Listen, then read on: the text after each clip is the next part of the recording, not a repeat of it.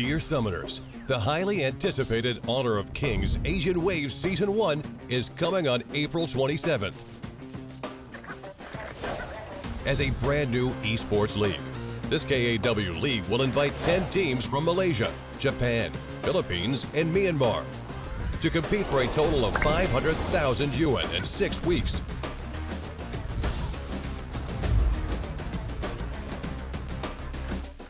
The global ban and pick will be implemented in this league. Each team will compete in a double round-robin BO2 format in the regular stage during 20 match days, with 3 points for a win, 1 point for a draw, and 0 points for a loss.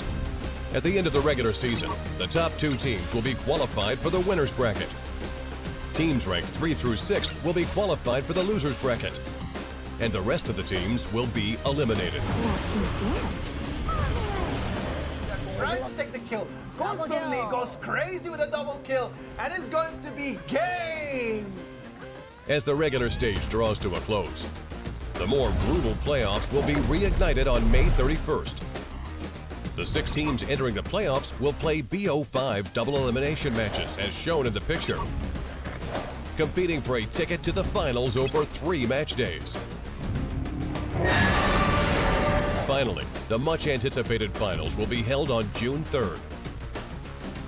The grand final will be a BO7 single elimination match, where the first to win 4 games will be the ultimate champion.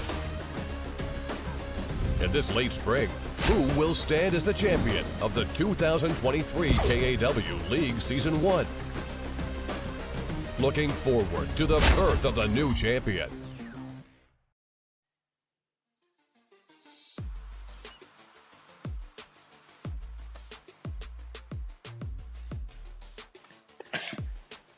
Hi everyone, this is the 2023 Honor of Kings Asian Weight event, and I'm today's caster Nora.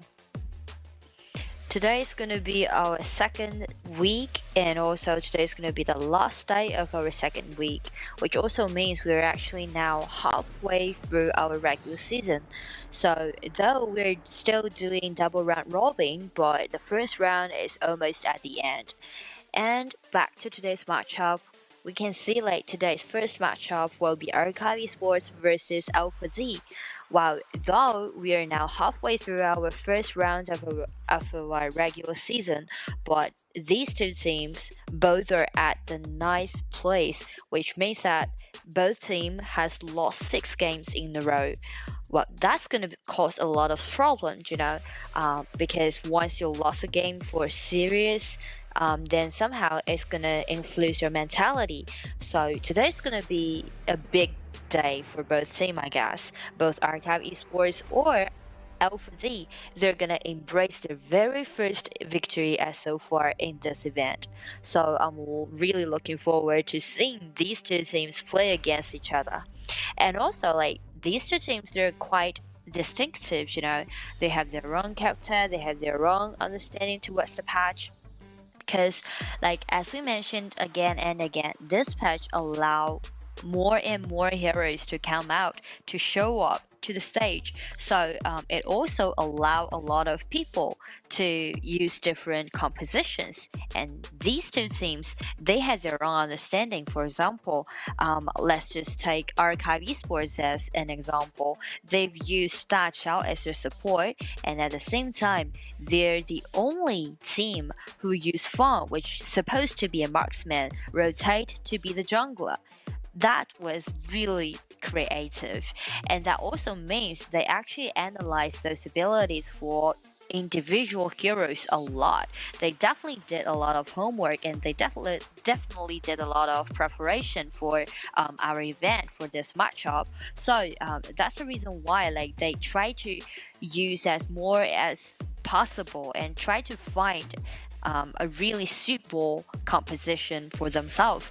Well, they still have time because we're doing double round robin, but I would say they need to hurry up because they've already got like 6 losses in a row, and they still has no points in their hand.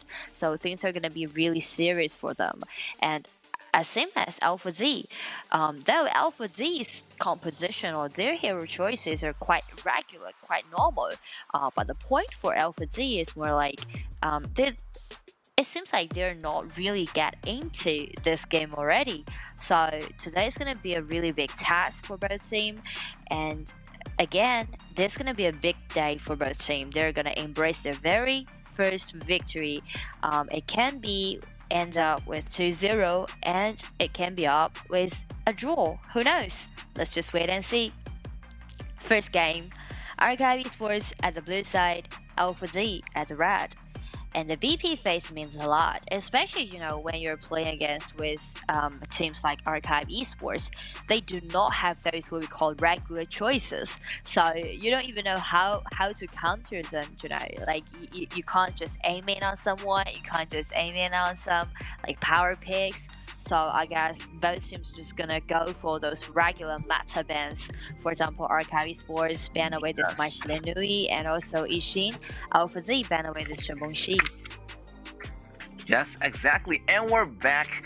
It's gonna be KAW Sports versus Alpha D, and I'm just so excited for this matchup because they both haven't won a single match yet. So, this is a BP phase, guys. And for those who just tune in, both teams have to use their strategic skills and knowledge of the game to select the best champions and ban out their opponent's strongest picks.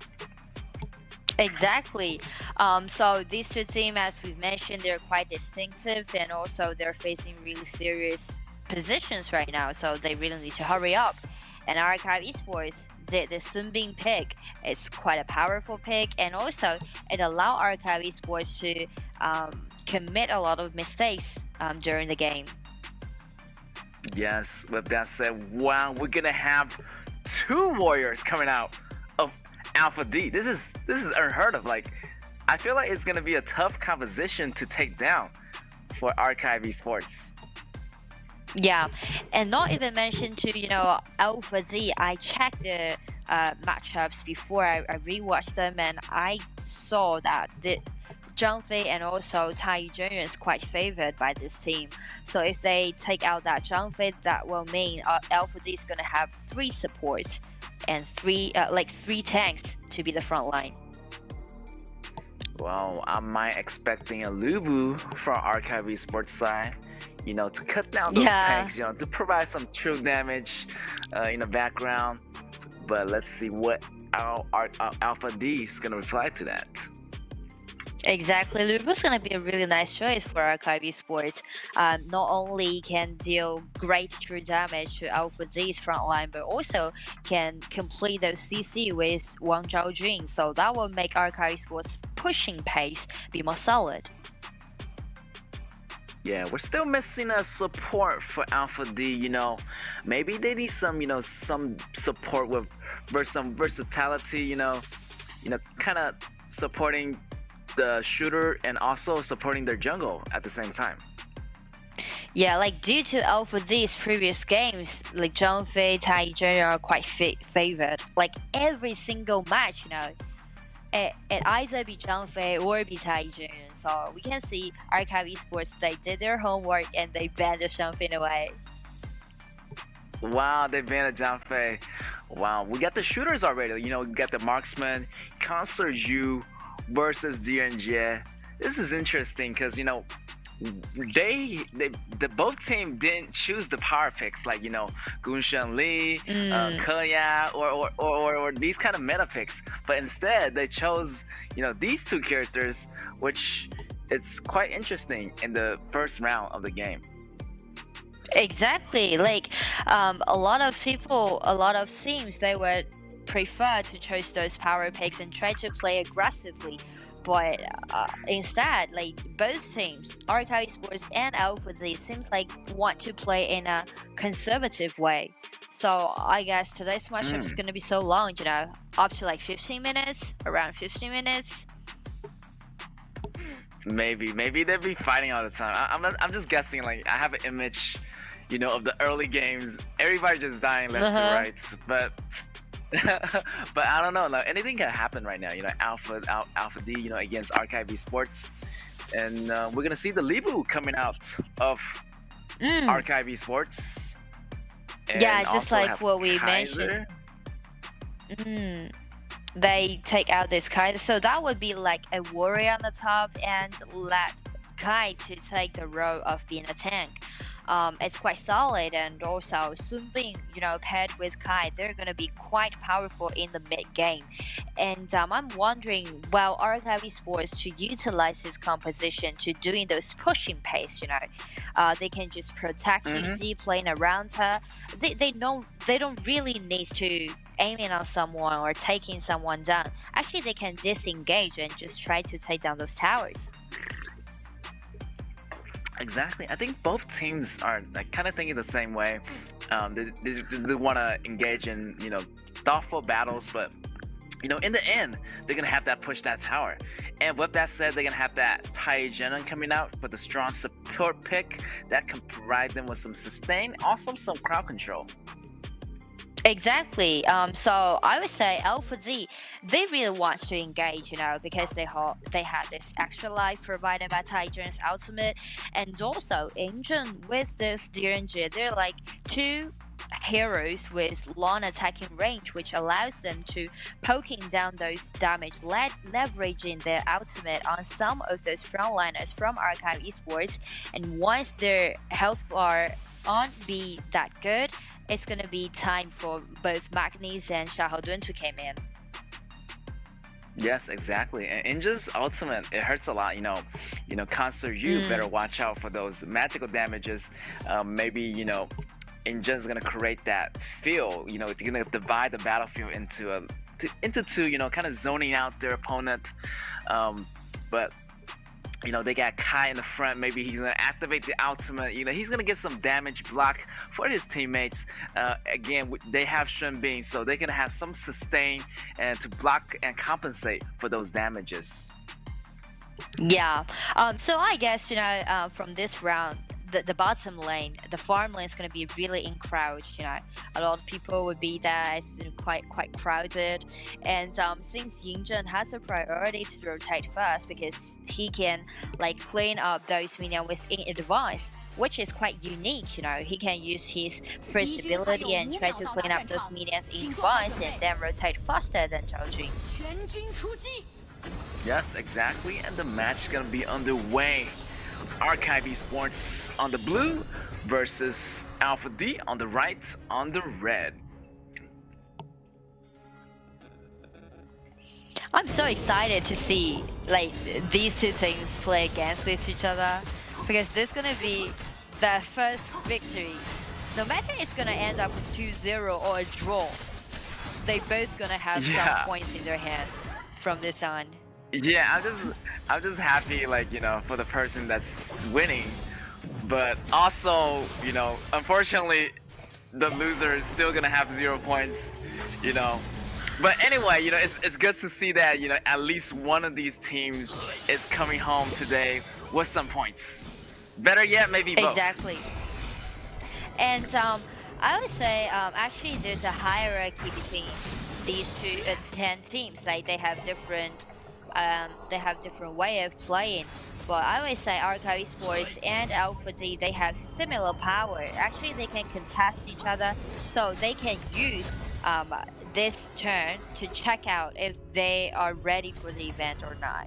Because those teams that they faces in the previous matchups just stronger than them and more, or have more experience than them.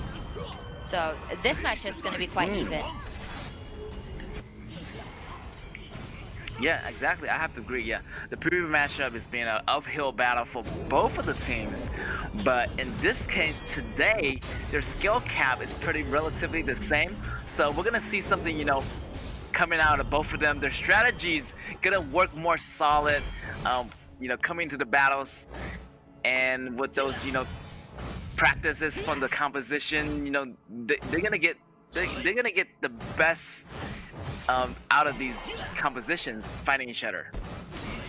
Yeah, and now they're aiming at Lu Bu. First blood goes to Xiaodun. Wow, Lu Bu laning phase is kind of weak against Magnus, and Xiaodun sees that, and he took the opportunity and just kind of crush in on that. So it's gonna create a small opening, but not quite yet, but that top tower is already below 50% HP. And with that said, that Shunbi is gonna go down, and that 4-man push is gonna begin a little bit, and Dion just like kind of slowly rotating its way, you know, towards mid, towards the bottom, try to gain some gold in the way. Well, I would say Alpha Z really win the upper hand in the early game because there's so many things happening at the same time, you know, from all three lanes. And Xiaohou rotate from the top, got that first blood, and then go to the bottom and force out Console Yu's flash. So actually Xiaohou is really leading this game's pace. Right there, Magnus still on the run, but it's not gonna be enough. That 4-man push gonna take him down, while Console Yu just kind of farming his own pace. But over here on the Alpha D side, they're actually, you know, doing exactly what you said before.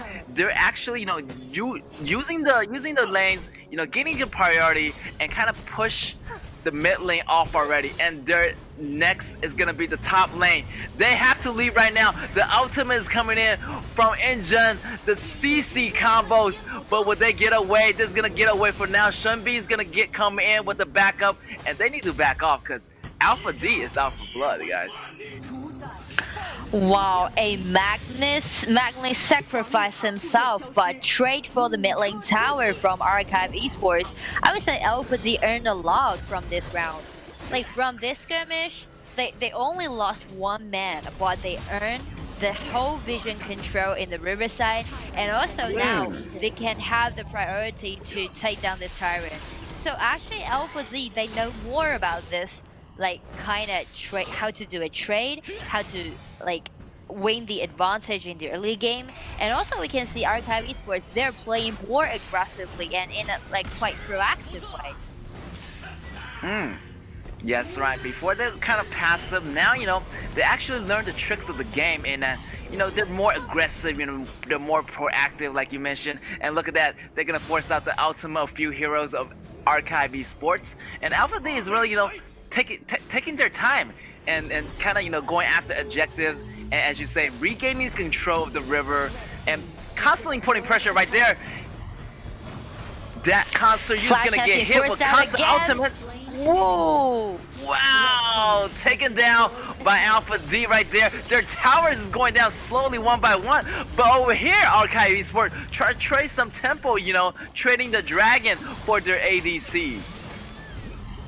I don't know. Wow, it's really good for Archive Esports to trade for that shadow, for that Overlord. But the point is, their key member, like their core player, Console Yu, has been taken down. So they really rely on Console Yu's output. That's gonna be some problem, I would say, for Archive Esports to solve in the mid game.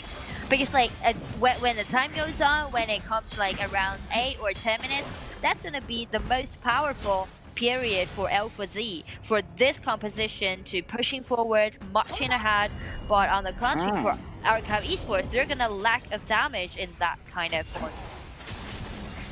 Yes, Console Yu is a little bit behind in its go and damages, and exactly, and the 8 minutes mark is almost coming up, and Alpha D is doing so well right now.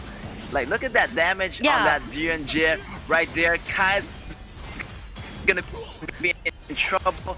The situation, what is he gonna do? Is he gonna run away? But Tai is sticking on him just like glue, just like that. The CC combo and the DPS took him down right away. Well, once Kai has been taken away, there's no tanks from Archive Esports side, but there's still minion waves on the top. And we mention it again, Yunj is pretty good at taking down all those towers. Not even mentioned to compare with Yingzhen's ultimate can force all those enemies back up. So that's gonna be a really good choice for Archive, for Alpha Z. And they win such a great advantage within 7 minutes. It's quite surprising, you know. Yeah, this is very surprising. Like, I feel like they've been learning, you know, this composition pretty solid. Look at that. Yingzhen creating a shield, you know, kind of like a force field for, you know, DNJ, you know, making them back up, making them, you know, not going DNJ's way, and yeah, really surprisingly, like this composition is really working out for Alpha D. It's like, you know, they've been practicing it overnight. Yeah, like they know that what's the main purpose for them to choose such a composition. They know that they want to use those 2 poking damage, try to leverage their ultimate on their enemies and try to marching forward. You can see Alpha Z, actually their main purpose isn't to engage. They're just trying to force their enemies back up and then taking all those towers down. All of those outer towers, mid towers from 3 lanes has already been taken down. There's only high ground towers now. Yes. That's right, Alpha D just come in with a smooth operation, you know. They just want to force the fight out of Archive Esports and really fight those battles they can win, and they choose those fights really carefully, you know. Have the ultimate ready. They're gonna choose the winning battle, and Archive Esports here, you know, I mean, they're also doing a little bit better. They're trading tempos, getting the tyrant, you know, getting the tower, and trading objectives, I guess. I would say this is really surprising because, you know, before to this matchup, I predict like this gonna be last for almost up to like 20 minutes, Tempest Dragon mark, or at least 15 minutes, you know, because they're quite conservative playing style, but on the contrary, our Alpha Z, they're just playing so aggressively. Yeah, exactly. You know, I thought like everybody would just, you know, all go mid 5v5. Yeah, but yeah, that's I know not you, the case. I know you. Yeah. Yeah. But right now, you know, Alpha D is doing that smooth operation. You know, they have the plan. They know what to do. They want to force out all the fights, and there we go. They're gonna take down the high ground tower. Kai better come back. They need to flank somehow, but right now it's gonna be trouble for Archive Esports. Kai is gonna TP back, but I'm afraid that tower is gonna fall again. And because of the gold difference, they can't contest the endurance damage right now. Will try to ultimate and combine with Kai. It seems pretty nice. Everybody just been taken extremely low. Alpha Z there just went too deep. Yuji has such a nice positioning and tried to use her like first ability taking endurance down, but she missed it. Never mind. They guard their crystal and they win this battle. Yes, Archive Esports still holding on, you know. 3-man, you know, only 2-man down, 3-man defending the base. You know, our Alpha D on the other hand, you know, did a great job, you know, just trading all those high ground tower off, but they don't have the minions enough to finish the crystal off. Yeah. You know, it's just like Alpha Z, they did a really good job. They take down like 2 high ground towers, so this result would be acceptable. But still, Alpha Z, they need to, you know, calm down. They don't be so rushing to engage or like taking someone down, because we can see from that engagement, Yuji's always in a quite secured positioning, and that would be the main weapon for Archive Esports. They really rely on constant use damage out. Yes, right there, the Shadow Overlord is up, but the Alpha D is gonna, you know, have the upper advantage. They got the control of the map. All the minions, you know, are in red. The mini map is mostly red, so the Shadow Overlord obviously is gonna belong to them, and they want to seal the deal right now. Only 1 high ground tower left for Archive Esports, and they just try their hardest to defend it. Yeah, I would say like our Alpha D, they really want to utilize those vanguards, utilize those super minion waves, try to close out the game, because they know that their clock's ticking. They don't want to let you constant you to have enough time to farm up, to deck out. They need to cut them off before constant has enough damage. Yes, as constantly you get those damage, but Alpha D's be like, I won't let you. That tower is gonna fall. The tension is mounting, you know. Both team is engaging in the team fight. This is going in hard. Constantly you take down Miki. Miki is gonna go down, but it's not gonna be enough. The rest of the team is still there. Alpha D is rushing a little bit. 2-man down for Alpha D, 3-man down for Archive Esports. They're gonna survive and for a little bit longer as that crystal gonna drop a little bit, but the Vanguard is still inside the base. They need to take care of the minions.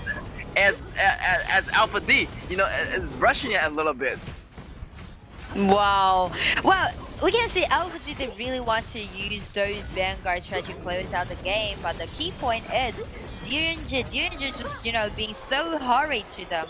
Well, I totally can understand like they're really eager to have their very first victory, but still it's not the end, and like the result is not that promising, so they better calm down. That position that Yes. Duringer was is quite dangerous. Everyone just aiming at him. Lubu ultimate in, Kai brought his ultimate, and everyone just landing their burst damage on Duringer. Duringer can't better. Yes, and Team Archive Esport is not quitting. They're not backing down either. And what Zhao is doing an excellent job, pulling those creeps back, and saving the crystal in the moment, controlling the battlefield with his crowd control ability. Look at that! Great AoE damage from Archive Esports. This may be their chance for coming back. Look at that! Alpha D is kind of rushing it a little bit. This might be a small comeback and turning point for Archive Esports. Archive Esports, by using this team fight, shouting out loud, "We're not down yet! How dare you just be so bold and try to end our game? We're still here." They did a really good job. Like, I didn't expect that Archive Esports in that kind of position, 4 behind, has like 4,000 goal deficit, but they are able to engage. They are the one try to do something on Alpha D. Yes, and look at that constant use damage is going up, as you said. Like, it's his time to shine.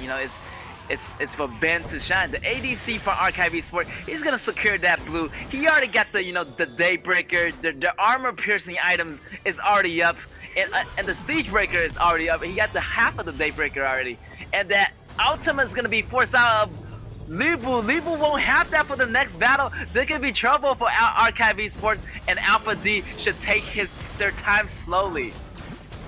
Yeah, we would say like the CC, Lubu's ultimate and also Zhao Jun's ultimate gonna be quite crucial during the team fight, because it's the only ability that can make sure that Constant Yu is gonna be quite comfortable and safe. So there's gonna be a big problem for Archive Esports right now. Yes, Archive Esports, try to kill the minions first, then engage in fight. Console U is a little bit too close in the front, but Kai with the ultimate is gonna come in. Wow, the goal is almost equalizing. This is time for Archive Esports to fight back. Console U kind of still in the back, but the Ninja's ultimate is putting the pressure on all members of Archive. There's still dragons in the base. There's still 3 members left. I don't know about them defending it. They're gonna go for the tower, and there you go, guys. The tower is gonna fall, and victory is gonna belong to Alpha D. Congratulations, Alpha D! Finally got their very first victory. And we can see Alpha Z for today's playing style. They show us their aggression. They show us they're eager to win this game. And I'm really happy for Alpha Z to have such a power to dominate the game. Though like there's some mistakes we commit in this game, but still they made a lot of progress, and we can see they totally have read their composition, and they know that what's that composition be selected for. Yes, exactly, and big ups to Archive Esport as well. They did everything to defend their towers. They almost make a comeback. It's looking really tough for them, but they're still defending out. They're still holding on. And on the other side, Alpha D, is pushing so hard, and they're not showing any signs of slowing down. Even though they made some small mistake, they were a little bit aggressive. Careless to say, but they actually finish it off. But I feel like they need to be more stable, be a little bit more patient, and they almost lost the game because of the carelessness. They're kind of rushing it and going in everybody just going at the same time, not having anything ready and just engaging the team fights at the end, because they thought all the high ground tower are gone, so they feel a little bit overconfident at that time. So maybe they need to be more a little bit more patient and more indecisive in their battles in the next round. Exactly, because we mentioned about this patch, this game. Until your crystal has been taken down, no one can promise anything. You can't guarantee that you definitely would won this round. So they still need to, be more patient. And also, like from this game, from this matchup, I want to highlight this Yingjun, their mage, because Yingjun is playing such an important role. From the beginning to the end, he just by using his ultimate tried to force in all members from RKB Sports to back up. Like they're just being forced to hiding behind their high ground towers. There's no way out. There's sword everywhere shot by this thing. That's right. Yeah, there's swords flying your way, it's just poking at everybody. And look at that, Li Fu even got almost 2 magical defense items just for Injun. He was so afraid of those swords coming at him, and I kind of feel bad for Li Fu this match. He died 5 times already and he didn't get a single kill. Yeah, and also I would say Lu Bu is in such a hurry. I know that he wants to make something happen. He wants to engage, but the problem is it's really hard for Lu Bu to engage. There's a delay, there's a really obvious delay for his ultimate, so his enemy can just easily dodge it. So when you're playing Lu Bu, you need to pay attention when you're doing the lanings, because Lu Bu, he's also being so painful in the early game when he play against that Magnus. Yeah, I see some good ultimate. At that time, it was the synergy with Zhao Jun and Li Bu's ultimate. That went pretty well. And that was the turning point, actually. As you can see, the goal fluctuates, kind of for Alpha D. It was in the beginning. The action, it went up for RKB Sports, and that was their turning point. But they kind of a little bit rushed it. Li Bu used that ultimate in that patch of grass just on one enemy, and they didn't have the ultimate for the next round of battle. And that MVP is gonna go to Xiao Shu from Alpha D with the Injun MVP. Great job to him. He was doing a really good job, dividing the battlefield into 2, zoning them out. Yeah, he's the one to lead in the pace. We can see almost 37% of damage that was done by this mage. He just using his gold lead and try to using his ultimate to force everyone back off.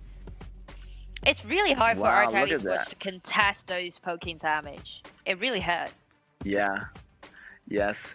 And they didn't really have any pokes on RKB Sports side besides the projectile skill shot from the ADC and Shen Beam, but there weren't really damage poking damage. But Injun on the other hand, super magical, high damage, coming in from the back and in a safe position, kind of zoning them out. And again, right there, they're a little bit rushing at Alpha D right there. That's the turning point for RKB Sports, but unfortunately they couldn't do it. Sorry to say. And Victor is gonna be Alpha D. Yeah, and we can clearly see that from the last pick team fight. The reason why RKB Sports they lost the last round is because Yingjun already got his second time for his ultimate. Actually, he shot his ultimate twice during one engagement, and it's because he has endless blue buff. Everyone just give this blue buff to Yingjun, and blue buff will provide him 20% cooldown reduction. So that will allow him to use maybe the ultimate every 20 seconds. So that's the key point for Alpha Z to finally close out the game and finish it. Yes, it looks like, Alpha D is getting the groove. They already got their first win. They're feeling a little bit really good right now. But RKB Sports, they're not quitting. They're gonna come back, They want that win too, They haven't had a win for the entire season so far. So, I wanna be on RKB Sports side right now. I wanna back them up, and I wanna give them all the power they can to get some points at least. Yeah, at least make it to a draw. I would say, as so far, this matchup would be the one for RKB Sports to have the most chance to have the possibility to gain even 1 point. So at least make it to a draw. Come on, RKB Sports. Yeah, absolutely, absolutely. And with that said, we're gonna ban out Xiaohou from Alpha D and Shemenshi too. And Zhao Jun's gonna be banned out. You're gonna see those common power picks getting banned out. And RKB Sports, it's your turn. It's your turn to make a comeback. Yeah, and the problem for this round would be, well, RCAP Esports left that Zhang Fei outside or not. Because as I mentioned, if we rewatch those matchups played by Alpha Z, we would say their support only played Zhang Fei and Tai Zhen before. So if they ban away that Zhang Fei, I'm so curious about what other options that Alpha Z is going to choose. Oh, the KAW is gonna be coming out from Alpha D. Aggressive power pick right here. We'll see how Archive Esports is gonna respond to that. Limpo with the Xishu. Wow, the control, the CC is quite good, quite nice.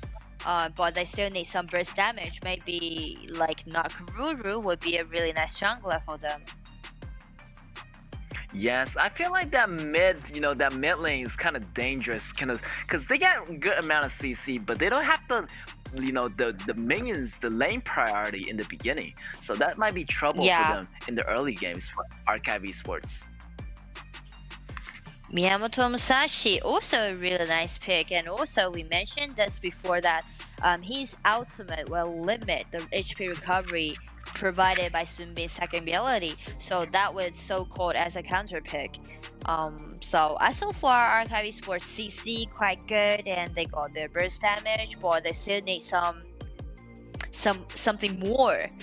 Like for example, they can choose Fawn as their marksman to make sure that they won't be so weak during the laning phase. Exactly, that's right. It looks like Archive Esports try to secure the early leads, focusing on the farming, on the Musashi, and maybe Fawn, exactly, like to do those bigger team fights, to push those towers at the same time as well. Maybe they can try that strategy. Maybe it's gonna work out better for them, for Archive Esports. Yeah. For Archive Esports, they really need to make sure that they won't be so weak during the laning phase, because we saw it like in a previous matchup, just like that one Lubu play against Magnus. It's because it's not easy for Lubu to play against Magnus in the early game. Magnus is now like the most powerful top laners in this patch. So Archive Esports, they really need to strengthen more on their laning phase. Maybe they can go with Magnus. Magnus is still out on the table, and is a particularly really strong hero in this current meta. So Archive Esports, yeah, I'm talking to you. You gotta choose some top power picks for your team. Yeah, to have some power pick, and also to make sure that you can get access to this KAW, because so far I would say there's only one way for them to get access to this KAW. That would be Miyamoto Musashi with this Limpo. But once they missed KAW, they forgot to let Miyamoto Musashi's ultimate lock on KAW, then they're gonna lose the engagement. Oh, so that's the reason why they take out this Donghwan Tai. Everyone coming together, everyone directly aiming on this KAW. Maybe they have too much, crowd control already. I feel like they need a little bit more damage. The damage is not there yet. Maybe. So we have Donghwan Tai as the support, and Limpo is gonna be going top. But who is gonna be their ADC? Who is gonna go against KAW in the laning phase in the beginning? Gun Shenli is still up for takes. So if you want to go with that, you want to be aggressive. But there are other, good choices for Archive Esports. Let's see how they respond to that. Gonzalo is gonna be quite weak in this turn. I would say Fawn would be a really nice choice, but it seems like RKB Sports they go for this Lady Sun. But once they go for this Lady Sun, they are lack of damage in the early game. Do you know there's a playing style in KPO Origin that once you take out that Fawn, you would first rotate your top laner and your marksman to their opposite laners. You know, let Fawn to play at the top and let their top laner to play at the farm lane before they upgrade to level 4. That would be a really clever way for Fawn to farm up. But this turn they chose this Lady Sun that also means RKB Sports they're gonna kind of fall behind during the laning phase. Yeah, exactly. I agree. Yeah, like with Fawn, they can gain that early EXP experience points because you get more experience points on the clash lane, and then once you get to level 4, you can rotate back to your own lane. But in this case, for RKB Sports, they don't have enough damage in the beginning, and I don't think Dunghwan Tai is gonna be enough protection for Lady Sun as they're gonna be facing the early rotations from Joey. With the combination of Shun Bing and that Pangu is gonna be in trouble because Pangu is super strong in the early game. We might see an early invade here from our Alpha D. Yeah, like from Alpha D side, their composition I really prefer it because like they have 3 winning lane, all of those 3 lanes are winning lanes, and not even mentioned to Pangu is going to be really aggressive in the early game, so the ganking is going to be quite efficient.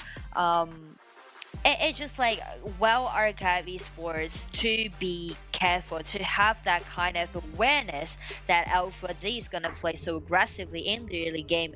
This time, it really asks RKB Sports to take one step behind and don't let our Alpha D to do those ganks so easily.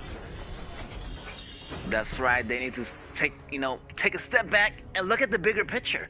And the match is gonna be on the way. We got Alpha D on the blue side, and we got RKB Sports on the red side.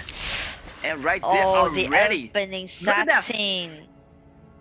The fire, the petal of roses.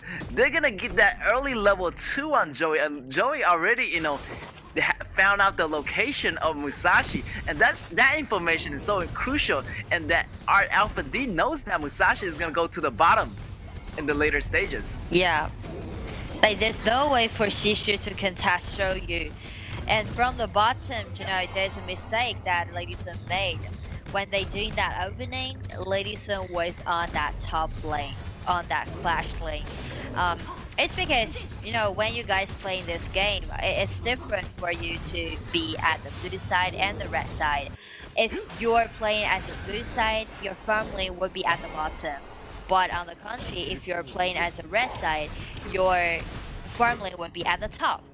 So in that case, this time RKB Sports was on the red side, so actually Lady Sun just went for the wrong road at the beginning. Ah, yes, exactly. That happens to me sometimes, And when that happens, and there's go because of first blood.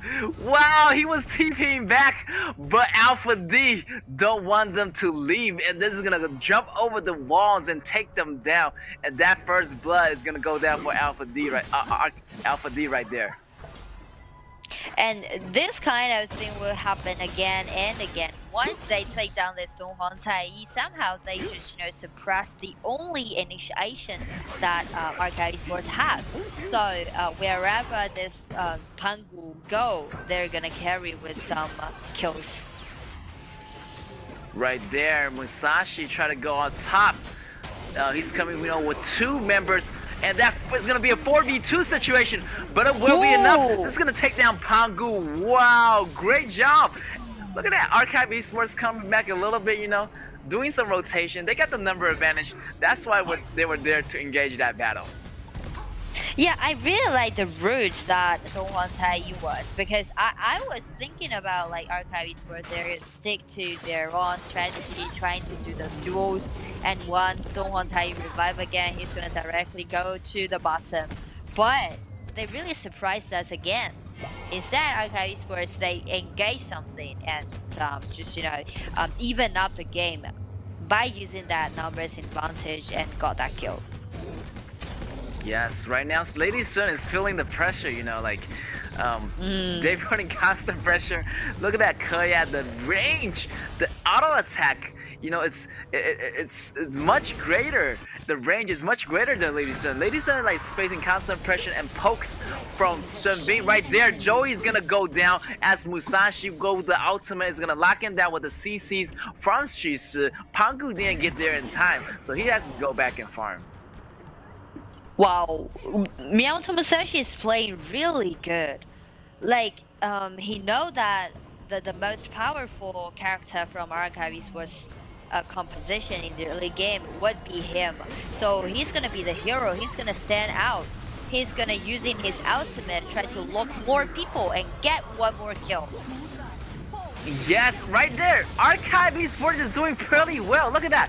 Kind of, pick their O-finds really carefully right there. The ultimate from Suhan Tai goes out, but still goes down. This is going to be a 2v4 trade. Maybe a 2v5 trade right there. What? Triple kill from Musashi. Musashi is picking the fights really smartly. Look at that. And he needs to leave right now because Pangu is coming back. And another double kill goes to the jungler from Alpha Z. Well, they're really playing an aggressive way. Everyone just, contest each other, do it head to head. And Archive Esports, it makes me feel like Archive Esports, this team, they don't want to do the laning, Like, laning just gets tired. I only want to fight, Like, God knows. Yes, I want the actions. Yeah. And look at that, like, I feel like, they're doing much better on the counter initiative, They want to force Alpha D, do the first initiative first. Then, Musashi comes in next and lead the team to, a big win. Right there. Let them come first and, then I will come in with the combos and with the lumber advantage as we speak. So, I just like show us different images, like from our Alpha Z, they try to operate. They're doing this 2-1-2 and try to do the split up push. But the problem is, Archive Esports, they're just, going to a really unnormal way of rotation. Like, you don't even know where they're hiding. Just check the mini map. Suhan Tai and Shishi hiding in that bush. Whoa, right there. And KAW has been suppressed. It's not gonna be enough. But Nempo is gonna finish it off, but she's to get taken extremely low. But still, the favor is gonna go to Archive Esports. Archive Esports is fighting back, and Musashi is doing really well. Leading the team right there is gonna be trouble for Shangyi, and he's going to back off as he's facing 3 enemy members of Archive Esports. I really like the way that Archive Esports is now playing, because it showed me that their coordination is quite tight. Because like every rotation that they made definitely would be 5 members together. Everyone be sat in a group, and also I really like the position that Suhan Tai is heading right now. He's trying to gain more vision control, trying to let her allies to know where the enemy is. And also, like, his ultimate, he's using it quite good. Yeah. That's right, they're coming right there, and Pangu jump over the wall. But, Archive Esports right now is being really patient, like, choosing their fights and letting, like, their support, gaining the vision, like you say. Look at that, Limpo is pushing that bottom tower, They putting, the pressure back at Alpha D. What you did to me the first game, well, I'm gonna do it the same to you this game. It seems like red side would be quite favored by both teams. Red side has like a higher winning rate. Maybe so, maybe yes.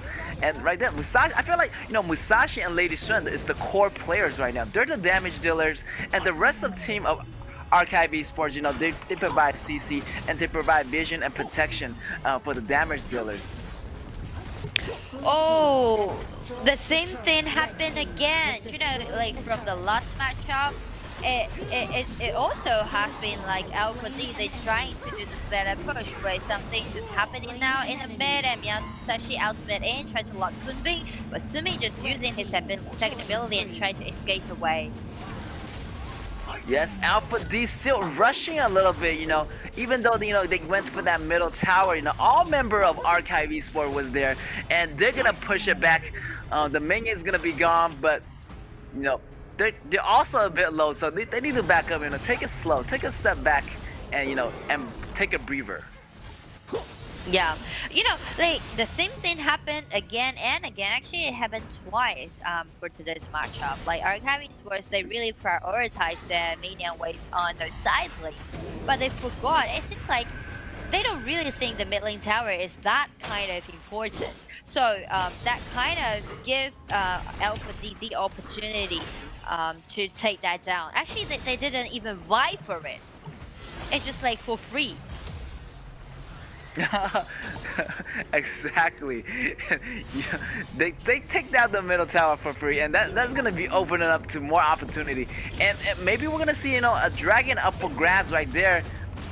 Everybody just hiding in the grass. Being really cautious. Archive Esports try to grab that blue before engaging in any team fight.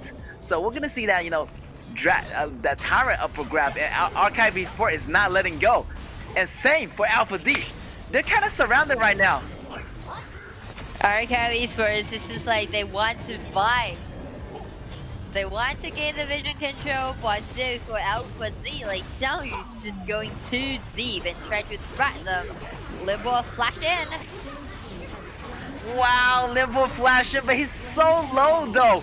But look at that damage from Pangu. I think Archive Esports is a little bit rushing it, he was so low, but he still decided to go in for the AOE knockup, but he just got taken down just like that, and that Overlord, that Shadow Overlord, is gonna go to Alpha D. Alpha D at the 10-minute market, they just being so patient and they're not rushing to something. It's just Archive Esports commit another mistake again, because it should be Donghuan Tai to initiate. Definitely wouldn't be this Limpo.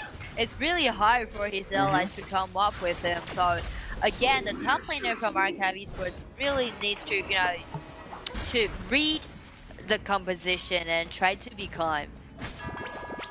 Yes, exactly. Don't rush a bit, both teams are kind of rushing a little bit, whoever rushes maybe is gonna end up, in a badly situation. Exactly, you want Donghuan Tai to initiate first, because he got a lot of HP, maybe Limpo can serve as a protection, engage second, and to do a follow-up combo after that. Maybe that's gonna be a better outcome for Archive Esports. Yeah, using his ultimate tries to block people away, but there's only 2 tanks, so though they suppress them and take this combo down. So while this be the Q for our Alpha D, try to counterattack, they got the speed. Xiangyu has been dragged back in by Xixi, but KAW take that Limpo down. KAW still alive, and we can see this is a 1-2 trade. Xixi drag Xiangyu back in again, but Xiangyu just using his ultimate, try to dash in. Double kill goes to this Xiangyu. Maybe it's gonna be triple kill! Attack. Triple kill, this is a 1 versus 5, but it ends up with a 1 trade for 3. Wow, right there, it's gonna be ace. And that's gonna go to Alpha D right there. Wow, crazy. That's flash, the combo follow-up, and from the auto attack from KAW, just ended all the members of Archive Esports. Wow, Archive Esports, you gotta choose your fights carefully. Yeah, like from the last team fight, actually, I don't even think Xiangyu wants to go deeper. He wants to retreat, but he was being manipulated by Xixi again.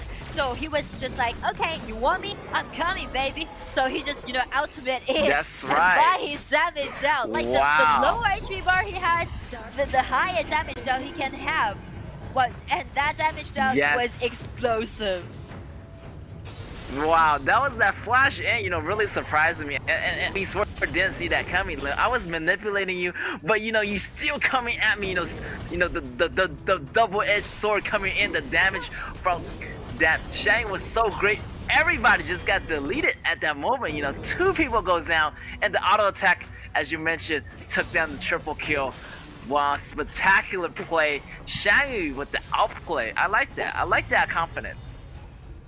Yeah, it's really fun to play Xiangyu, you know, because you really can't lower your guard when you're facing an unhealthy Xiangyu, because you don't even know what kind of crazy thing this hero is gonna do. He's gonna deal that insane damage on you once his HP bar is really low. Right there, Alpha D try to close the deal, getting those top towers, top high ground tower both gone in the mid and the bottom. But you know what happened last game? It's a little bit rushed. Maybe they don't want to rush it this time, you know? They need to a little bit back up. They do not want to give the chance to Archive Esports for another comeback. Well, Alpha D already learned their lesson. They're going to back off and they're going to take their resources, you know, take the game slow, take a step back, and, you know, kind of secure the win in this match. Exactly. Like at this point, they just want to secure that advantage and try to stabilize this kind of goal difference. So they definitely learned a lesson from the last matchup. It's really nice for them to, you know, try to manage those minion waves, try to let the stupid minion waves arriving at the high ground tower at the same time. And also they release their strongest Dark Vanguard at the bottom. So this is going to be the best time for Alpha Z now to engage and try to close out the game. 3 high ground towers already taken down. That's right. And look at that flash. Look at that combo from Shangyu. Duan Tai is too slow to react, and the Shangyu gonna go down, but their team is already down. And then look at that ultimate from Pangu. It's gonna split Lady Sun apart, and the minions are gonna come in. The super soldiers, the super minions, and that is it, guys. It's GG, and the victors goes to Alpha D once again. Wow, that final fight, they really took it away. And each game, there is one member from Alpha Z to stand out to lead the game. And this time, I really want to highlight their top laner, which would be this Xiangyu. He's playing such a great job. When they want to aim it at the high ground tower at the bottom, it was Xiangyu being manipulated by Shishibo. He just being so decisive and just dash in by using his ultimate, cause insane damage out and help Alpha Z to stabilize, to secure their advantage in that game. And again, like at the last team fight, it was the Xiangyu by using his flash, like first ability, just dash in, again try to initiate and help his team to close out the game. He really did a nice job in this matchup. Yeah, the man is fearless, you know, he flashed in, and he create that small window, you know, that 2 second, you know, 1.5 second, you know, CC, pushing them to the back, creating those combos, and with the AoE from Joey, like everybody was in the fire, you know, getting wear down, and with the AoE damage from Sun Bing and everything just go, you know, crazy, and not to mention the ultimate for Shangyu, like wow, they're just getting like obliterated in their base. And they really know that what's the reason for them to take out this kind of composition. They know that they need to fight those combos that by their ultimate was insane, like Joey's flyers, KA's ultimate, and also Xiangyu's ultimate. So Alpha D, they just closed out the game at their strongest period of this composition. So I'm really happy to see Alpha D win against Archive Esports with a 2-0, because I thought it would be like a draw or something, but Alpha Z, once they learned something from the last matchup from game 1, they know that they shouldn't be so hurried. They know that their late game isn't that promising, so they just slow down and try to secure the game. That was a huge progress that they made. Yes, exactly. You know, big ups to Alpha D for taking the win. You know, unfortunately for Archive Esports, you know, they lost, but you know, I mean, they almost, you know, made a comeback. You know, I thought they would do better this game, and they did. And I feel like Lim Paul, you know, choose the right time to go. That awesome that battles and kind of like it kind of like create a slow death for them at the end. Yeah, I don't really want to point my fingers on some like people from Archive Esports, but still, um, I really hope that their top laners can play in a safer way. Though he wants to make something happen, he still needs to hold off at some typical time. And this time, this MVP goes to Yes. Kai, this Xiangyu. We mentioned this before. Yes, exactly. And we're gonna dive a little into the MVP performance of Kai. Look at that damage taken. Look at that damage dealt. 636 across the board. The man is on fire. Pushing in with the first ability. Going in with the auto attack. Look at that flash. The man is fearless. He's targeting everything. Taking the damage of the Yeah. towers. The man is not backing down at all. He was just acting like no one can stop me. I'm gonna be the king to lead the game. And for most of the heroes, when you do not have really healthy HP bars, it's time for retreat. But just check this: flash in, be manipulated by Xi. He was like, "Okay, you want me? I'm coming for you." That's right, and that HP recovery is crazy on that second ability, and that scaling, it scales really well into the late games, providing that lifesteal and sustainability. Even though you use ultimate ability and you survive for that instant, and you use that auto attack right after, you get your HP back, and you can still go back into the fight. Exactly. So that's why when you're playing with this Xiangyu, you can't, have this regular play style. When you don't have like enough HP bar, you will try to retreat. On the contrary, when you're playing Xiangyu, you need to be fearless. Whenever your HP bar has been taken extremely low, you would say this to yourself and just keep minding yourself, it's your time to shine. Yes, it's your time to shine, indeed. It's like a do or die situation. You go in with the ultimate, you either survive or you either die. And in this case, Xiangyu did a great job of carrying the team. Great job teamwork for Alpha D. And as you know, and we're gonna have more matches coming up for you today. And we're gonna take a short break, and we're gonna be right back.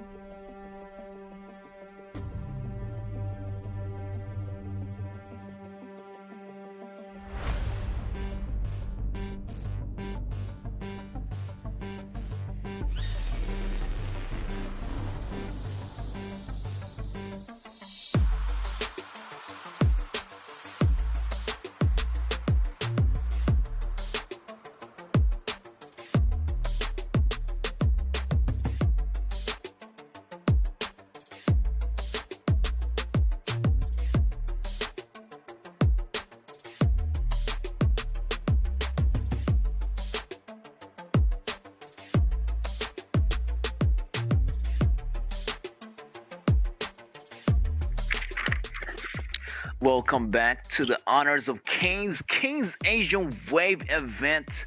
I'm your caster for you today. I'm Get. I'm Nora, and this is the second matchup for today. And there's going to be RCG play against RTZ, or begin with R. And they're quite strong teams so far in this event. RCG now at the fourth place, and RTZ already got 7 wins in a row, secure the first place. Wow, RCG versus RTC. This is interesting. Like they all got R's right there. Like, are they like, you know, like a brother or sisters? I'm not sure. You know, the first match I was almost, almost like a brother and sister, team going at it. But this one, we got RCG, the tight coordination, teamwork team, versus RTC. Like they have really good smooth operation, like Fuji and Da Chao combo. Maybe you want to see some of that today. Yeah, definitely, because they are 2 of those teams which has take out Da Chao in this event. Another would be Archive Esports, if I'm correct, and for RCG, the Da Chao has quite a high winning rate, like take out twice and win twice. Yes, and they better dissect those combos. Whoever gets Da Chao, you need to ban Fuji, or you need to take Fuji or something. But if those 2 end up in the same team, that's gonna be a devastating combo. Yeah, because they can just operate in the game, and again, it's not easy to master a hero like Da Chao, because it asks you to have such a big picture about this whole team awareness towards the map. So it's really hard for you to master that hero. Yes, RCG against RTZ, it's gonna be a spectacular battle, and I can't wait. All the jungle, you got there's 10x from RC, and there's the great jungler from RTZ. So they're gonna go at it, and I want to see like how they compete each other, in this matchup. Yeah, that's also one of those topics I want to draw to the table, because both junglers, they show their dominance in this event. Tianxin, the jungler from RCG side, he's quite good Jhin player, and at the same time he's always using those core junglers. But on the contrary, junglers from RTZ, he's quite a good Miyamoto Musashi player, but at the same time, Monkey or Huaizhen are also quite favored by this player. Exactly, and we're gonna go into the BP phase right now. RCG on your left and RTZ on your right. Figuring it out, they're gonna ban Musashi right away. As you know, RTZ, as you mentioned, he is really efficient in those farms for Musashi, and Shambine's gonna get banned out. So those power picks already getting banned out. And they did a lot of homework already, taking out the biggest threat of their opponent's hero pool. They don't want, they're all aiming at the junglers, and RCG do it thoroughly too. Two space, 2 rooms left for the jungler from RTZ. Wow, right there, the Da Chao is on the table. RTZ, what you gonna respond to that Da Chao combo? There might be a Fuji coming up any second now.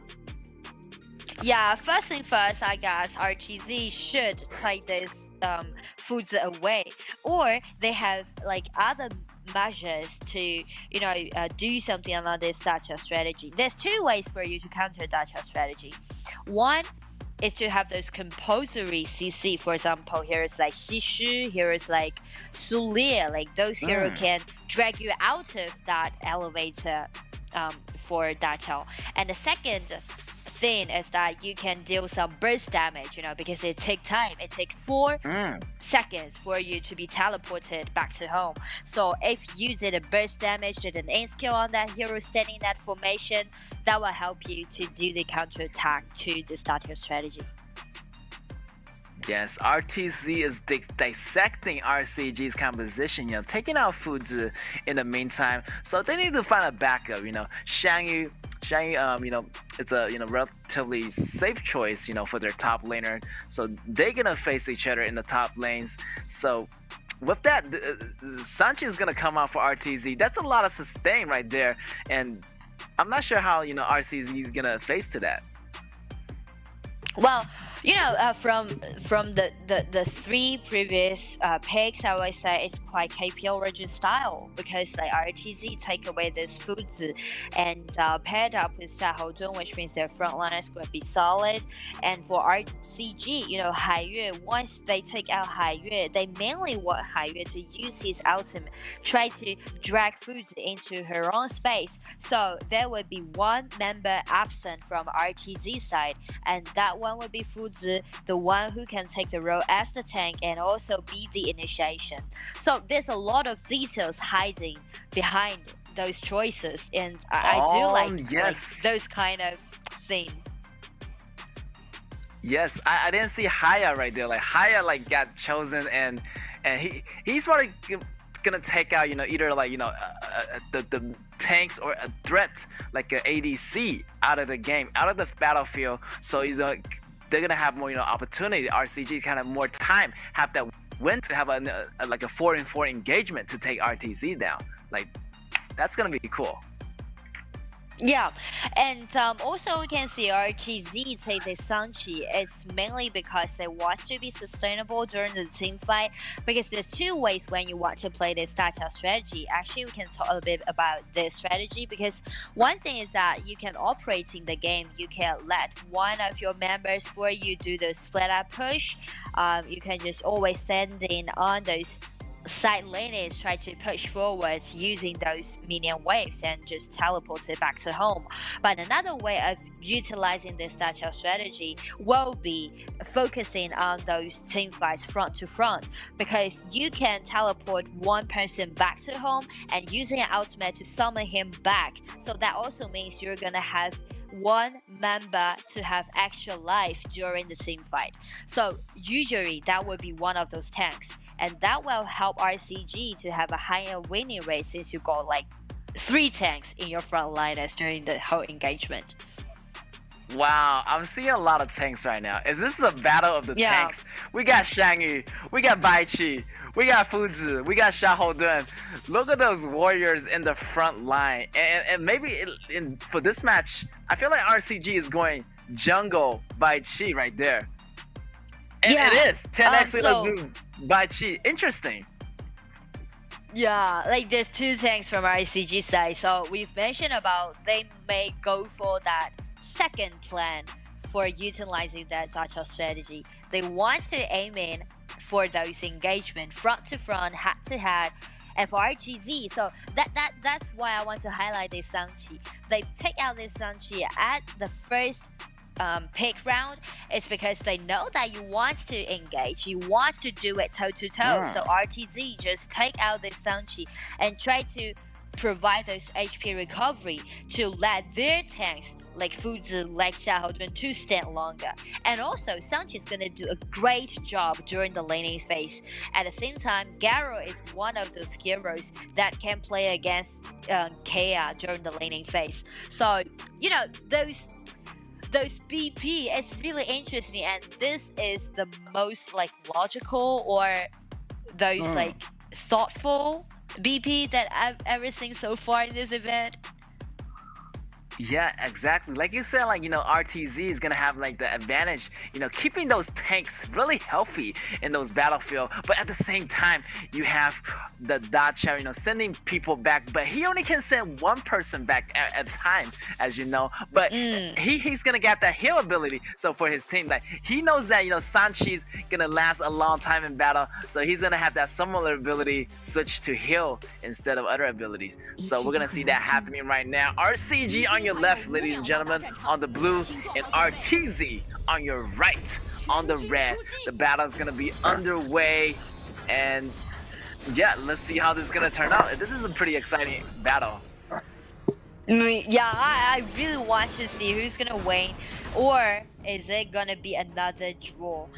Because like RTZ again, they secure the first place, 7 wins in a row, 21 points in their hand, and for RCG, they lost 2 games and got 1 draw, so there's only 10 points in their hand. They really want to fight for more. That's right, nobody's perfect right now. Everybody, got their up and downs right now. But RTZ, they still want to be #1. Can they do it this match? Right there, both 1v1 on the top lane. Fuzi against Shangyu. Both people want to back off, but the Sprite goes to RTZ. Fuzi, wow, intense battle right there. I don't know, like, what's gonna happen if they kept fighting? Yeah, just check the HP bars, like every lane from the top to the bottom, even the mid. Everyone just fighting so furiously, there's this like high intense. Wow, everyone just knows that they try to, get a leading lane, and they try to earn some advantage in the early game by the laning phase. So everyone just playing in such an aggressive way. Now, look at that heavy pressure on top. But they're gonna rotate right there. They don't want to make anything, too much overstepping it. They're gonna keep it peaceful for now. But look at that Baichi is hiding in the zone. Look at that initiation. They're gonna push Sanchi back. Is it gonna be enough? Whoa, right there. 4v4 situation already. Shamunshi came back. They better back off on that, or something bad's gonna happen. Maybe not. They're gonna keep it cool for now. You can see like every movement that these two teams take, they're not actually wants to engage, wants to initiate. The main purpose is trying to vie for those objective monsters. For example, those mid lane River Sprite or the side lane River Sprite. So that's the main reason why they just bump to each other in the mid. Everyone just vie for those neutral objectives and try to go different. Haya trying to flash in. It forced out the flash out of Garo. But, Garo was in a dangerous position. If he would have got pulled into that realm, that would have been first blood for RTC. But the flash saved his life. Right there, the flash from Shamunshi trying to get first blood. But he's a little bit rushing it right there. Haya with the first blood right there. Using the ultimate, but the ultimate didn't go off. But the CD reduction is going to go back to Heart. Wow, Shamunshi trying to get that first blood. If we would have got it, it would be a fair trade. But, in the end, he's a little bit greedy. Yeah, he's really wants to make something happen at the bottom because he knows that there was some summon skill trade in the previous skirmishes. Because Garu's flash has been forced out, the same as Haya's flash and also KAW's Furious. So that's the reason why she tried to flash in and get that kill. But the problem is, KAW just using her second ability and bounce back to his own turret. So that makes her to be under the protection of the tower. Yes, and this composition is interesting for RCG. I see a lot of, Haya so far with the combination of Da Chao, taking an enemy out of the battlefield and stalling enough time for, for Da Chao's, teleportation ready to get the whole team ready, to engage on that target, whoever, Haya pulls into the ultimate. So that will awesome to wait for the next minion waves. The arrival of the next minion waves will be the cue for Da Chao to using his ultimate, try to summon his members, just rally together. Right there, big fight happening. Shane trying to activate his ultimate, he's gonna go down. He just got caught, got focused fire, and Fireman already rotate into the mid. Great rotation on RTZ's side. RTZ is facing constant pressure, but they still, going with the great rotation. They're gonna go for the dive, RCG. They just want that kill on that bottom lane, and that 3-man dive gonna secure 2 kills in favor of RCG.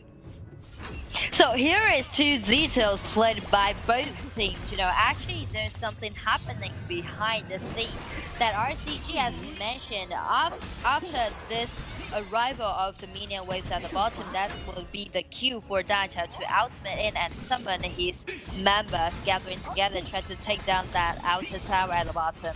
But the same thing happened to RTZ because the thing that if you want to using your ultimate, you need to prioritize your mid lane, and there's some skirmishes happening on the top. One that led us to finish the topic, get one people killed, Xiangyu sacrificed again, and RTZ win the upper hand after all. Yes, RCG Shang just taking those focus fires too much. I think he's a little bit weak right now as everybody just focus that damage on Shang. Shang just go down just like that, but the ultimate from Da Chao comes in, the members gonna back up that top tower for now. And RCG's Shang better get some tanks, right now. He need more HP to survive those longer team fights. Yeah, he definitely need more HP, and that also makes him need some money, right?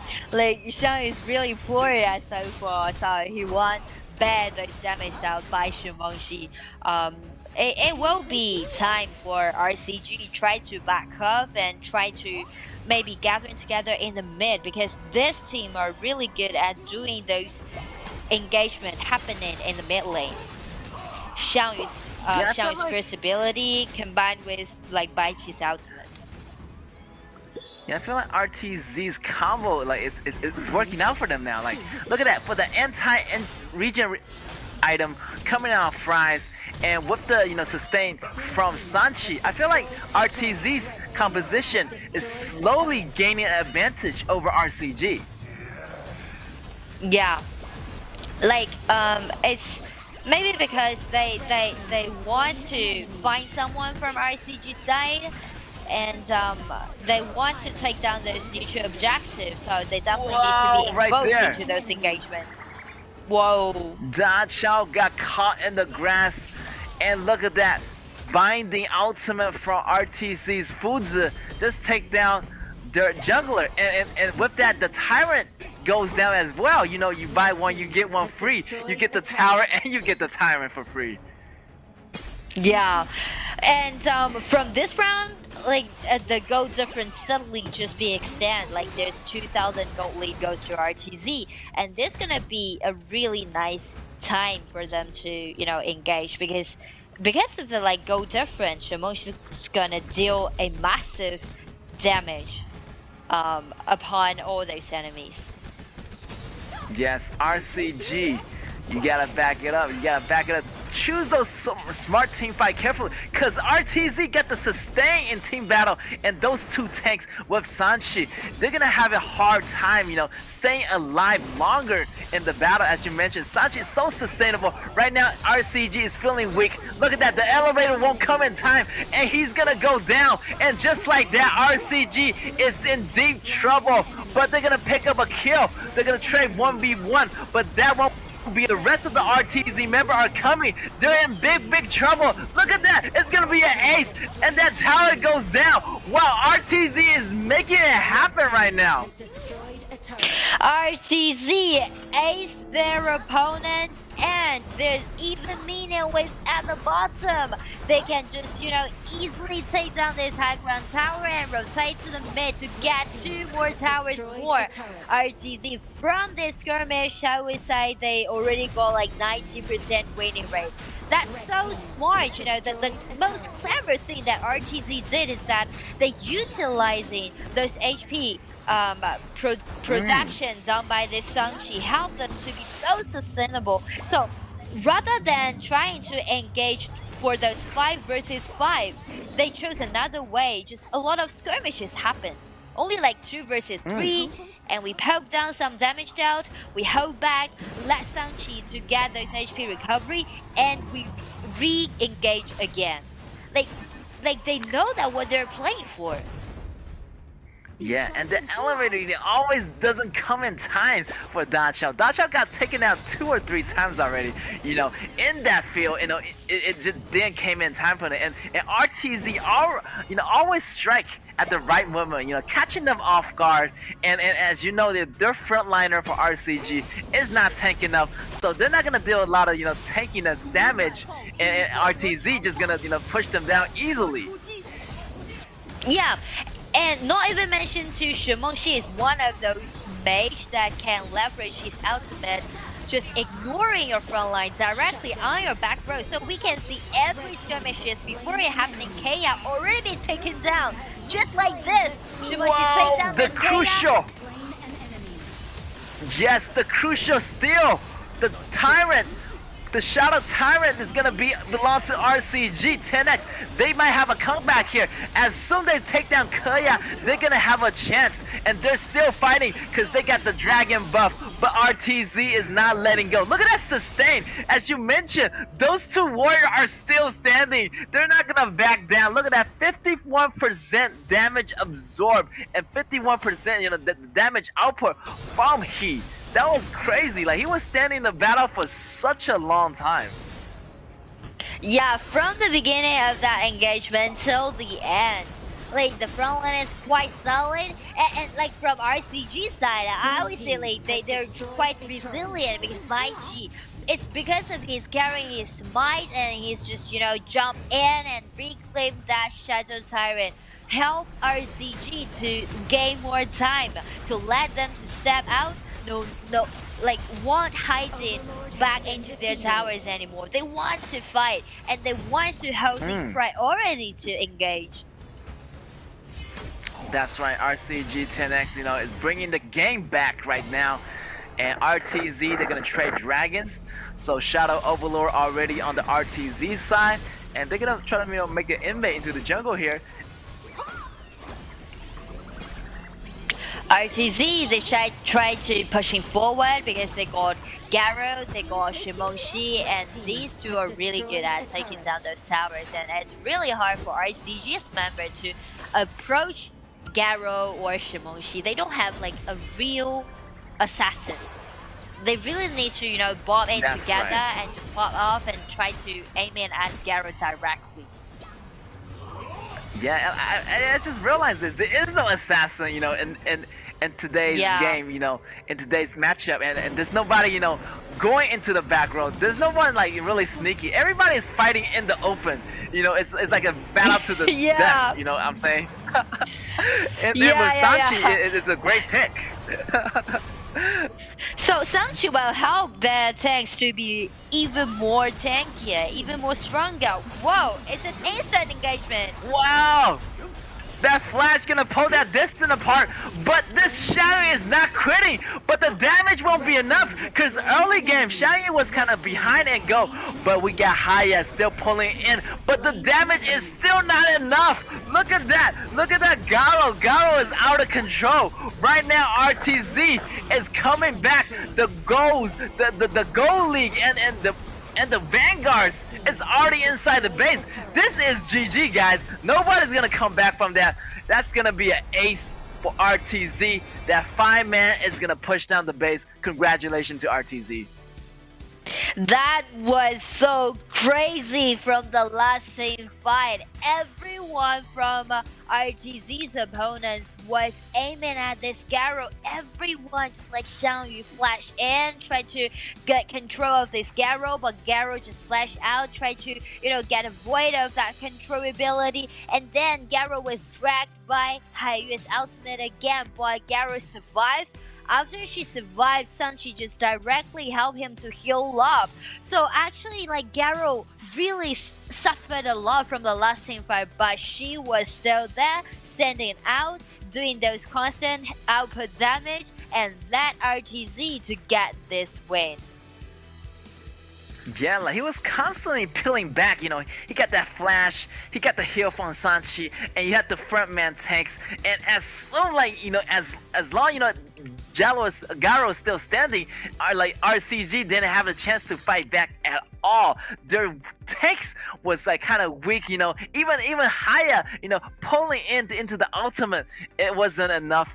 And Garo just took them down one by one, and the sustain was so crazy, so crucial for the whole team, and RTZ just took it away. Amazing fight, guys. Good job, RTZ.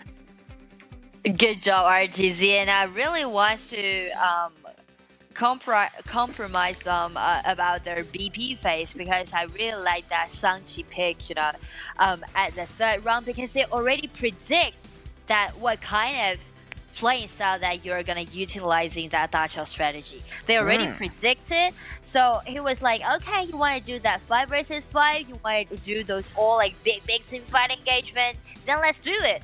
I'll just go for this Sanchi. And also like in the mid game, they seize one moment, get one people down, and they just using those endless pushing forward and try to let them to be sustainable, and always, you know, a lot of skirmishes happened in a row, help them to gain that priority, gain that advantage in the mid game. That's right. Well done, RTZ. Even, you know, beginning in the BP phase, they dissect RCG's composition and take it apart, you know, take away Fuzu, and they realize that they predicted that they're gonna fight, as you mentioned, they're gonna, you know, try to fight. It's like, we'll give you the battle. You bring the battle to us, well, we're gonna bring it back. They're gonna have Sanchi. We're gonna stick longer in the battlefield. So who's gonna be the last man standing in the end? And that's gonna be RTZ, Gyro. Look at that. Well, all that warrior in the front, he just like, you know, they just like really win mostly all those big team fights. Yeah, and we can clearly see that like those settings for both marksmen are totally different. For Gyro, he has the protection from Sanchi. Sanchi's always be at her side, but on the contrary, we can see KAW. He always been, you know, just being thrashed back off by Fuzu. Fuzu just standing there, and also Shimonshi's ultimate just directly landed on KAW. So KAW's always been so unhealthy even before the team fight happened. Yes, exactly. But RTZ for this match, Garo, the anti-tank, shooting away those arrows one by one, like, you know, he was just unstoppable. And the tank in the front, you know, the jungler, he, like, no doubt, he's gonna be the MVP. He's like carrying the game with 3-0 and 8 across the board, almost 30% damage output and damage taken, like almost over 40%. Congratulations to he for being the MVP. Yeah, like you can see, actually he was being involved in every single skirmish, but the thing is, this guy never died even once.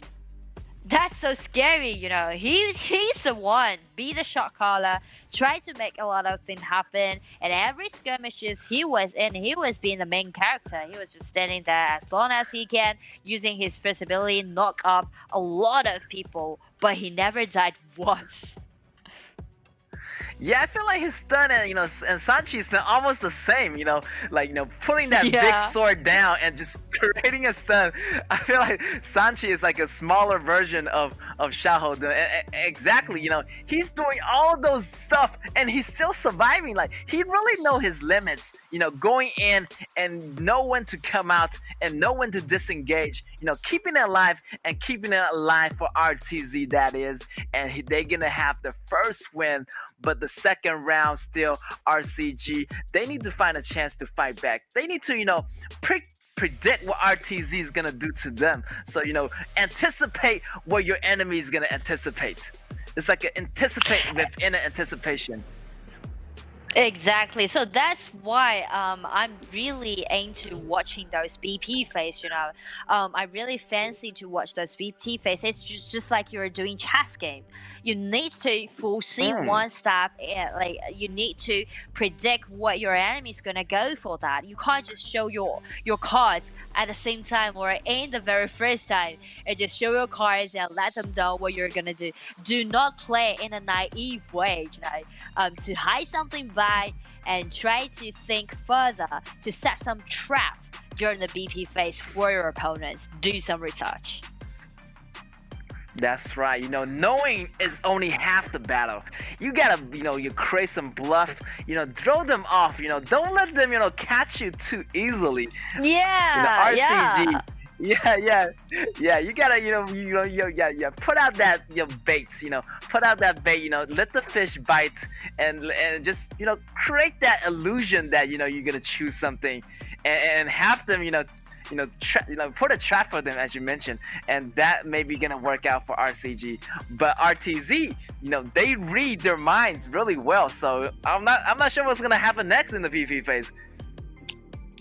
Well, I was just wondering will they take out Mai Nui or not because we know that Fry is the mage is quite aggressive player and also Mai Nui is one of those assassins. So if RCG want that Shimon Shi, then I would say Mai Nui would be the answer for RTZ's mage. Yes, exactly. But RTZ right here, they might ban it out in a moment or not. But Shamanshi always a great pick as RCG. Haven't used that yet. They want to choose it. They want to choose the best composition. The mage for the mid is gonna be Shamanshi, and let's see how RTZ gonna respond to that. Maybe Marshanui is still on the table. They're feeling really confident right now, and they're gonna pick it out as we speak. Yeah, maybe after I retired being a top caster, I should go for do a coach job. Yes, exactly. Yeah, but obviously that RCG predict that you might go for that Machinanui, so that's the reason why they pick up this Tai Junyan, because Tai Junyan's ultimate provide an extra life to help them to be more sustainable during the team fight. Because assassins like Machinanui only got one chance, one chance you get your enemy down, you come out, and there's no other chance for you to get in again. So once he clean up a kill, RCG still can, using that Tai's ultimate, try to get one man back. Yes, but RTZ trying to seal the deal. Look at that, all those early game aggressive hero. You got the Fire Dancer, you got the Time Mage, and you got the Umbrella Girl. Look at that combo, man. Like, they're feeling really confident right now, and they try to end the second game. They want all those points, and they're not gonna leave 1 point even for RCG. And also, from those picks from RTZ side, I would say they're yelling at, "I am going to be the MVP for this game." Because both Gongsun Li or Mai Shenui would be the most stunning character during the whole game. Yes, and right now RTZ is missing some tanks, missing some sustain on their top lane. Who's gonna go against Fuzu? And on the other side, RCG, they might have to, be more careful. Jin is gonna get. They're still missing a proper jungler. Maybe Lam, maybe not Karuru. With those burst damage, as they already have Fuzu as a tank, and they're still missing the ADC as well.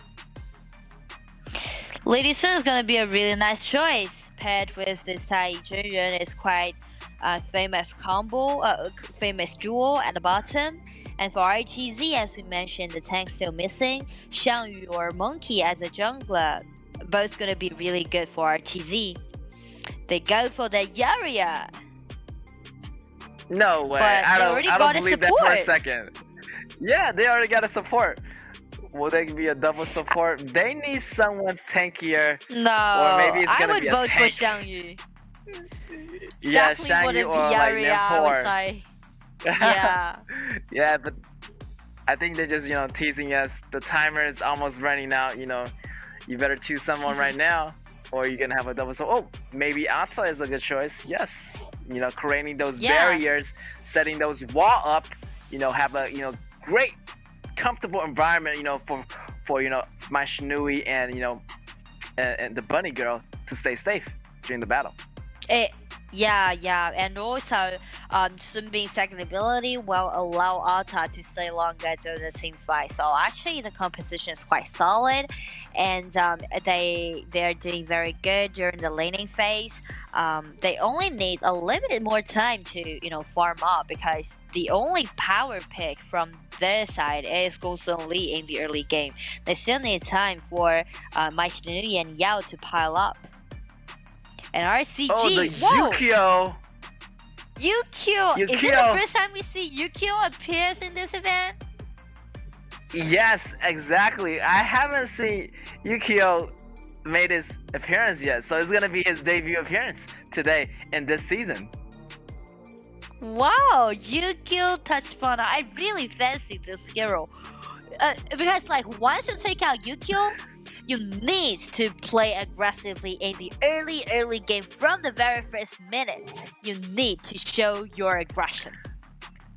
That's right. I'm gonna see those early inmates right about now. You know, Yukio going in with the first ability, try to get those red or the red buff or the blue buff early from RTZ. So they need to bring it right now. If they fail, it's gonna be really hard for them in the beginning. But if they succeed, they're gonna gain that early edge in the early game, and that's gonna snowball a little bit towards the late game. For RCG. Yeah, RCG's composition is a really nice comp for them to snowball the game.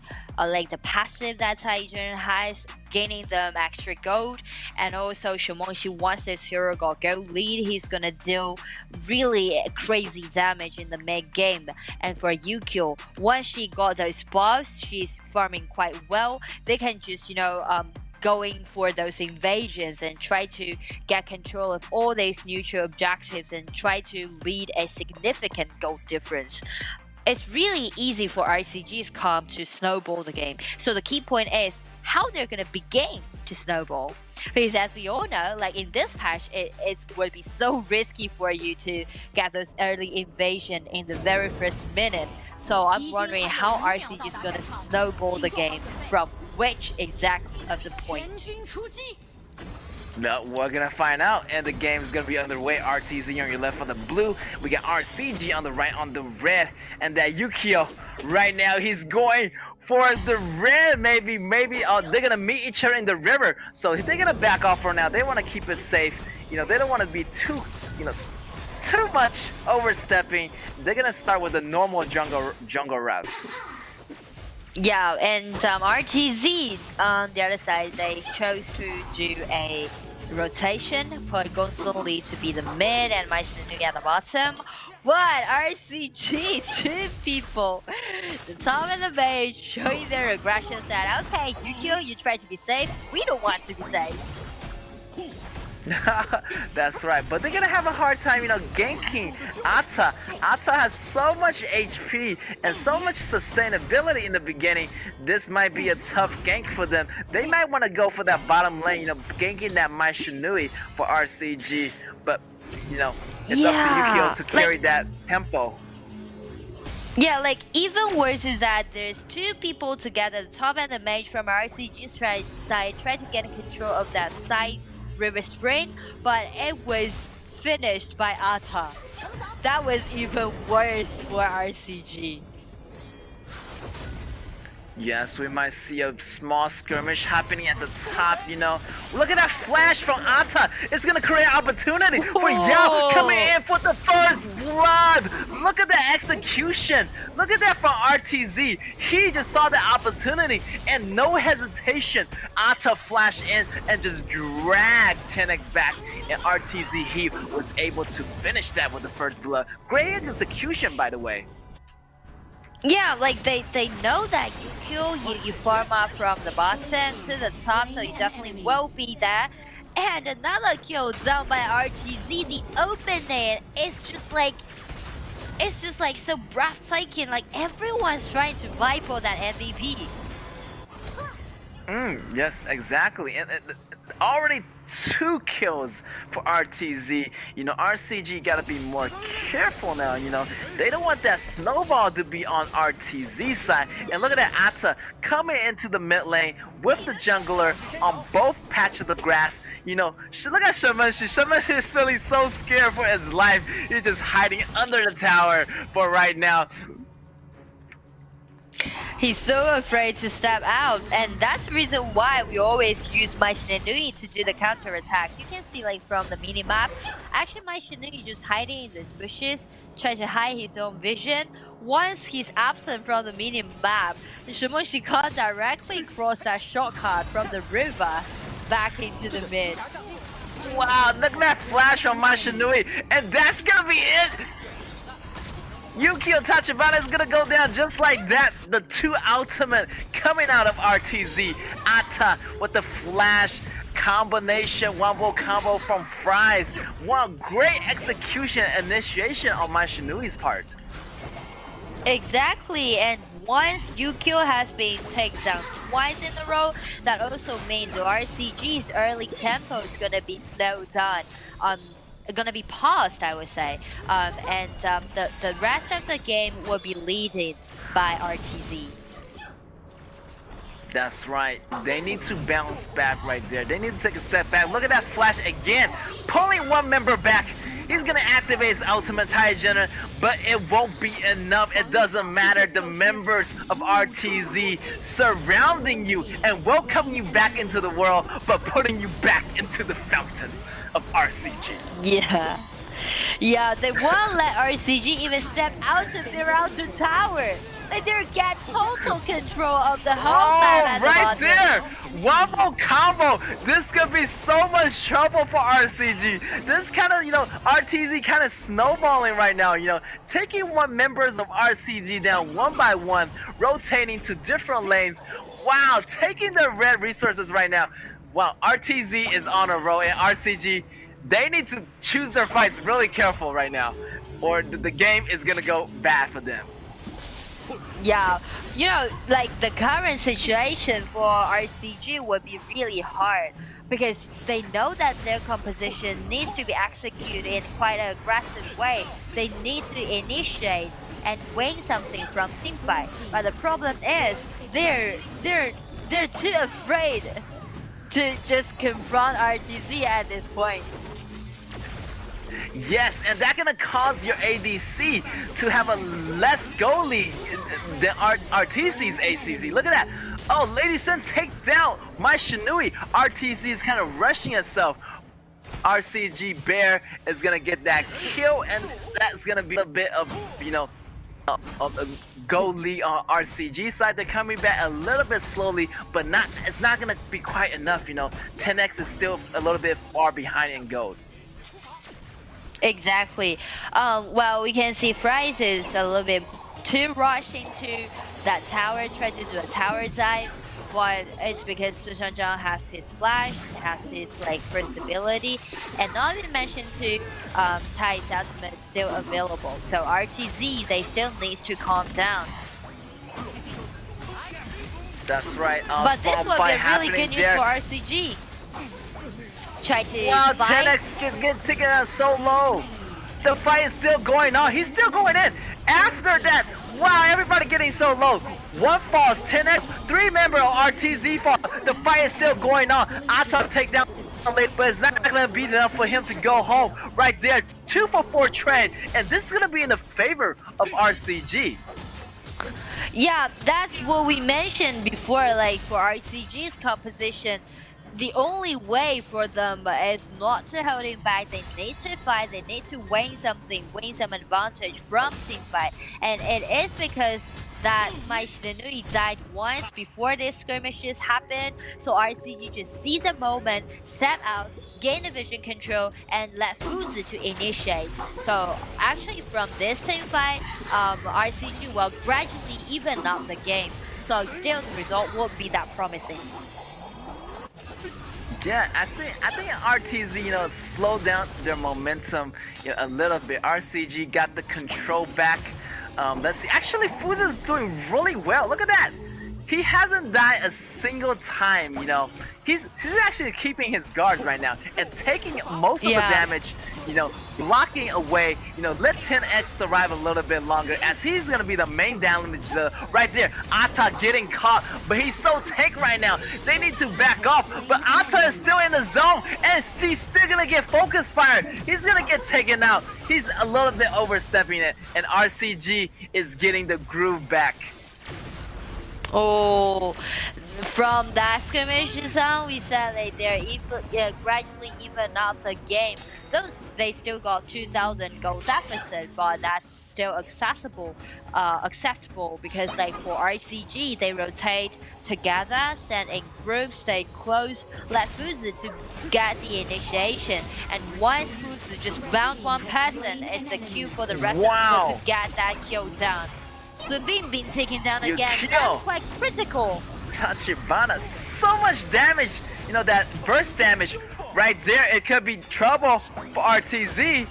Sunbin is down, no sustain. It's gonna be on your team for now. You know, like from the last sacrifice by that Maishinenui trying to do that tower dive, from that on, RTZ seems like lost their pace, you know. They don't really know what they're doing right now. They're totally just beaten by RCG. They know that they want to initiate, they also want to fight, but they can't find a chance. Well, this would be a really nice chance. Oh, Try to take down that. Fuzi. Wow, Wow, Fuzi's second getting taken out ability so low. saved your life. Yeah. Wow, that second ability dodged a lot of damage, like almost like 90%, you know, of the damage reduction. And for the armor on that, they created so tanky that Fuzi is gonna take a lot of damage from that battle. Yeah. So rely on that second ability, he flashed out and saved himself from such a deadly situation. Right now we see the goals equalizing, the kill count equalizing. You know, this can be anybody's match right now. We gotta see this upcoming battle. You know, RCG is playing more carefully, you know, choosing those fights and let Fuzi taking most of the battle. And actually, you know, Yukio Tachibana is actually, you know, his goal is coming back. They're more equalizing, and Yao is at the bottom. This is maybe a 5v4 fight. Yao has to come back and flanking from the back. Here we go. This is gonna be it. Ata goes down. Yao's gonna cut in from the back, the flanking, but the Taijin ultimate is gonna be off. That won't be enough. And RTZ Ata goes down. Yes, smart fight by RCG, and RTZ gonna trade some tempos, you know, one member down, but I wanna get this shout out tired.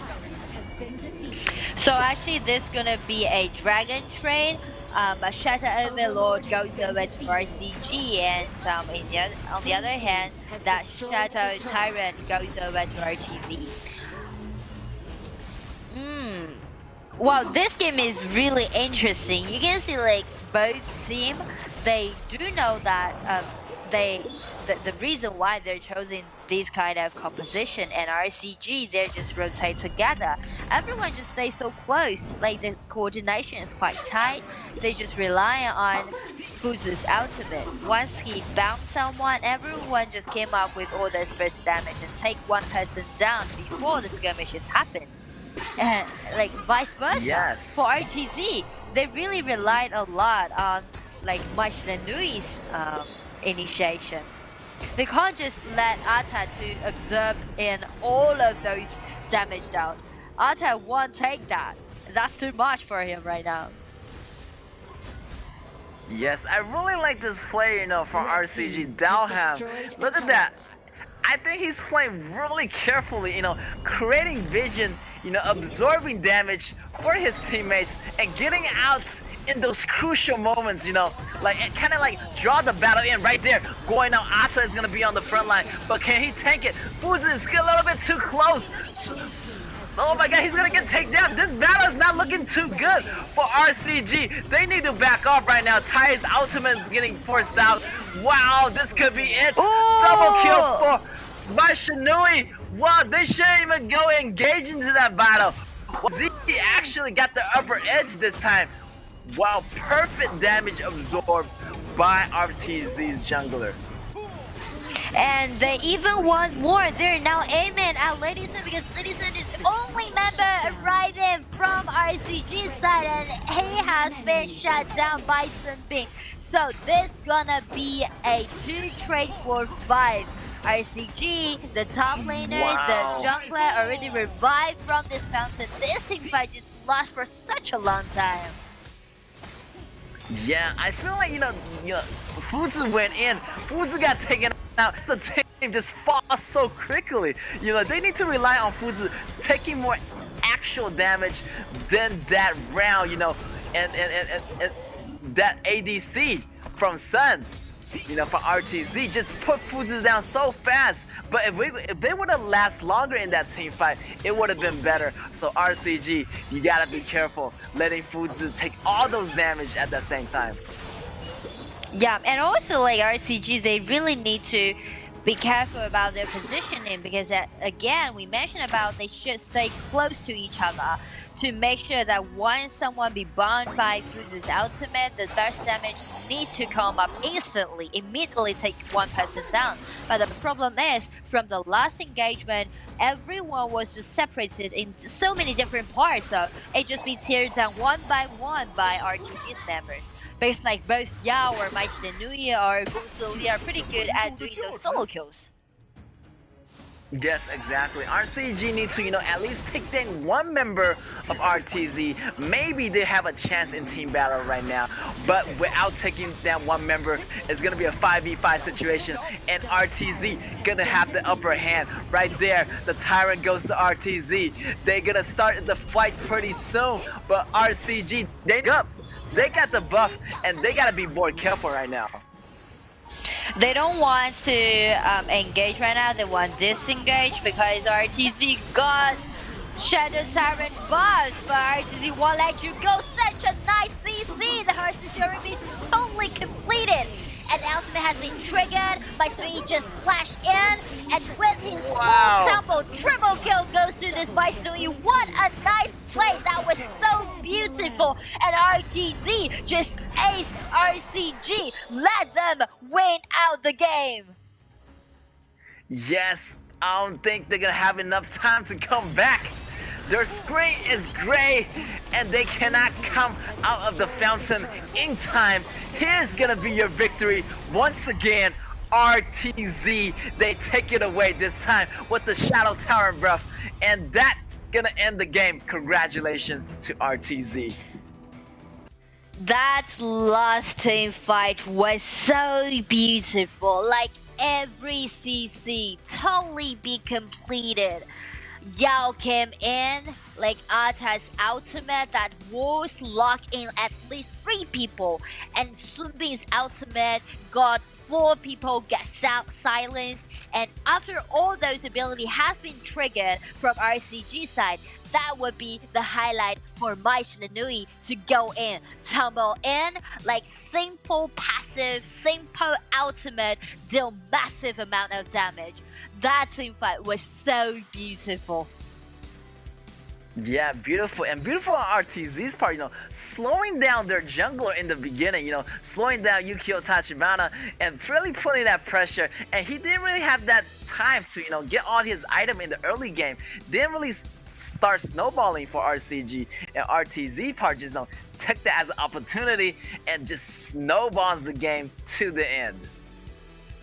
Yeah, like the opening setting was quite good for RTZ. Well, though some mistakes was committed by this Nui in the mid game. Do you remember the tower dive?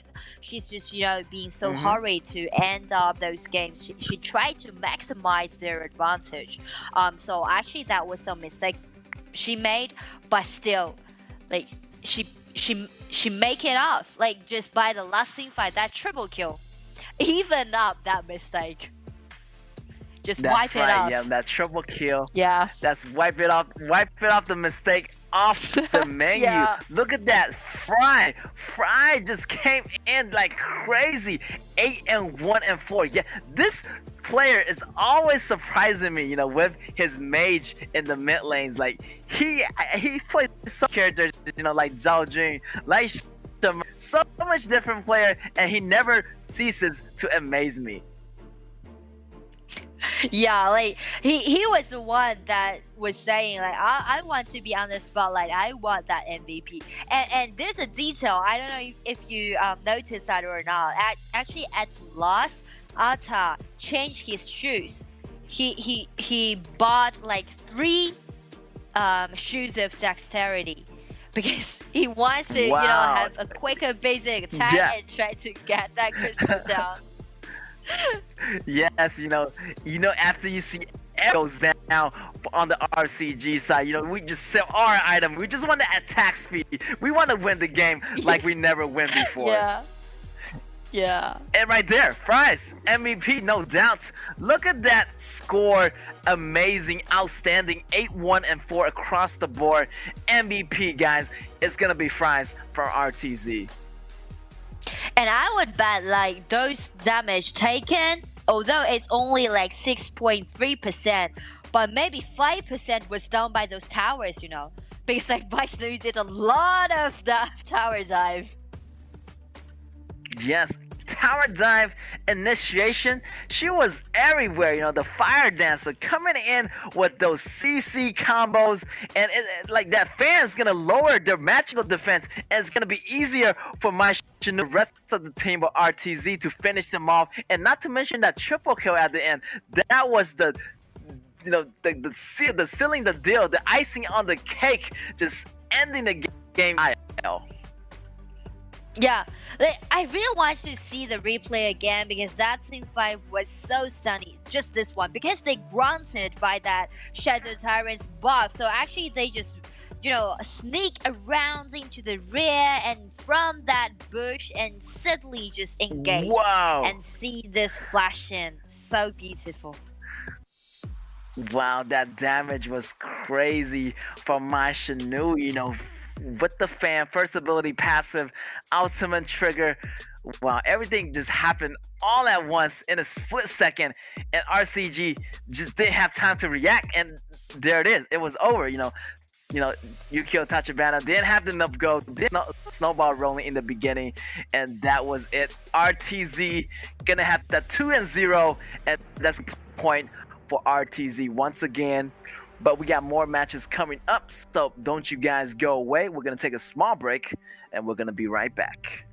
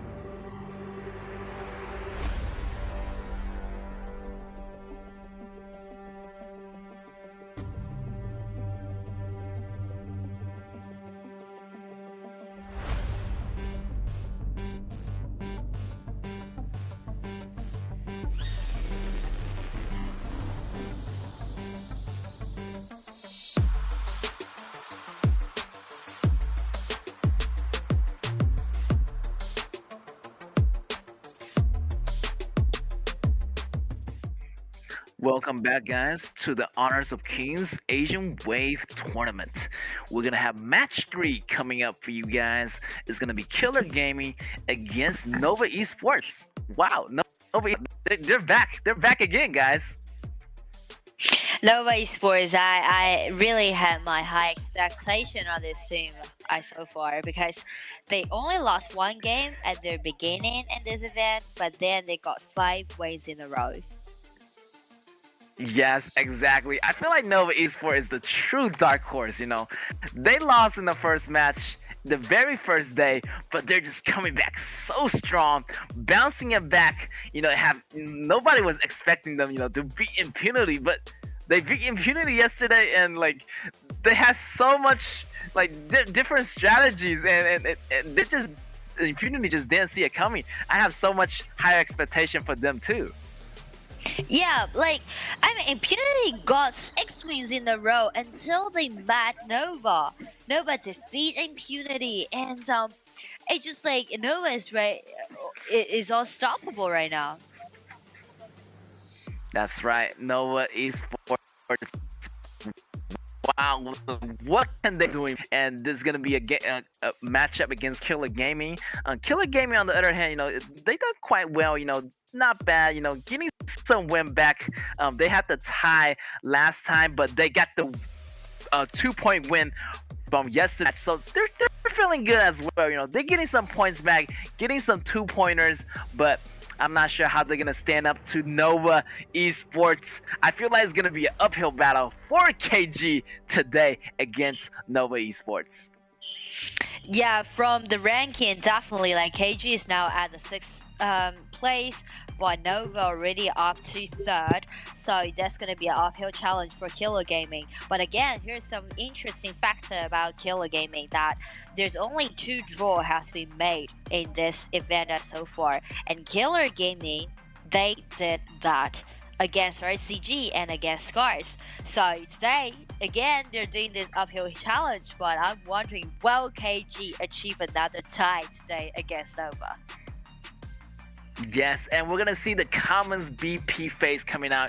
We have Shun being taken out of the picture. We got Da Chao. The scary combo from Da Chao is quite scary. So those 2 supports is gonna go down, and the Kuro is gonna pick out the Xiahou Dun for Killer Gaming and Nova Esports. They're gonna be on this side. They're gonna have the counter pick with Zhang Fei. Maybe still hovering up in the air. Maybe Tai Jinren. So we'll never know. Let's see. Maybe the Tai Jinren and combo coming out. You know, it's really interesting to see Nova's composition because every game they use at least one time for this Tai Jinren. Each game, you know, each game. Like, they always use this Tai Jinren combined with Direnjie or Gongsun Li after their composition. Yes. Alright, so far so good on both sides. Composition is looking pretty solid. Let's see what Nova is going to add to this. We got the Zhang Fei. We're going to see maybe, you know, what kind of ADC. Maybe KAW. It's a classic combo KG might choose. But, you know, maybe Nova is gonna ban that out in the next BP half. Like, the main problem is Killer Gaming, they show up this Zhang Fei too early because, like, Nova Esports already got their support, so there's no way for you to vie for another one. So Killer Gaming, actually, they can prioritize their KAW. If they didn't bring it up in the early stage, then probably it's gonna ban away by Nova. Yeah, that Guan Yu is gonna come out. What a fantastic top laner. That's gonna create a lot of dangerous situation for KG. And as you know it, they're gonna take down KAW because they know that they see the Zhang Fei, as you mentioned. Like, they chose that Zhang Fei a little bit too early. Yeah, and here's a really interesting fact.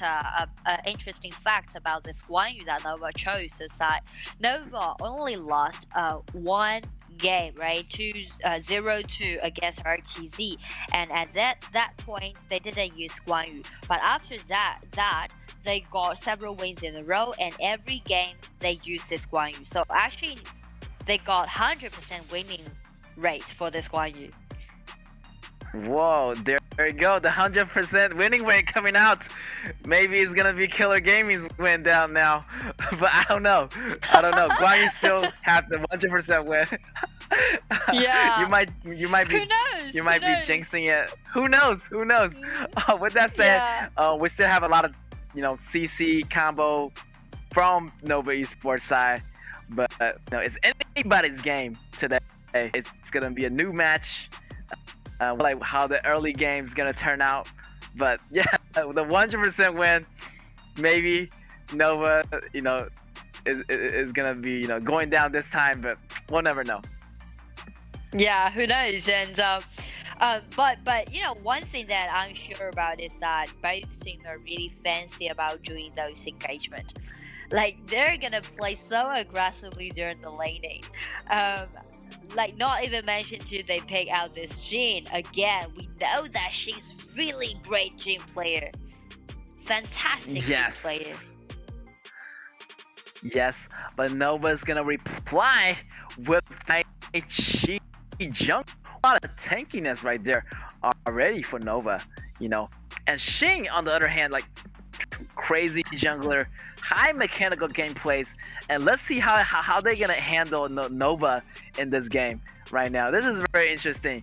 We got KG, solid composition, another solid composition on Nova's side, and I'm really interested to see like Bai Chi coming out today 2 times already for Bai Chi as a jungler. Yeah, Bai Chi is really nice jungler in this patch, just same as Xiahou Dun. So they are always being at the swinging pick. For example, like KG just used this Xiahou Dun swing for the top, but both heroes are really tanky and also allow them to initiate. So they're gonna be really suitable for this patch because this is more of the tank patch, warrior patch. Yeah, exactly. I really like, I like that hero Bai Chi, his they upgraded since the last few versions, and it's really suitable for jungling. Every time the jungle monster hit Bai Chi, his passive will go out and he does a spin, and it's gonna counterattack those jungle monsters. Yeah, he has got like 50% possibility to do those counterattacks. So that also allow him to, have a higher efficiency than before to clean up all those monsters in the field. So that's the reason why he just as a winning pick and rotate to the jungler. The same as Xiahou Dun is mainly because Xiahou Dun's second ability allow him to do extra true damage to those monsters in the field. That makes Xiahou Dun rotate to the jungler just like Bai Chi. Yes, and the match gonna be underway. We got KG Killer Gaming on your left on the blue side versus Nova Esport on the right on the red side. And not to mention, I love Bai Chi's ultimate. Like, he just like uses ultimate go in and he invites everybody just like, come and hit me, come and hit me. I'm gonna activate my counter attack even more. yeah. And like actually, his ultimate is something to do with his like HP boys. The higher HP he got, the longer he's gonna taunt at his enemies. Yes, that taunting is super dangerous. We're gonna go to a small pause right now, but we're gonna get that fixed. Yeah, that taunt, it's so classic. He just goes, and the more HP he has, the longer taunt. Almost close to 3 seconds. That's a staggering amount of CCs. Like anybody get caught in that. It's gonna be really dangerous, and they're not gonna, move. They're gonna, be forced to attack Bai Chi in that moment. Yeah, and like even worse for their opponents that it's definitely come up with Bai Chi's second ability. That combo is super annoying, like taunting at you, and after you're just like, okay, time's up, I'm gonna be released. Then you just suddenly be dragged onto Bai Chi face to face. That's super annoying. Yeah, I remember a patch with Baichi, you can use it as a support. And in the beginning, it's really cool because you can harass the opposite team, go into the jungle and using that second ability you mentioned to pull that monster, to pull that blue buff, to pull that red buff out. And it's so annoying. And like, I would get mad if I see that happening, he keep on pulling my buff, outside. I can't really, and resetting the blue buff, the Azure Golem, keep on walking back. So it was like a constant struggle to get that buff in the early. If you see Baichi, as a support on the opposite team. Yeah, just like what Zhongkui did by his second ability. Like these 2 Yeah, years super exactly. annoying the early game. Well, it seems like we're teaching our audience to use some tricks, like not Yes. not like a really Yes. classic play style. It's like how you're gonna harass your opponents and try to be annoying. Yes. That's right. Harass your opponents and make them hate you to death. All right, and we're gonna go back into the game. At the bottom they're gonna trade, but actually, Zhao Jing is on the bottom lane, and they put their ADC in the mid for Nova Esports. Wow, this is Yeah, like they rotate. And I really like this rotation because actually, in the BP phase, I want to mention about the skirmishes. Definitely what happened from the top, because Jin has the high efficiency to clean up all those fields than Baichi. And once Jin got his ultimate, he can, just combine with the Xiaohedun to do something on that Guan Yu. So Nova Esports, they predict that, they want to do that rotation and try to, have a higher backup to that Guan Yu. Yes, exactly, and they're gonna do what they've been doing exactly all along. Right there, 3-man against 2. Wow, Zhang Fei is on the run. Look at the ultimate ready. That taunt already from Bai Chi is gonna take down the first blood. Nova working the magic right there. First blood already mine. Wow, they take this first blood and they want to go for more like neutral objectives. So from only one skirmish, they can have like 100 gold lead. And that's the most important part about this patch, because you're not easy to get into your opponent's jungle, try to do some early invasions. So what you can get is only for those like river sprites. The laning phase, the sprites is very crucial. You get that small gold edge league, and you get the rotation. You kind of force the fight out of your opponent, and you get that early lead right there. Guan Yu gonna jump in, but it's not gonna be quite enough. And those sprites, man, I'm telling you, create those early leads, get those items earlier than your opponent, and you just gain that small edge in those battles. Yeah, that's why we can see a lot of strong teams can snowball the game, because they always get control of those like river sprites or neutral objectives. Wow, the aggression from Muchi.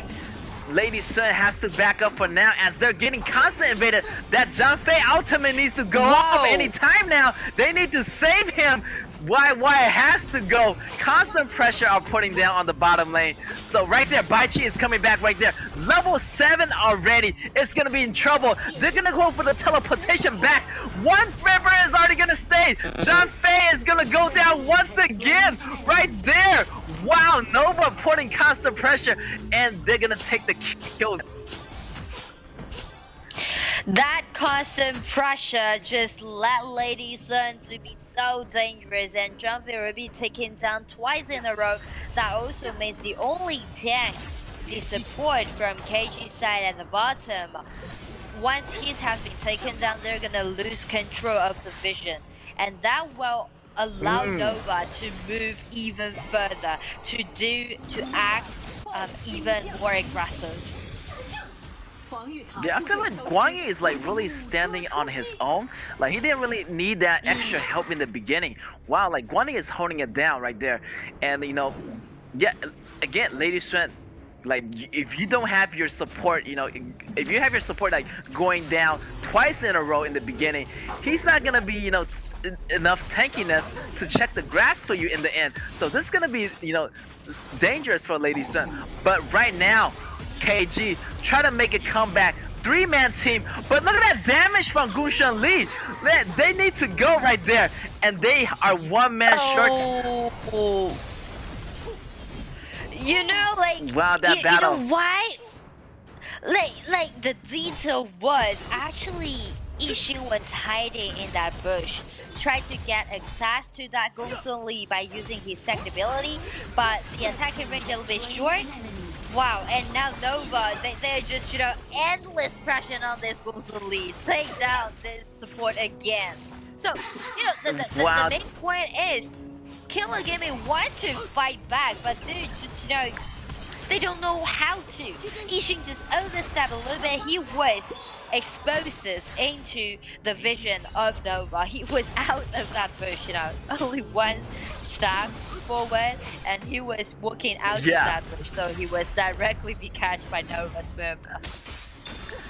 Yeah, I think Nova spotted that Yixing was, supposed to be there, so they kind of, fired their auto attack into the patch of grass, and Yixing just got taken solo right away, and the battlefield just like turned around for Nova, and it was in Nova's favor, like right there.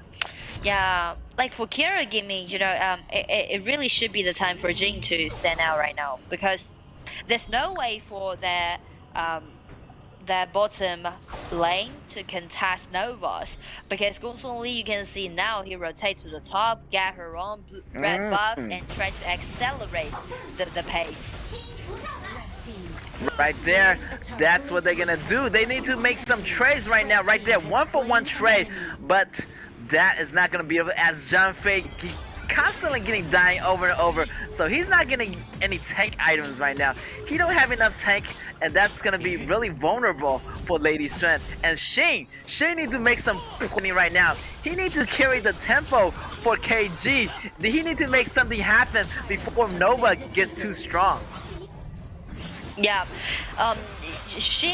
this Jin really needs to pressure on Guan Yu or on Wan Chaojun, or even for Gongsun Lee. He needs to make something happen. Right there, Nova. Because, Guan Yu is low. That's exactly what should this Jin do. Like the man with the mission, he needs to stand out. He needs to use his items and try to shred down some HP bars and try to buy more time for KG. Exactly. She needs to make it happen. He's the man with the mission, and he got my permission. He needs to do the job right now. Carry the game for Killer Gaming. Yes, sir. That's right. He's a soldier, and I need you to do the job right now. Carry the game for KG. Put the ball in KG's court right now. They're playing really passively right now, and if they play this passively, Nova's gonna step all over them. Look at that Gunshan Lee.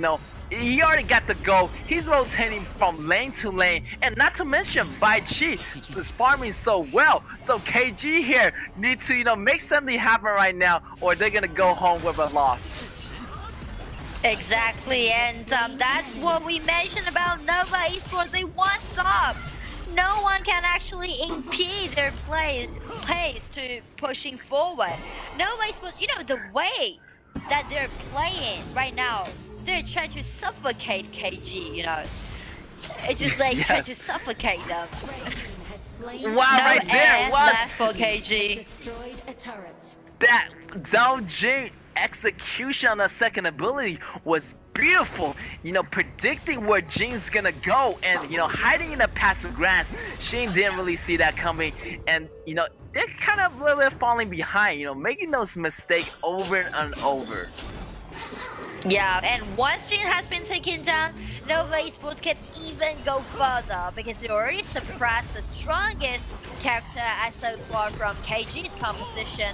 So Nova Esports can easily just take away this blue buff, try to slow down Jin's farming pace, and even more, they can just gathering together and try to take down this mid lane tower. Yes, as you know, they're, suffocating and they're taking out the oxygen right now. Nova Esports is grasping right there. Jin is on the run, and that battle happening mid right now. They shouldn't go into the battle so carelessly. Taunt from the ultimate from Bai Chi, and they're gonna take down Shi again. Guang Yu jumping over the wall. The displacement from Guang Yu, double kill. Wow, Nova Esports, triple kill. Wow, they're suffocating right now. They're choking KG in the necks right now, and there's only John Fei left to protect the tower. As not protect the mid tower is gonna go down. Nova Esports is onslaught, and there's so many details hiding from that engagement.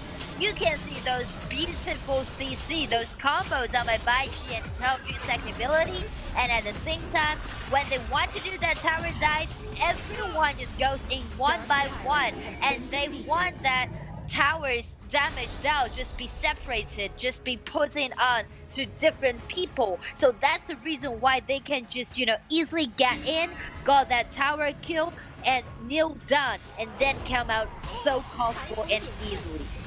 All right there, the beautiful CC from Zhao Jun and the execution from Ultimate from Air. And it's gonna take down one member of KG right away. Lady Sun goes down, and Xin, not to mention that solo kill, from Guang Yu.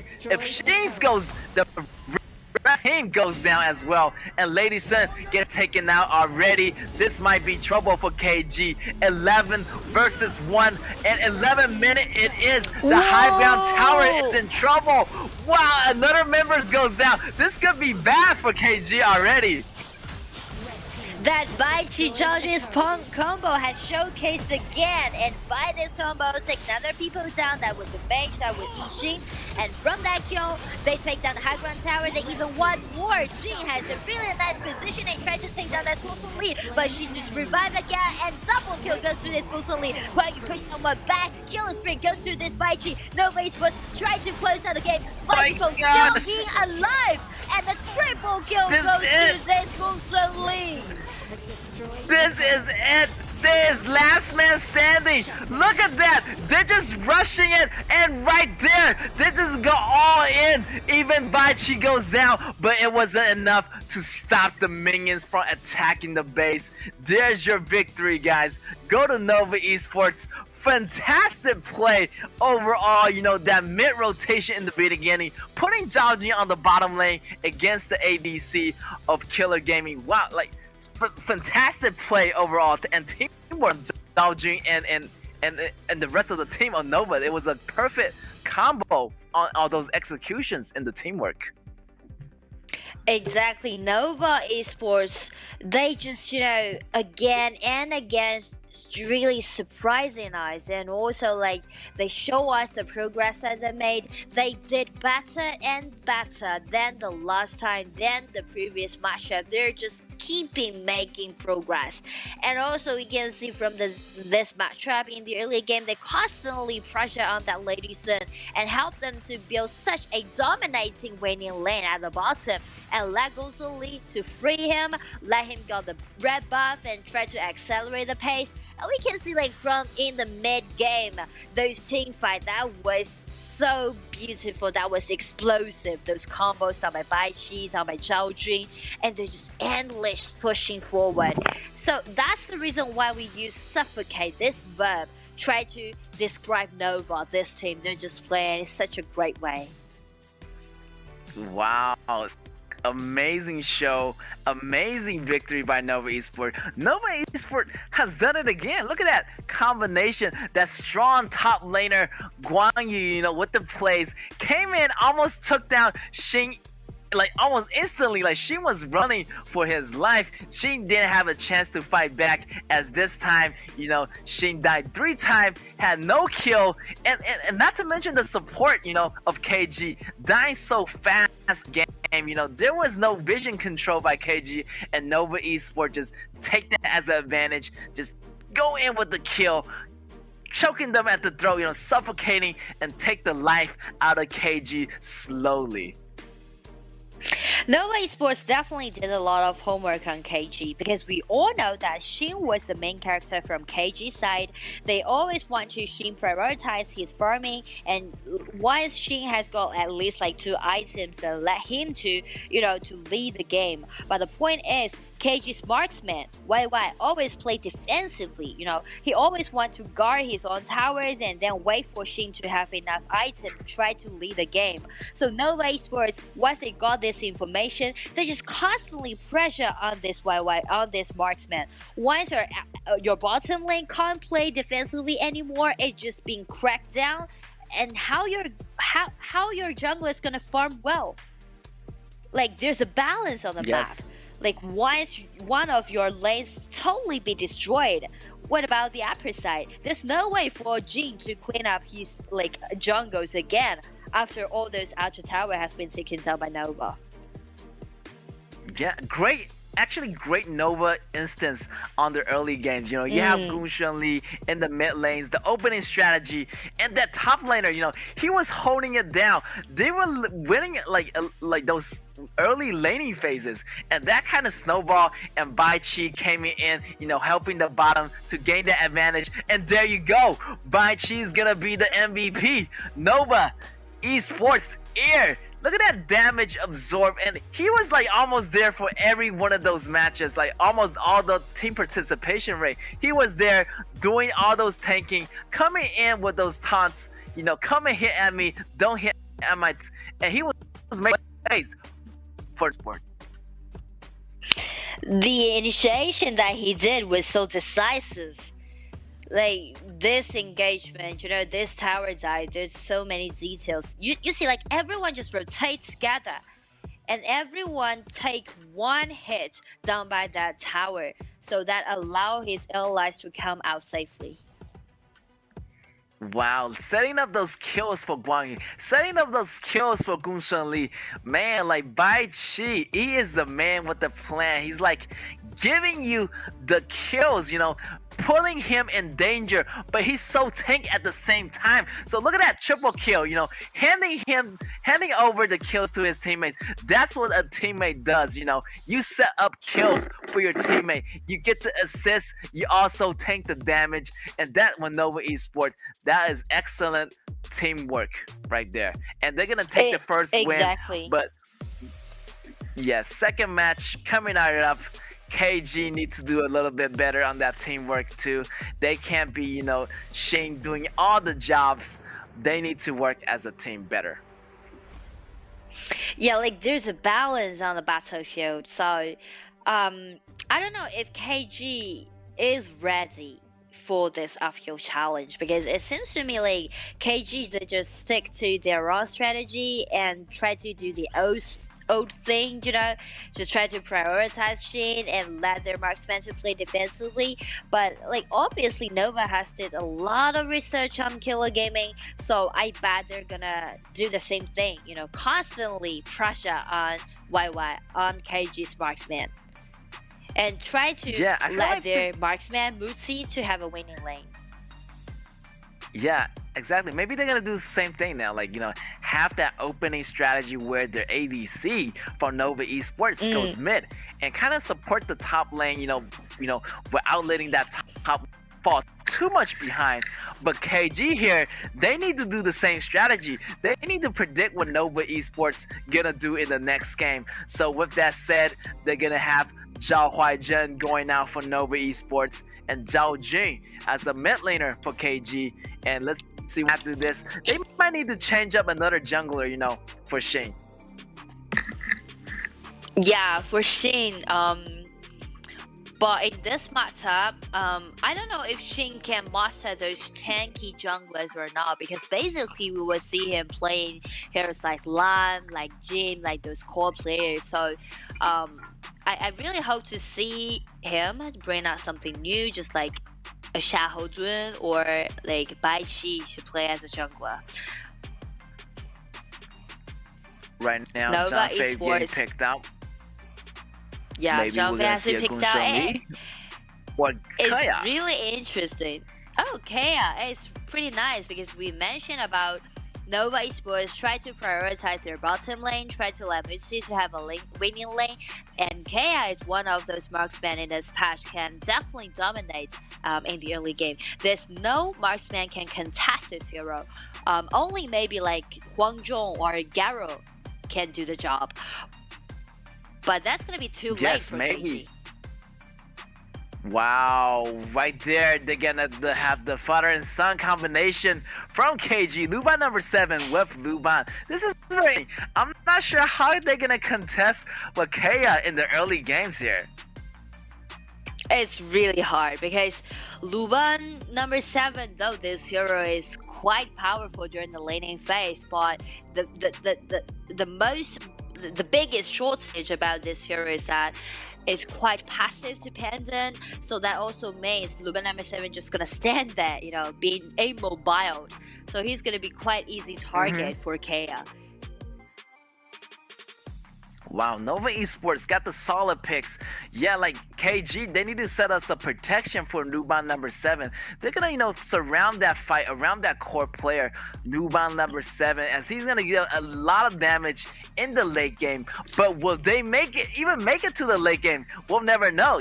Nova Esports need to seal the game early. They need to be more aggressive, ending the early game around the 10 minutes, 11 minutes mark. Yeah. And they can just accelerate their pace. Yingzhe is gonna be a really nice choice. And if they have the hero pool, I highly recommend, Gaijia Moye. But it seems like Nova Esports try to prioritize their top lane. So they just chose Yingzhe and try to do some poking damage. Main? Well, maybe Main would Main be could one. be a choice. Because like Ming can really tease Lu Bu in the early game. But the point is, there's no way for them to get access to that Luba number 7. Yes! So instead, they go for this This Ma is the Chao. debut. Ma Chao, Whoa. oh my god. This character, I've been waiting for his appearance in this season. Wow, the hero is so handsome, so stylish. I can't wait to see what Nova Esports. I didn't know that, Nova Esports had that in their hero pool. The proficiencies, the diversity. And we're gonna see Ma Chao making his debut appearance in this season of KAW. Yeah, in this patch, it's really rare to see Ma Chao showcase again. Because like this patch, as we mentioned, is tank patch. But for Ma Chao, he's more like a warrior, and he's really afraid of those burst damage or those control abilities. So you really need to be so confident about this hero that can allow you to take this out in this point. Yes, but I feel like Nova Esports top laner Shen, like he plays Guang Yu, and of course, he's gonna play Ma Chao as well. And I want to see like how confident he is with those spears. He's gonna pick up the spears. He's gonna throw those spears, and he's gonna have those burst damage coming in at Luban number 7. And KG better watch out. If this Ma Chao get out of control, it could be devastating for KG. Things are gonna be really interesting to watch in this game. Like Nova Esports, we should highlight this Ma Chao because he's gonna do such a great threat towards Luba number 7 and also Zhao Jun. At the same time, we can see from KG's side, Luna has been taken out, and Luna is always gonna be the main character on the spotlight. So that's gonna be like two core players from both sides gonna showcase a lot. And let's just see who can win the upper hand, who can kill their opponents' back rows faster than they did.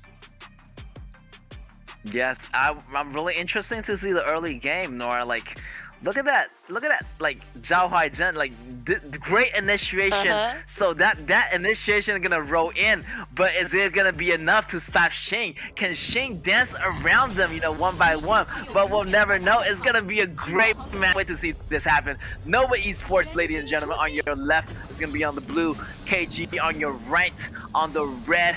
And the match gonna be on the ARP. I think they're gonna start with the same opening play. Moonchi is gonna go mid. Look at that. 3-man mid, and nobody's at the bottom yet. Maybe Injun's gonna go bottom. Maybe they're gonna rotate together. Yeah, and they rotate together again and again. Try to keep constant pressure on that Luban number 7, for sure. It's just some early harass on this Luna. Try to slow him down, but no damage can be dealt because it's not enough in the early game. The main purpose is just to slow down Luna's farming pace and then rotate to the bottom, try to pressure on this Luban number 7. Look at the red on KG. Zhao Huaizhen just taking that early invade. He knew that, Luna is going to start at blue as this hero mana in the beginning, and Zhao Huaizhen already taking that red, getting that early lead and go, and Luna is falling behind the level. He needs to get to level 4 ASAP. That's what we call coordination. Obviously Nova has such a clear plan before the game starts. They know that 3 people gain the priority, rotate first, to harass Luna, slow him down, buy time for Zhao Huaizhen to steal away that red boss. So Nova, yes, they know Luna that just what got to doing level now, 4. and that ultimate. Wow. Look at the ultimate from Zhao Huaizhen. Luna got slowed down. Zhao Huaizhen got the early lead, and right there's the first blood, and another kill. Wow, coming out of Nova Esports. Is on fire, and Ma Chao right there. Great execution on his part, but he needs to back down as Zhao Jun is coming up to the lane. Wow, things are going to be really serious for KG right now because Luna, this core player, really needs time to farm up. But since Nova has taken him down as the first blood, well, that she's gonna have some bad days in this game. Yes, bad days, as you know. And look at that. Luban is getting caught in the rainstorm, but pulling back from the Luban tethering. He's gonna survive for now. Yeah, she's suffering a little bit in the beginning, but let's see how Shane's gonna, perform as he go top. They need to put that constant pressure, keep that, amount of control, putting that Ma Chao, under control, as you say. Yeah, Nova Esports definitely they will keep pressure on Luban number 7 because Luban number 7 is the only powerful weapon that KG got in the mid game since Luna has already been disrupted. So Nova Esports, once they take down that outer tower, they can squeeze those vision control and even more because it's the open space that they got after they take down the outer tower. They can easily get invade into Luna's blue buff. Wow. Tower dive right there. Painful. Initiation. Wow, that's painful. It must be so for those, YY and Shimizu. Wow, look at that. The Luban number 7 Luban just went down just like that. There's no way for him to get out. Just like what we said, KAW is one of the strongest marksmen doing those lanings. And Luban number 7, he's quite good, but he's immobile, so he's gonna be such an easy target for both Zhao Huaizhen and also KAW. Yes, right now do an invade on, that blue buff, but they're gonna back off for now. They're gonna, slowly, fight those battles as they already got 4 kills on their side, so they're gonna take it slow and steady. Yeah, Nova Esports, they're gonna do that 4-1 split up push. Let Ma Chao to do the 1 and the rest of the 4 members. Oh, Ma Chao has been caught. Yes, the focus fire is gonna take Ma Chao down. Ma Chao really want to take that tower down before he goes, but it wasn't enough. So KG is gonna have that kill, but right there, the blue is gonna go to the mage. What? I feel like Nova Esports still have their upper hand here because they already got that tower so low. They already got the bottom tower. Even with the rotation of Luban number 7 and Luban, going to different lanes, but they're still gonna catch them. Right there, Zhao Huaizhen is gonna have some, make some plays happening. Zhang Fei back. Right there, Luban's number 7 is gonna go down again, and that tower is so low already. So they're gonna go for the tower dive, and with that Kaya there, they're gonna have that 3-for-0 trade of Nova Esports. That's what we said. The strategy that Nova especially made for KG today. Like they just constantly aiming at the marksman, aiming at YY and take him down several times in a row. And Kaya now is just gonna be so dominating, and those damage now is gonna be devastating. Well, like Yingzhong always carrying that blue buff. He can just constantly using his ultimate try to do some hooking damage. Wow, 2 versus 1 take that Luna down. Yes, Luna is in trouble right now. I don't think it's gonna be, enough for KG to bounce back. Everybody just bullying Nuban number 7. There's nothing he can do. Look at that, Rainstorm, Sandstorm coming in. Oh yeah, and right now, KG, all the members on low. Even Luban try to activate his ultimate. It's not gonna catch any member of Nova. That CC from Zhao Jing is not gonna slow Nova down at all. Nova Esports, they're just marching forward steadily. They know that they want to get those kills and try to, slow down that farming pace and try to snowball the game, get some gold lead. So they're not really rushing to take down all those towers. Instead, they want to get control of all of those objective, neutral objectives. So that's really smart movement. KG, they are really facing serious situation right now. And it's really hard for Luna to farm up. And even worse is that check the gold. Like Luban number 7 only got 4,000. That's not enough. That's totally not enough. Exactly. I'm afraid like it's gonna have the same situation last match. Nova Esports, is suffocating KG at the moment. And look at that battle happening right now. We got Li Bu dragging him in already, forcing the fight to happen. But KG is being really careful right now, not to going into those careless team fights. But I would say Luban number 7 and his father just going too deep. There's no outer tower at the top. They should back up right now. Lubu try to cover them up, but she's gonna be the one to suffer. Right there, she is going against multiple members of Nova Esports, and there's nothing he can do about it. The tower is gonna fall. They still got the vanguards going in. It's gonna be a slow death for KG if they don't make something happen right now. Wow, KG, I don't even know what kind of thing that they can do at this specific point. Because Luna do not have enough money, and so do Luban number 7. So the only thing that they can do is try to stay close and try to clean up all those minion waves. Let their mid lane tower stay longer to buy them more time.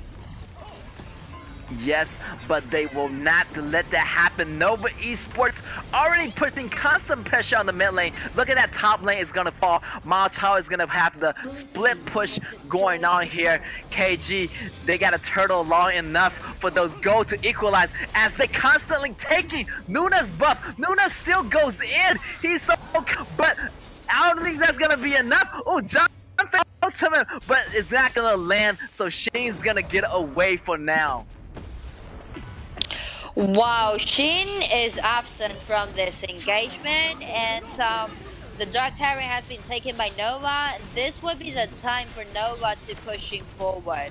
Actually, Nova can play more aggressively because they already taken down all those mid towers on both side lanes. So actually, they can just send Zhang Fei to stand in the middle of the mid lane tower and also the middle tower in the mid lane. If he's just standing there, keep threatening KG's people, then it will allow Kaya to take out that mid lane tower. right there. Nuna hiding in that patch of grass. Right there, he's gonna engage in that 1v1 fight. But Janfei is coming, but Luban is coming as well. Rest of the member of KG is here. They're gonna engage in that team fight. Nuna is still deep. He's not getting out. He needs to get out right now. He's gonna double ultimate out, and he's gonna escape in that moment, or he's gonna be a slow death for him. Shane getting out in the right moment. The Tyrant is gonna go to Nova Esports, and that pressure is gonna be on KG's side. Look at the AC combo! Whoa! That combo! But one more combo from everybody! Wow! Bullseye! Triple kill! I don't know what to say! Everybody! Everybody got caught! Together! Yeah, like oh my god, I don't believe it! Chaos Ultimate! Quite versatility, initiative. 4 people back!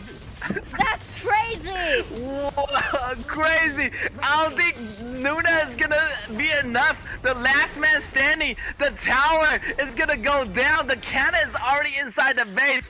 Oh my god, that was devastating. He just came in on perfect crowd control by everyone, actually, you know, by Janfei, by KAW, as you mentioned, the sandstorm. Oh my god, everybody got caught, and Zhao Huaizhen just came in with the cleanups. Congratulations to Nova Esports. That last team fight, I would say that is the best team fight ever so far that I see in this event. Wow. That's crazy. Everyone that just being caught in one sec. Yeah, that CC. Well, it's just like landed exactly at the same time, at the same space, and everyone just, you know, a simple grip on all those opponents, and 4 people just being cast. Triple kill goes to that Huaizhen. That's so crazy. Yeah. Yeah, they have no chance to fight. At CC come one another, like immobilized for like 2 or 3 seconds, and before they know it, like their screen gonna turn gray. And it's gonna be over. Once they realize their screen goes gray, their base gonna go out. That beautiful CC chain was so devastating. Oh my god, I hate to be these shoes right now. Wow,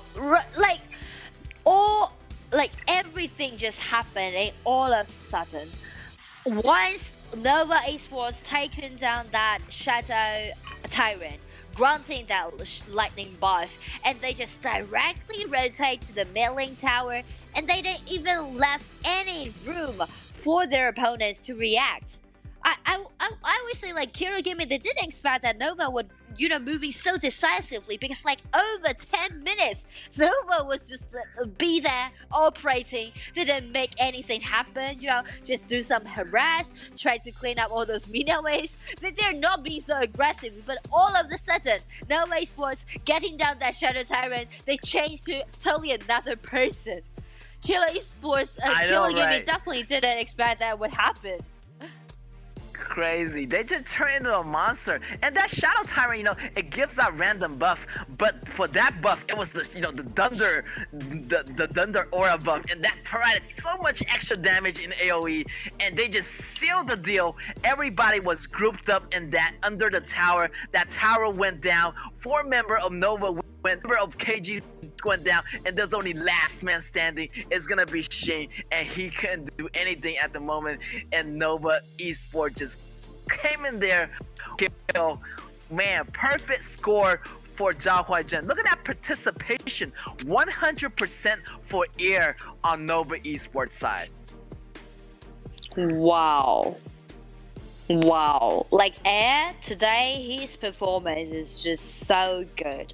Like the last time he won for that MVP, and this time this Huaizhen, his first ability is quite crucial during the engagement.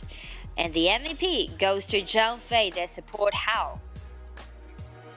Wow, even though he didn't get enough kills, but no death with 10 support. Yeah, he was, you know, doing those initiation. Look at that, coming in, putting the first initiation on Luban and Luban number 7. He was active at the right time. Look at that flank from the right side. He is at the crucial moment doing those ultimates, howling his ultimate out and stunning everybody in his path. The man was on point. And right there, look at that ultimate. Everybody was getting to suck into the rainstorm, the thunderstorm, and that perfect crowd control. And no doubt the MVP belongs to this man, John Fei. Big ups to Air. Congratulations for the MVP. Well, again, I was drawn in that last big team fight. That was so crazy. Yeah. It's just like explosive, There's no time, no space left for KG's people try to react. They didn't expect that would happen, and all of a sudden the game just closed out. It just suddenly closed out. So I don't know if Killer Gaming they're ready for today's uphill matchup. But I would say I really hope Killer Gaming can do better next time. They can't just rely on single one core player. They really should solve that problem. And also for Nova Esports, really happy that they got now several wins in a row, and it seems like it's quite optimistic. Again, it ends with a 2-0, and we will go for that impunity play against MAH. After a small break, we'll be back.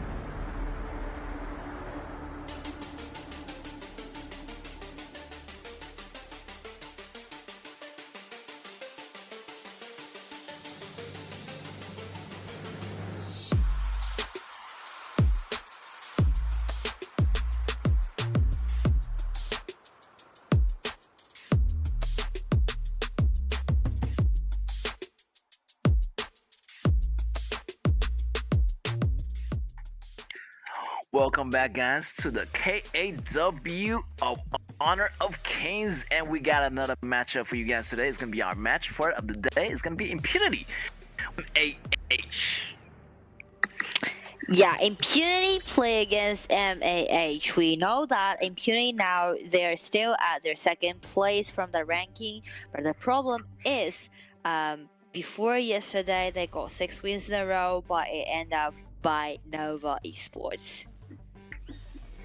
Yes, they broke their winning streaks, but they're still keeping the mentality, keeping calm. They can still make a comeback here. They only lost one match, so they don't want to feel too sad, but they're gonna go against MAH. So they're feeling refreshed after the battle yesterday. They're going back to the locker room. They want to feel more confident in this matchup. So let's see what they're gonna do here. Yeah, mentality matters a lot, still matters a lot, and also we can see from this highlight up their marksman still securing the first place of the MVP ranking. So actually today I really hope to see her showcases more and help to bring Impunity back. Exactly. Impunity was like a little bit kind of lost yesterday, but they went back, they regrew up, they replenishes their energy. So I might see a newer, Impunity coming back today against MAH. Yeah, and for MAH, today's gonna be another uphill challenge since they're now at the 5th place at the ranking, but they just won 2-0, a clean win against Archive Esports yesterday. They got 3 wins. So I think that MAH may have better performance today. Yes, they're feeling good. Even though they're in like the middle in the 5th place, but they're feeling kind of good. They're on a winning streak so far this week. Against Alpha D, against different kind of teams from like Archive Esports.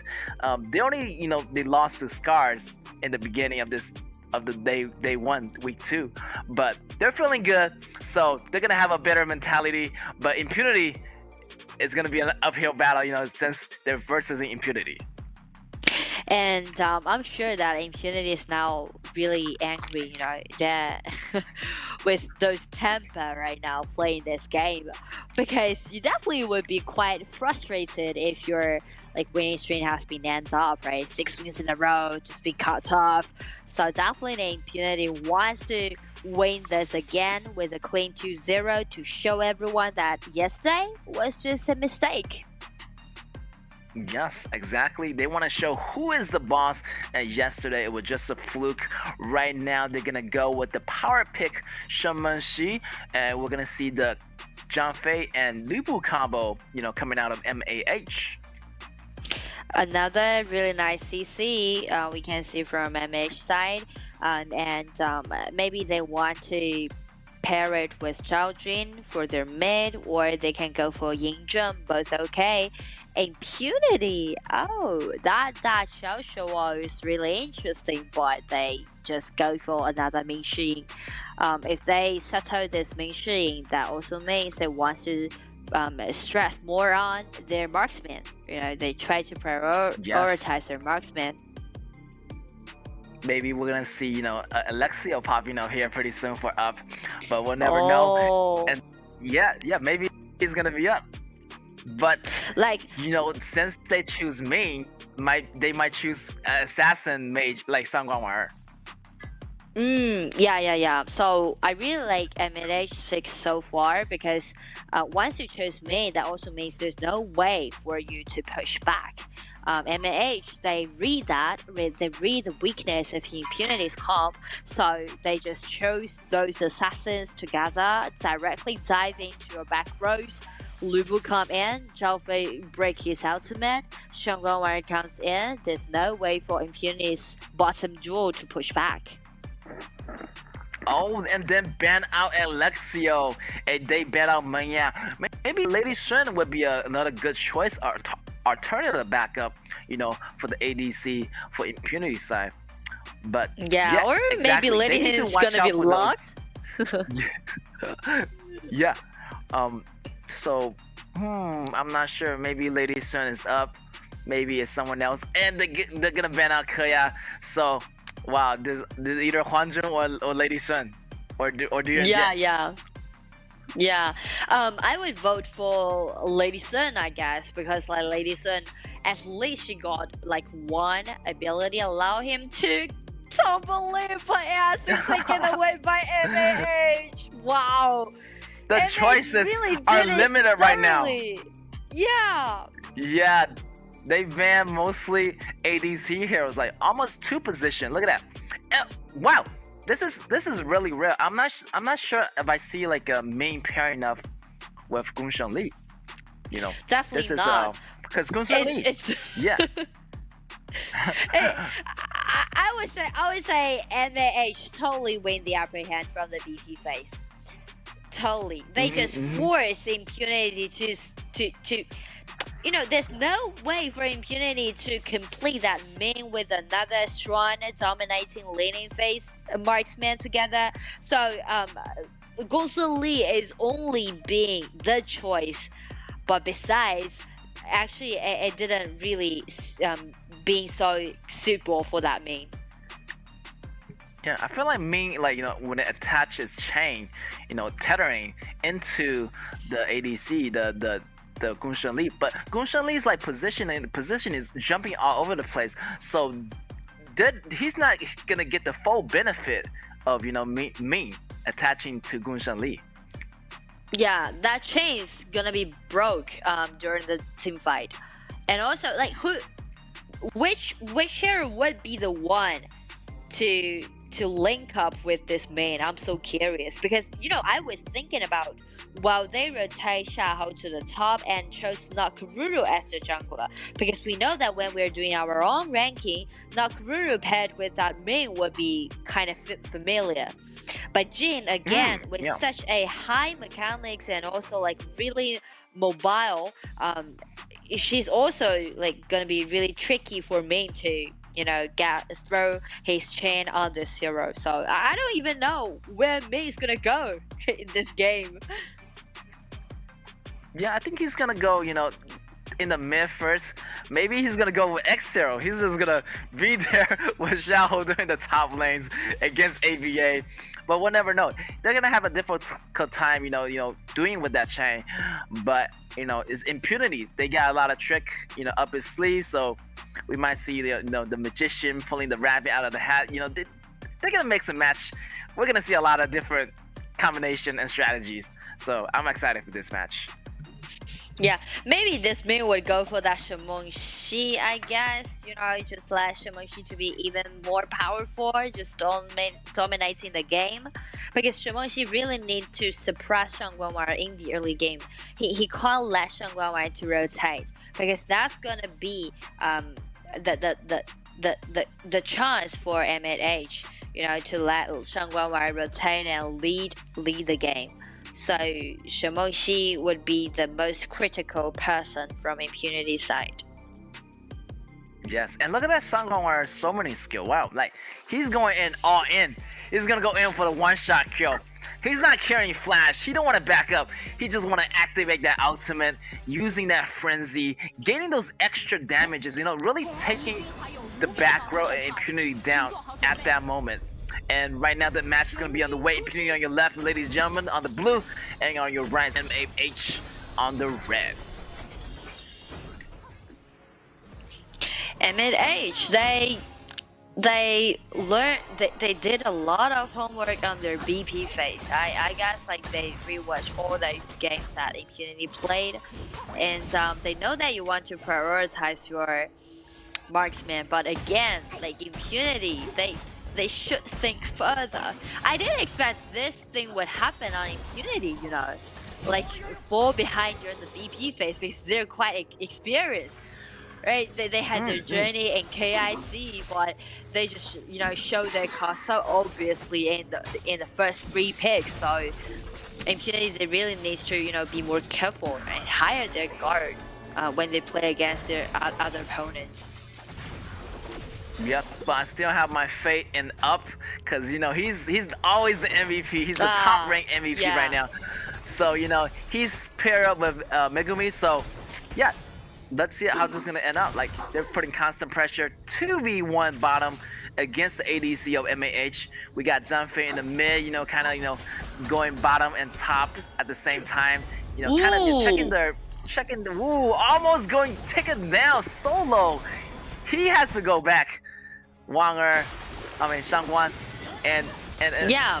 and he's gonna go back right. Skirmishes happening on the top, but Shimoshi, whoa, that movement, that's gonna be the highlight of the whole game. Because we know that it needs time to recall and it needs time to turn back to your home. So that's exactly what Shimoshi did. Finding your position, spot it, and sneak to your side, to your side, and take that kill down. Yes, and Shimoshi's second ability, actually he can run really fast, for a sprint in a short amount of time. So he can catch you off guards, when you like recall back to base. And that careless mistake is gonna cost them the first blood and it's gonna belong to impunity. And wow, again, like great job on Shimoshi's part. Yeah, and Impunity, they already secured their early game. So they could just, let the Umbrella Girl, the Guzhong Li to showcase. Because we've mentioned about MNH composition, they really need Shangguan Wire to rotate and really need Shangguan Wire to lead the pace. But once she's just been suppressed by this Shimoshi, it's going to be quite painful for MNH in the early game. Right there. JE getting taken so low. That constant pressure and rotation from Shimoshi is paying off right there. 3-man bottom. They try to go home, but they can't decide what they want to do. Shangguan Wire is coming down right there. Is they gonna make a play happen? Maybe not. Shimoshi is still in the grass right there. He's gonna keep an eye on Shangguan right there. Shimoshi is gonna run in, is gonna do some damage, but it's gonna back off. They don't want to commit too much as the ADC Racer is gonna go back. He gotta remain safe, They're putting constant pressure, and MAH is feeling the pressure. Yeah, like Shimoshi is just keeping his eyes on him, and like a really nice chance. Yes, again, Jin tried to go in for Libu. Libu was just so low in, which is so tempting, but he went a little bit too far, and Yao just catches off that. But the jungle trade is gonna be 1 for 2 actually in favor of MAH. Wow, MAH is actually coming back to this pretty well. Yeah, they know that they need to fight because they should let Shangguan Wire to get at least 1 kill. So that's the reason why everyone just try to focus in on the top side of the map and try to get 1 kill done. And by these skirmishes, MAH can even up the game and let Lady Sun to have more time to farm. Look at that! Look at that! ADC up is doing work right there. Having that red buff, slowing down. Look at that tower dot. Double kill is gonna go down. Maybe there's gonna be a triple kill happening right there. There it is. Oh my god, the damage from him is insane right now. And what means ability, is helping him getting an extra equipment so early in the game. Up, up, up. There's no down, only up. Like, up always carry with a double kill or a triple kill for each game. This marksman, he's quite valuable. He's the pressure for Impunity.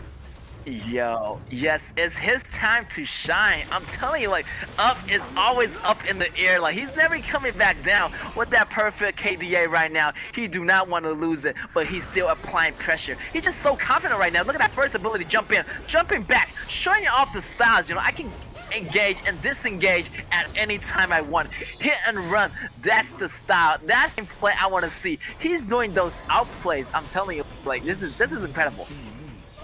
He definitely just outplayed the game. And because of the min, actually, once Shimoshi just suppressed Shangguan Wire, didn't let Shangguan Wire to get a kill on Guzhong Li, the rest of the time would just be her showcase. Wow!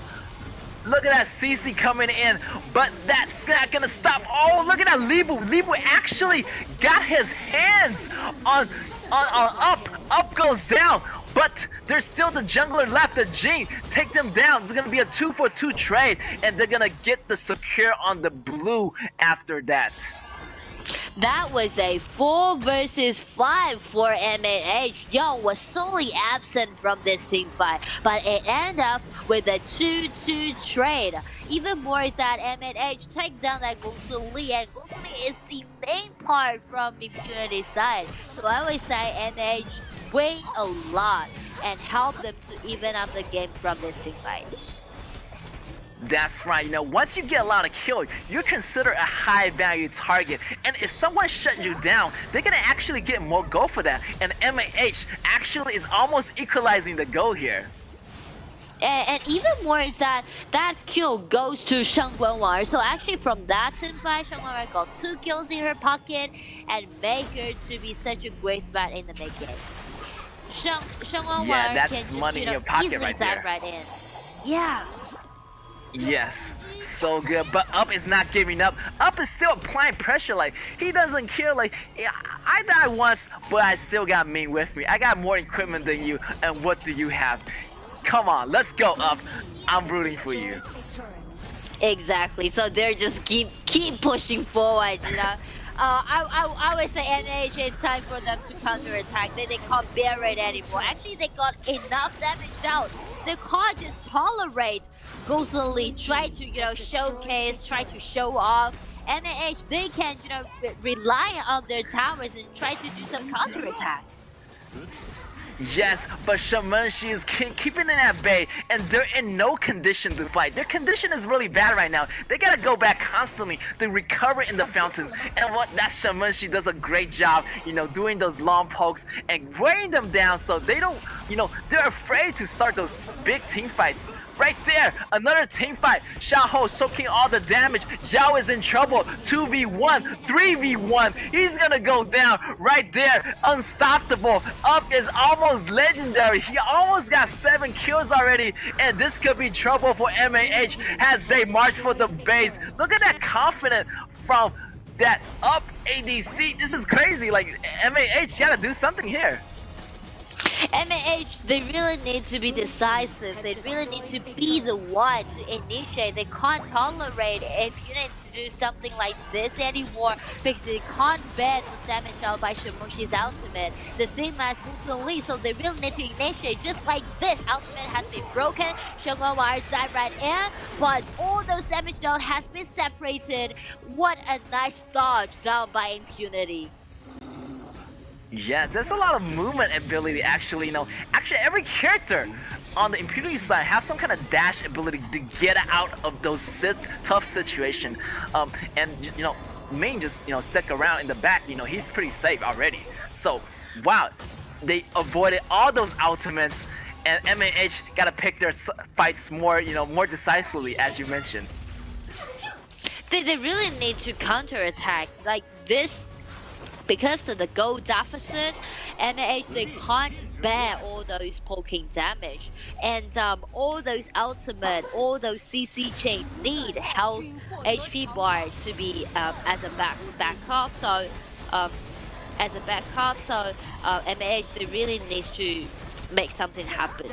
They can't just hand all of those resources over to Impunity.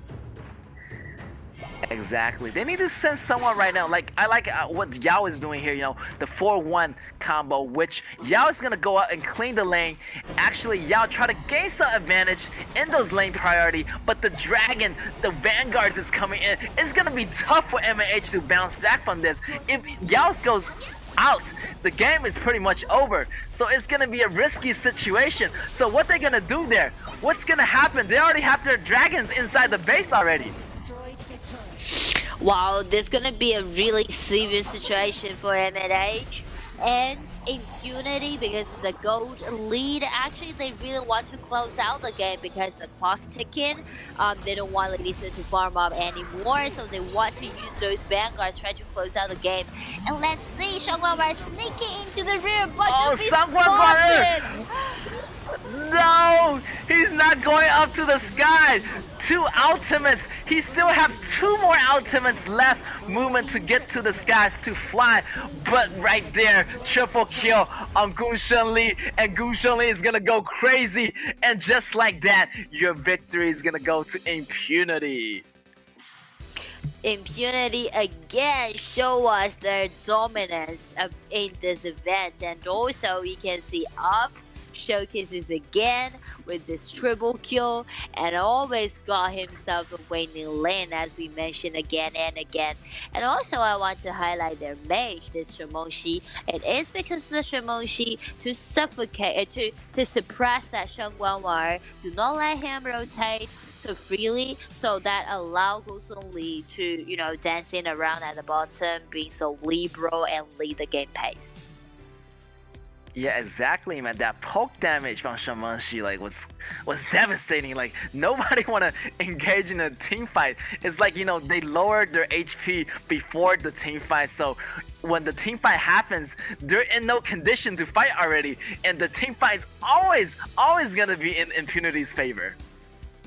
Yeah, Impunity, they just, you know, being so confident with their own mechanics. They know that they already mastered those heroes, so they don't really care about whether the composition is solid or not, whether the composition allows them to do so many things or not. They're just totally 100% relying on their own mechanics, and they know that that's going to build advantage from the laning phase and help them to gain the victory of the game.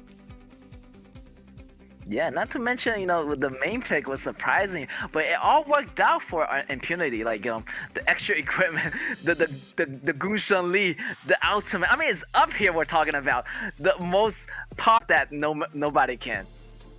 Like Up will never let you down. You know, he's always been the most stunning character on the battlefield.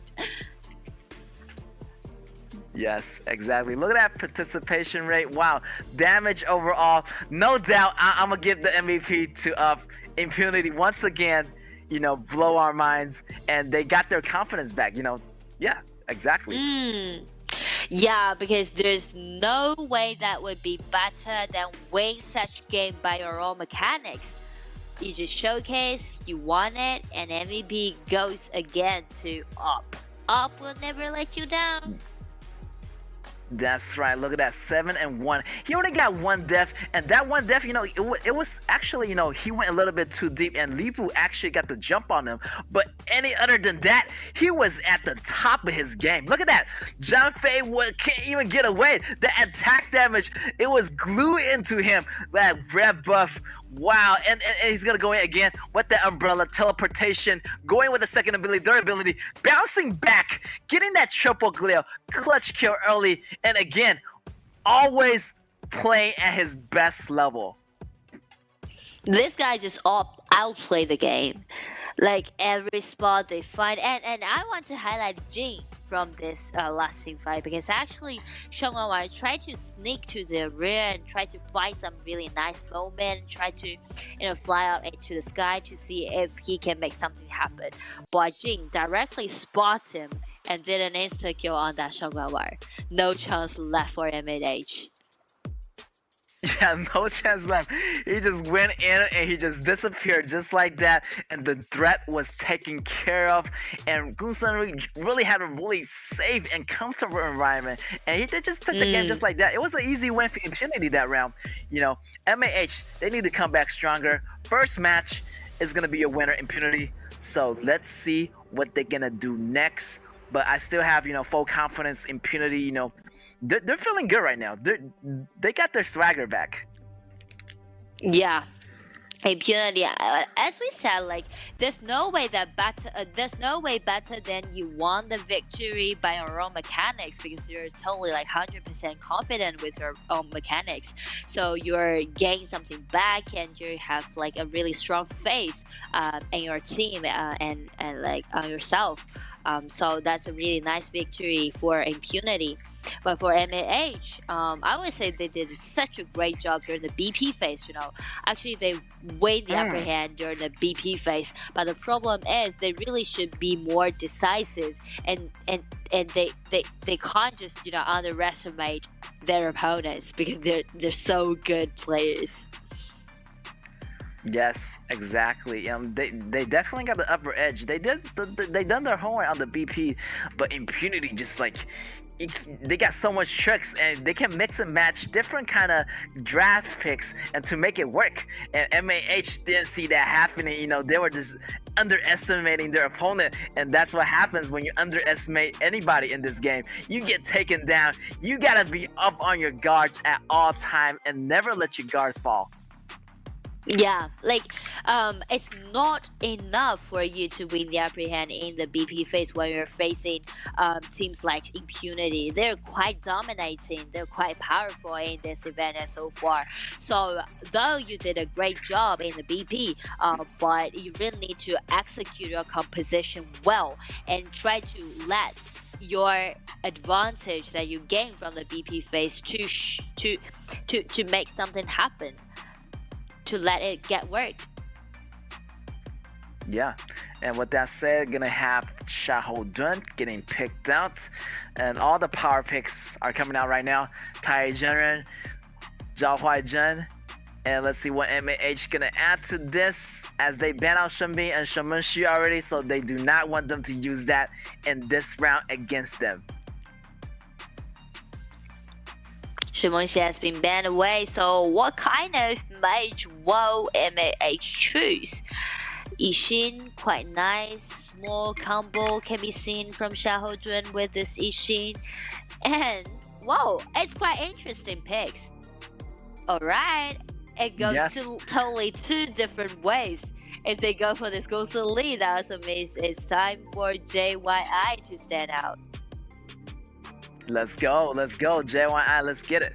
And it's gonna be up, he's facing, so he's better be up to the challenge. But right now, KAW gonna be coming out for Impunity. So, wow, as you say, KAW, gonna have a little bit of advantage against Gunshen Li in the laning phase. So, yeah, they need to bring it, MAH.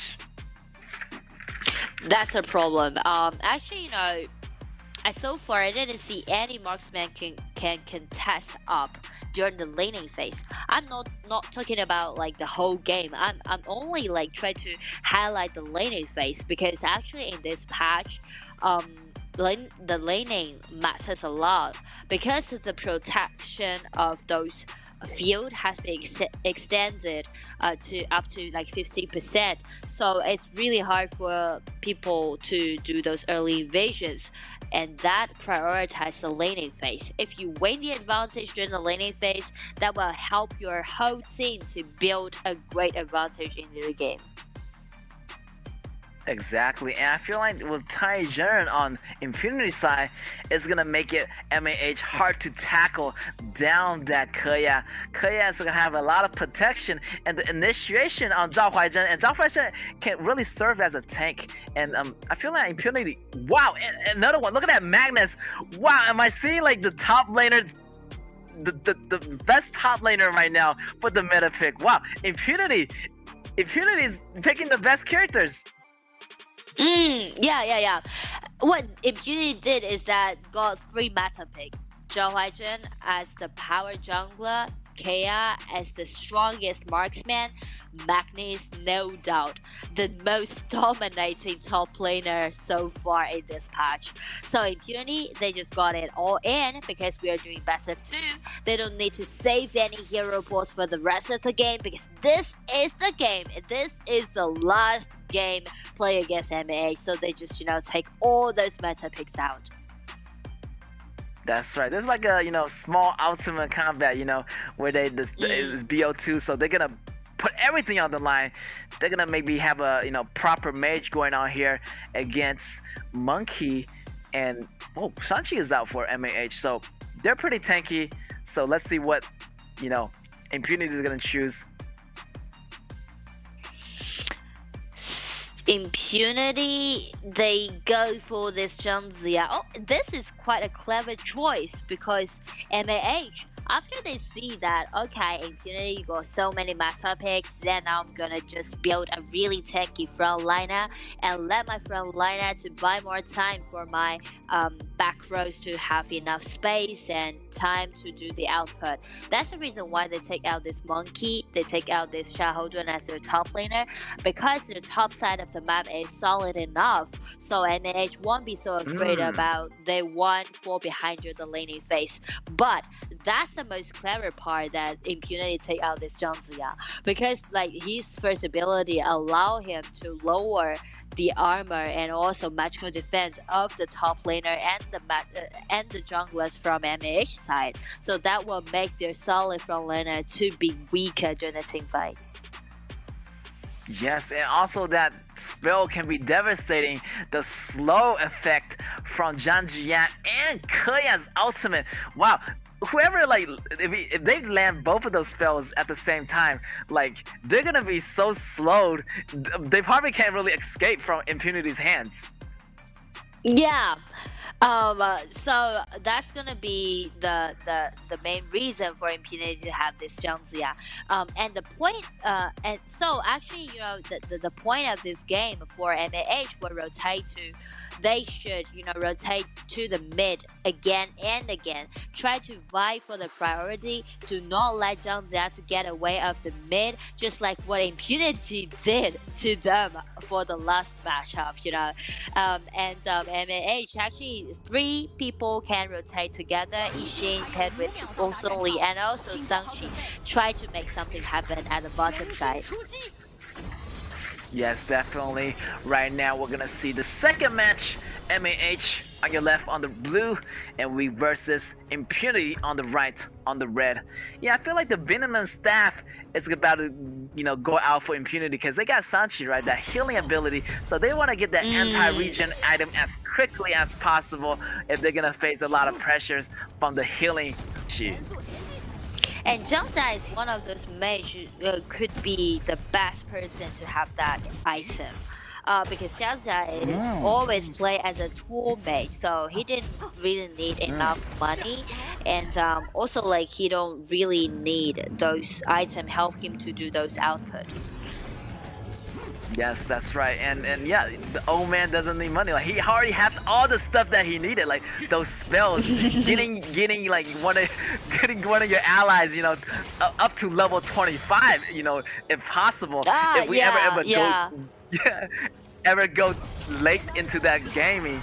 But yeah, I'm excited to see how Impunity gonna play him and with the combination of the draft that they're picking. Well, you know, from all those matches that I've been casting so far, I didn't see any marksman upgrade to level 25, you know. And so far, because that's a late game, maybe like 30 that's minutes. A super late game. Yeah. Maybe just like end of the world, tomorrow. you know. Wait until the end of the world. Yeah. See you tomorrow. Yeah, end of the world. Like forget about the dinners, forget about the lunch. I'm just gonna eat my breakfast. Yeah. Yes. But right now, you know, Gunshen Li, you know, he's facing up, and you tell me up. He's always winning those laning phases because of his high mechanical gameplay, and no wonder he's the MVP right now. Yeah. So Impunity, they never need to worry about their bottom lane. Up always gonna carry a good news to his allies. Yeah, that's why I mentioned. Look at that double slow effect from both of those characters. You know, Zhanjian and KAW. Look at that, and their ADC just went down just like that from MAH. The first blood was really easy for Impunity. Yeah, and actually they can play in a quite volatile way. Impunity, they got like 3 meta picks, Wygen and this Magnes and this KAW. So Impunity, after they got the winning lane, they can actually go for those invasions at the bottom. Yes, right now they're doing some rotations, getting that blue and getting out there as soon as possible. Impunity just want to take their resource slowly, one at a time, until they gain that goal advantage. And we're gonna see another rotation bottom right now. Look at that 3-man bottom, slow effect going in with the knockups. But you know, MAH is being really cautious here. You know, you got me one time, I'm gonna be really careful next time. Yeah. And we can see the tire rotation, something just happening at the riverside. Whoa, Tai activated ultimate, but would it be enough for the escape? Whoa, look at that, Magnus coming in with that. That's gonna be 2 members down. Wow, this is looking good for Impunity right there. 1 for 2 trade, but Impunity is still going on. He's gonna take down Zhao Huaizhen right there. 3 for 1 trade in favor of Impunity. Impunity only sacrificed their support, but they got 3 people from MH side had in return, so that's a total win for Impunity. And also, like, from the same fight, they got 3,000 gold lead. There's no way for MH to stop this KA right now. Yeah, I think Impunity was really happy about that trade. That investment, that return on investment was, you know, pretty worth it. Like low risk, you know, low input, but Yeah. like higher reward. Yes, and with that, they're gonna capitalize on that, you know, going in after jungles, but they won't let that happen. They won't let Impunity step all over them. They're gonna come back with a fight. There is the fight right there. They're gonna take down Impunity, yes, as they have the members of MAH coming in. You know, they're not giving them out a fight. They're still in the game, guys.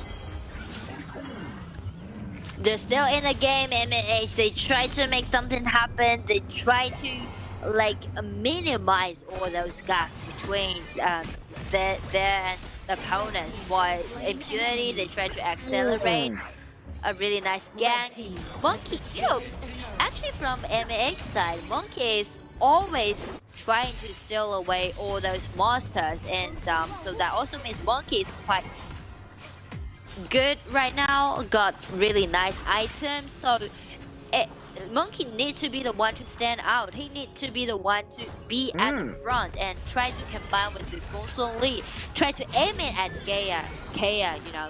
They want just let Kea to be there and just farm it up so comfortable. Yeah, you gotta do something right now. You cannot, you know, let up to be so comfortable, and it's gonna crush you in the end. So, you know, Hua from, you know, MAH, he need to do something here. He need to like make some plays happening. Again, as you mentioned, you know, synergy with the attacks, with Gongsun Li, with the synergy from the ultimate from Yixing to make something happen here. If they didn't deal with this Kea at this point, it would be even more difficult for them to do that so at the late game.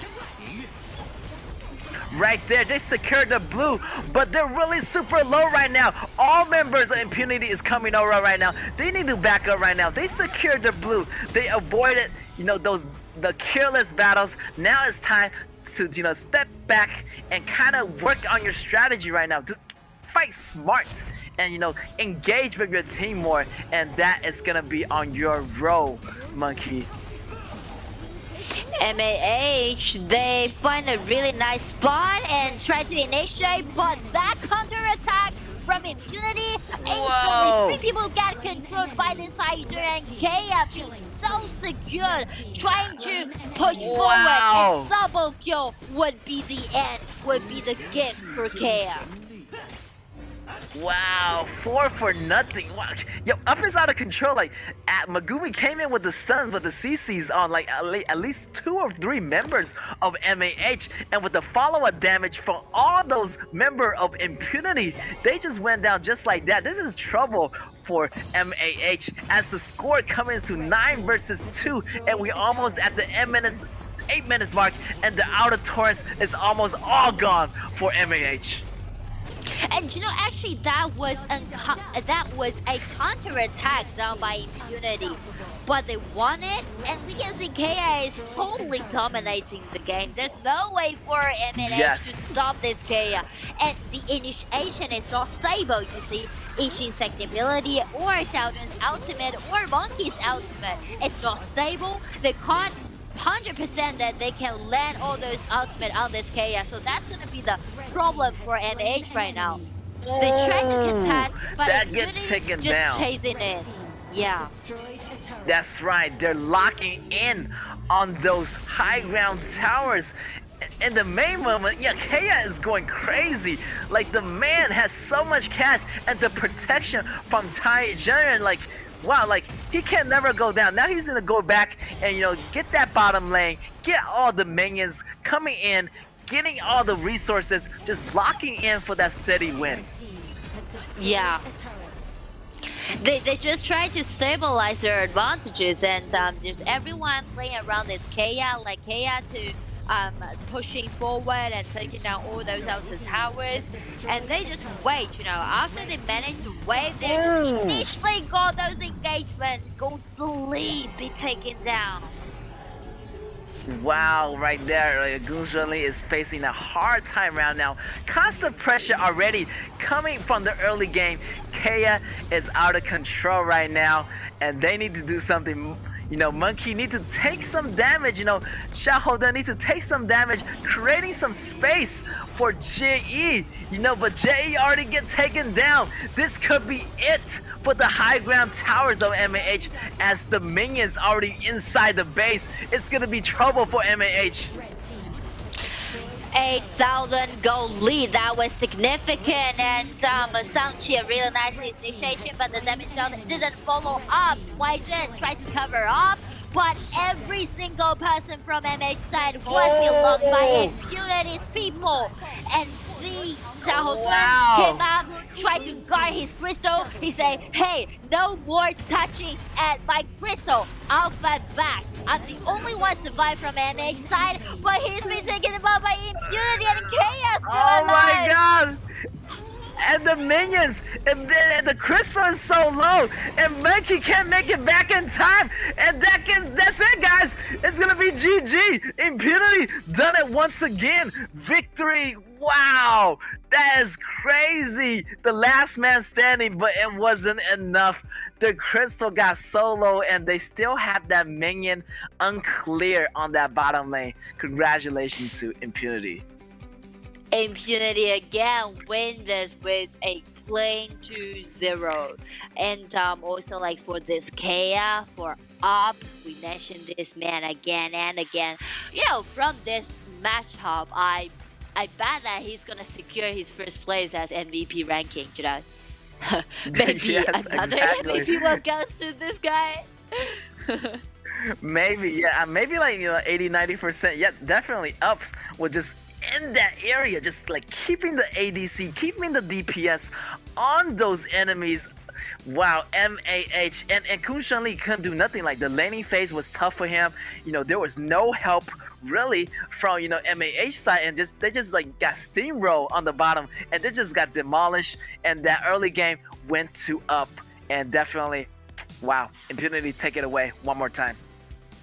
Yeah, I'm sure that Op's gonna be the main target for every team that's gonna play against Impunity, because like we just have a small callback about like yesterday's matchup. You see Impunity, they lost their game against Nova, right? It is because Nova shows such a high pressure, just constantly putting on Up and try to, you know, just lock in Up, and that's the main reason why Nova defeat Impunity from yesterday. But today, MAH, they did really nice job during the BP phase, tried to lock in Up, but when it goes into the real game, it seems like they're not ready to contest Up to lock him in.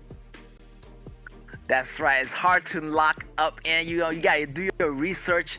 Nova's Esports did a really good job. You know, they know what Up's gonna do, so they done a really good advantage locking him down. But you know, MAH, as you say, they're a little bit young. You know, they're not ready for that yet. So yeah, they could, you know, do more research, do better next time, come back.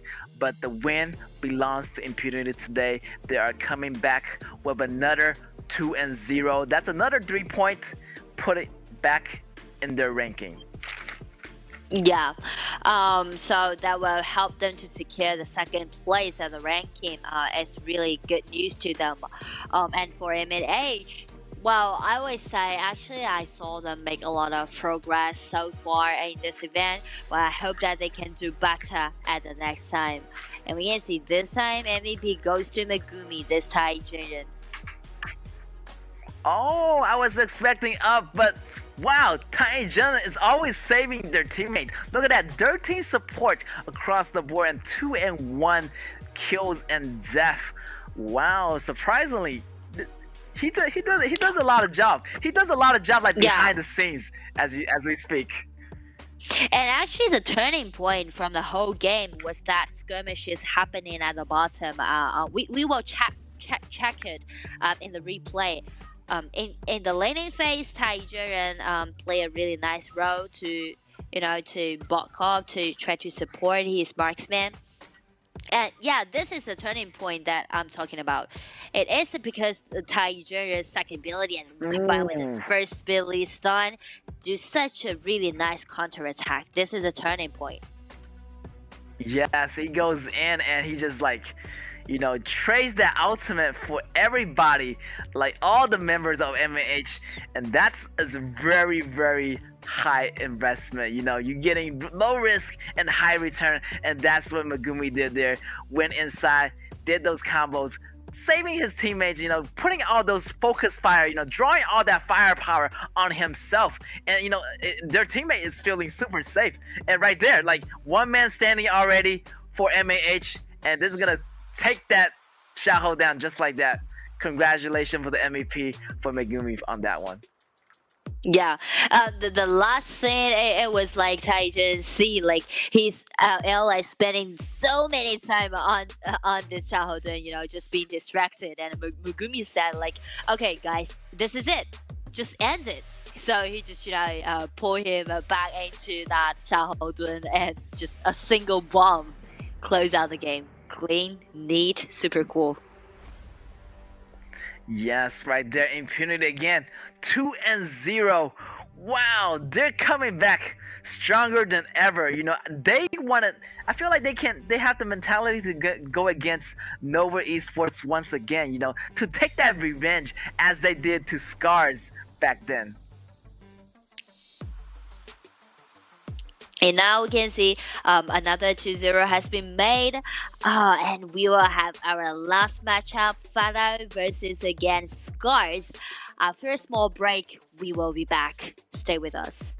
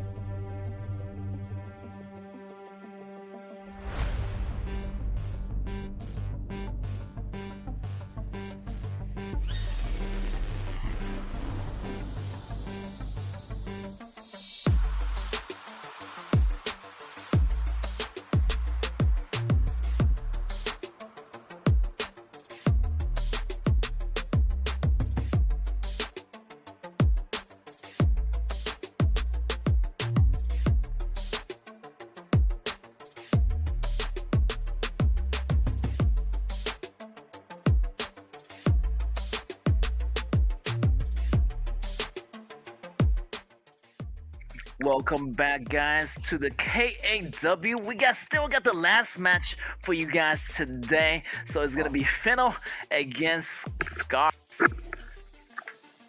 Yes, the last game, the last matchup, and these two teams, they're quite even and they're quite toe to toe. Seems like the ranking is quite similar. Fano at their eighth place and Scars at their seventh place. So this gonna be the game for them to decide who's gonna climb higher, but who's gonna leave at the eighth place.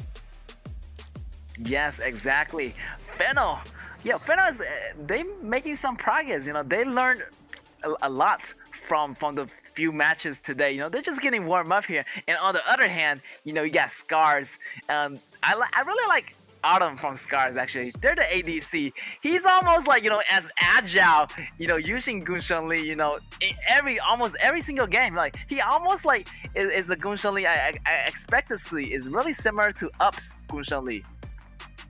Yeah, and I would say Autumn is the one to save the team because we've mentioned about Scar's rotation that they did on the marksman because that was Winfeng who would be the original lineup in this event, but Autumn came back again because Autumn was the marksman for Scars back into KIC. So after Autumn come back, Scars they really had a nice reverse because they got 2 wins after Autumn came back. Yes, and Fennel do not want Autumn to take that Gunshun Lee. And again, the Scar is gonna reply really fast with that KAW and Tai General combo. Wow, Scars on the reply. Great job. Yeah, just the normal counter pick towards this Gongsun Lee. So Scar's gonna be quite comfortable at their bottom. Fano, they try to be so aggressive, no more. Lambert has seen this Lambert again. Wow, and we're gonna see that Montaigne coming out. Wow, this is gonna be really comfortable for KAW in the back. Montaigne in the front line, absorbing all those damage, and not to mention the sustain it has. It also Montaigne has 2 life. That's mean his army soldier is gonna have 2 life. That's like 10 people having 2 life. So this is crazy. Sky, their strategy is trying to build such a solid wall for KAW, bodyguardians and 10 people standing in front of him. Yes, treat him the like a baby. general is out, guys. Yes, Yeah. and right there, my Shinui is gonna get chosen. Wow, that's gonna be an assassin for Scars. Let's see what Fennel's gonna apply. Maybe they're gonna reply with assassin mage as well with Sangguan. Fano's first 4 picks just made me feel like there's no way for them to retreat, There's no way to back off. Everyone just under one calling, everyone just marching forward, smash in, and tear Scar's composition up. But the problem is, while they get across from that mountain once he broke out his ultimate, and while they be so careful about my Shinui, his position. Fano, they need to be so aggressive, but still, they need to be cautious at the same time. Yes, they need to be cautious because they got a lot of burst damage on Scar's side. Look at that. Look at that Montaigne. He's going to have that flash ready, and you know when he pop in, and you're going to have the follow-up damage from my Shinui, and the burst damage, not to mention a Nakaruru. That burst damage is going to come in, and once they get all those items, they're going to be on fire for Scars. The damage rolling in, I don't think their front line is gonna sustain all that damage, even with Lombard, even with Xiaoho, but they need to be careful. This game would be put into quite furious vibes, because it's not easy to see 2 assassin mage came out together in one game. And also 2 core junglers came up in one game.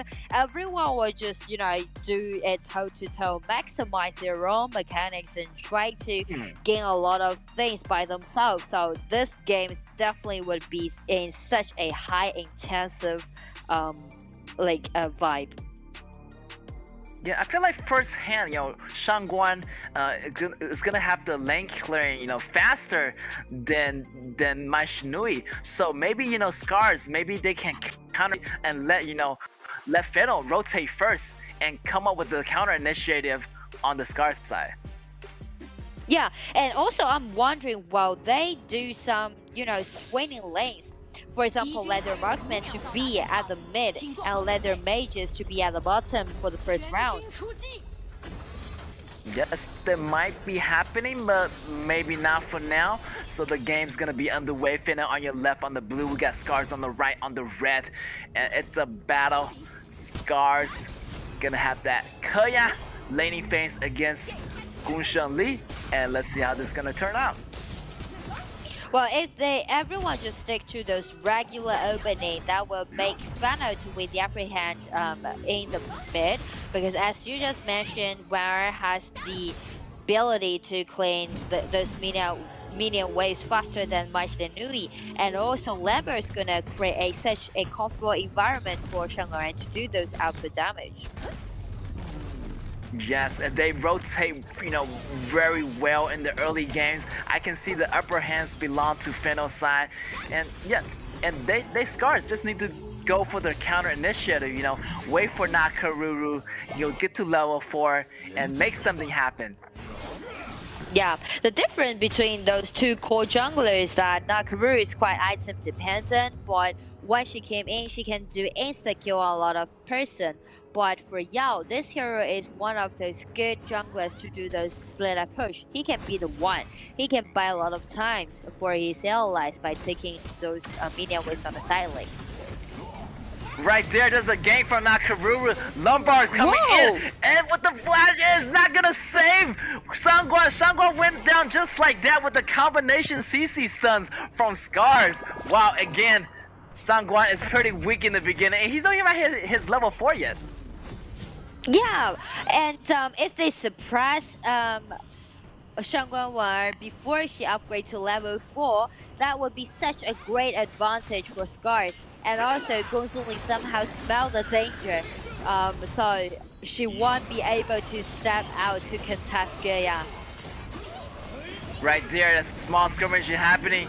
Yao get taken extremely low. He's gonna go down with that flash from Muntian, and Muntian's gonna go down as well. 1v1 trade there's going on. Top lane for a jungler.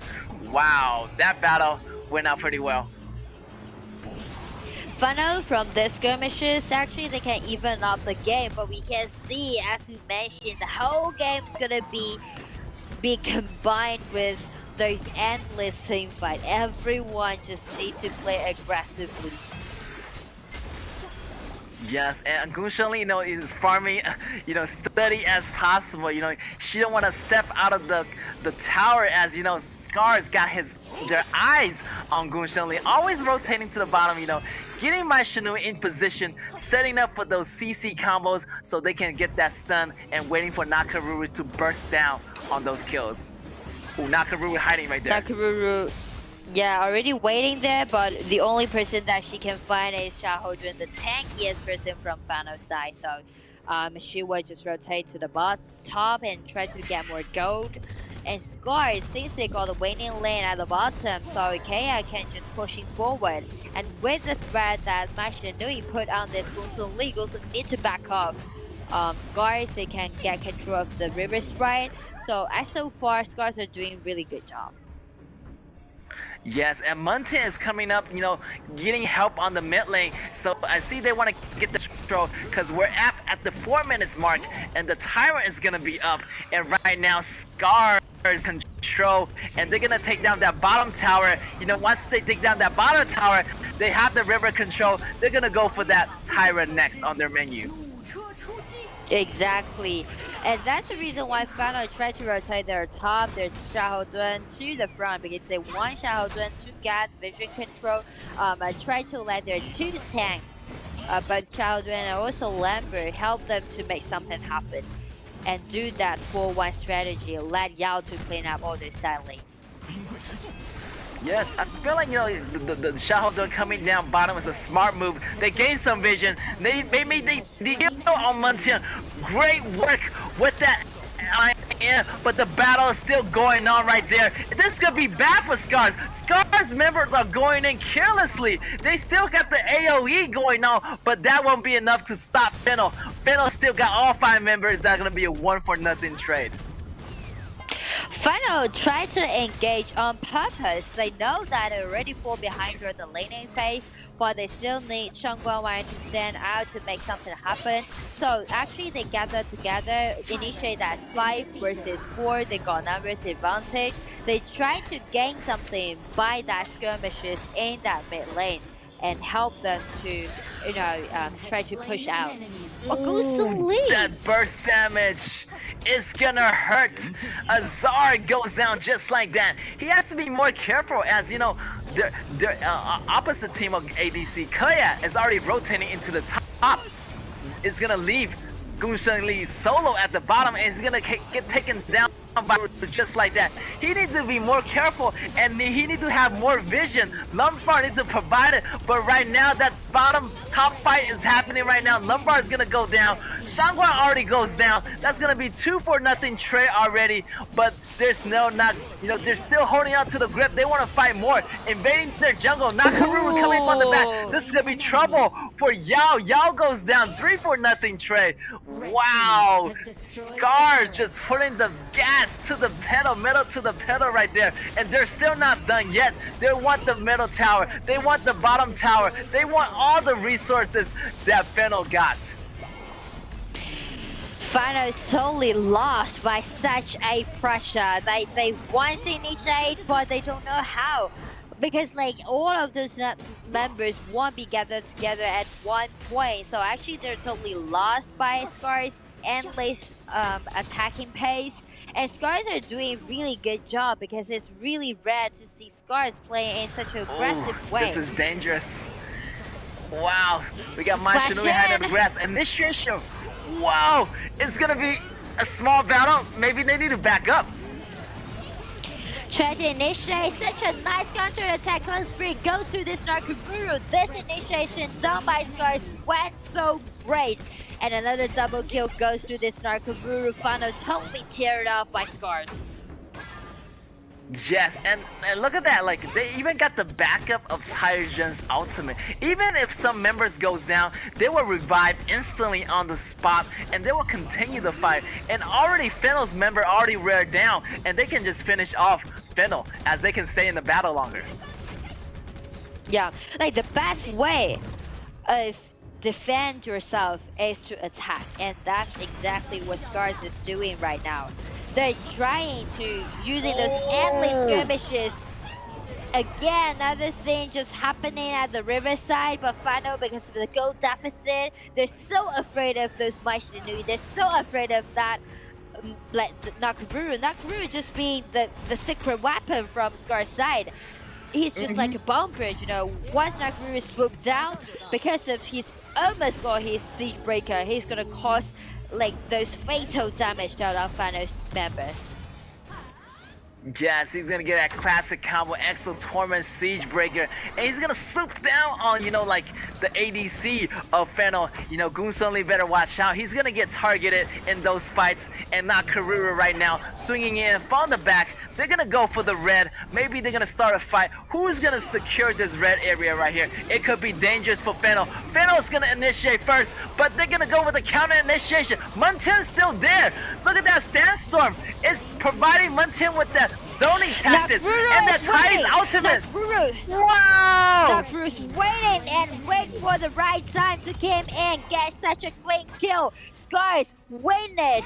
0 trade for such a big advantage down by Scars, and we can see they already got 10 kills in lead and 10k 1,000 gold in lead.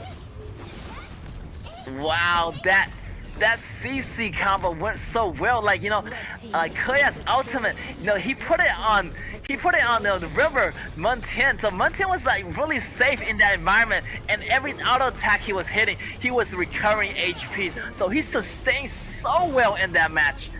and that's gonna be Fennel's gonna fight back. Would that be enough? They're in deficit and go, so they don't have damage enough to take them down. Tai still the ultimate going on. Look at that hiding skill from KAW. KAW's almost down. Can he make it out? Oh my God, KAW with the clutch kill, and he's still alive. 2 members of Fennel falls.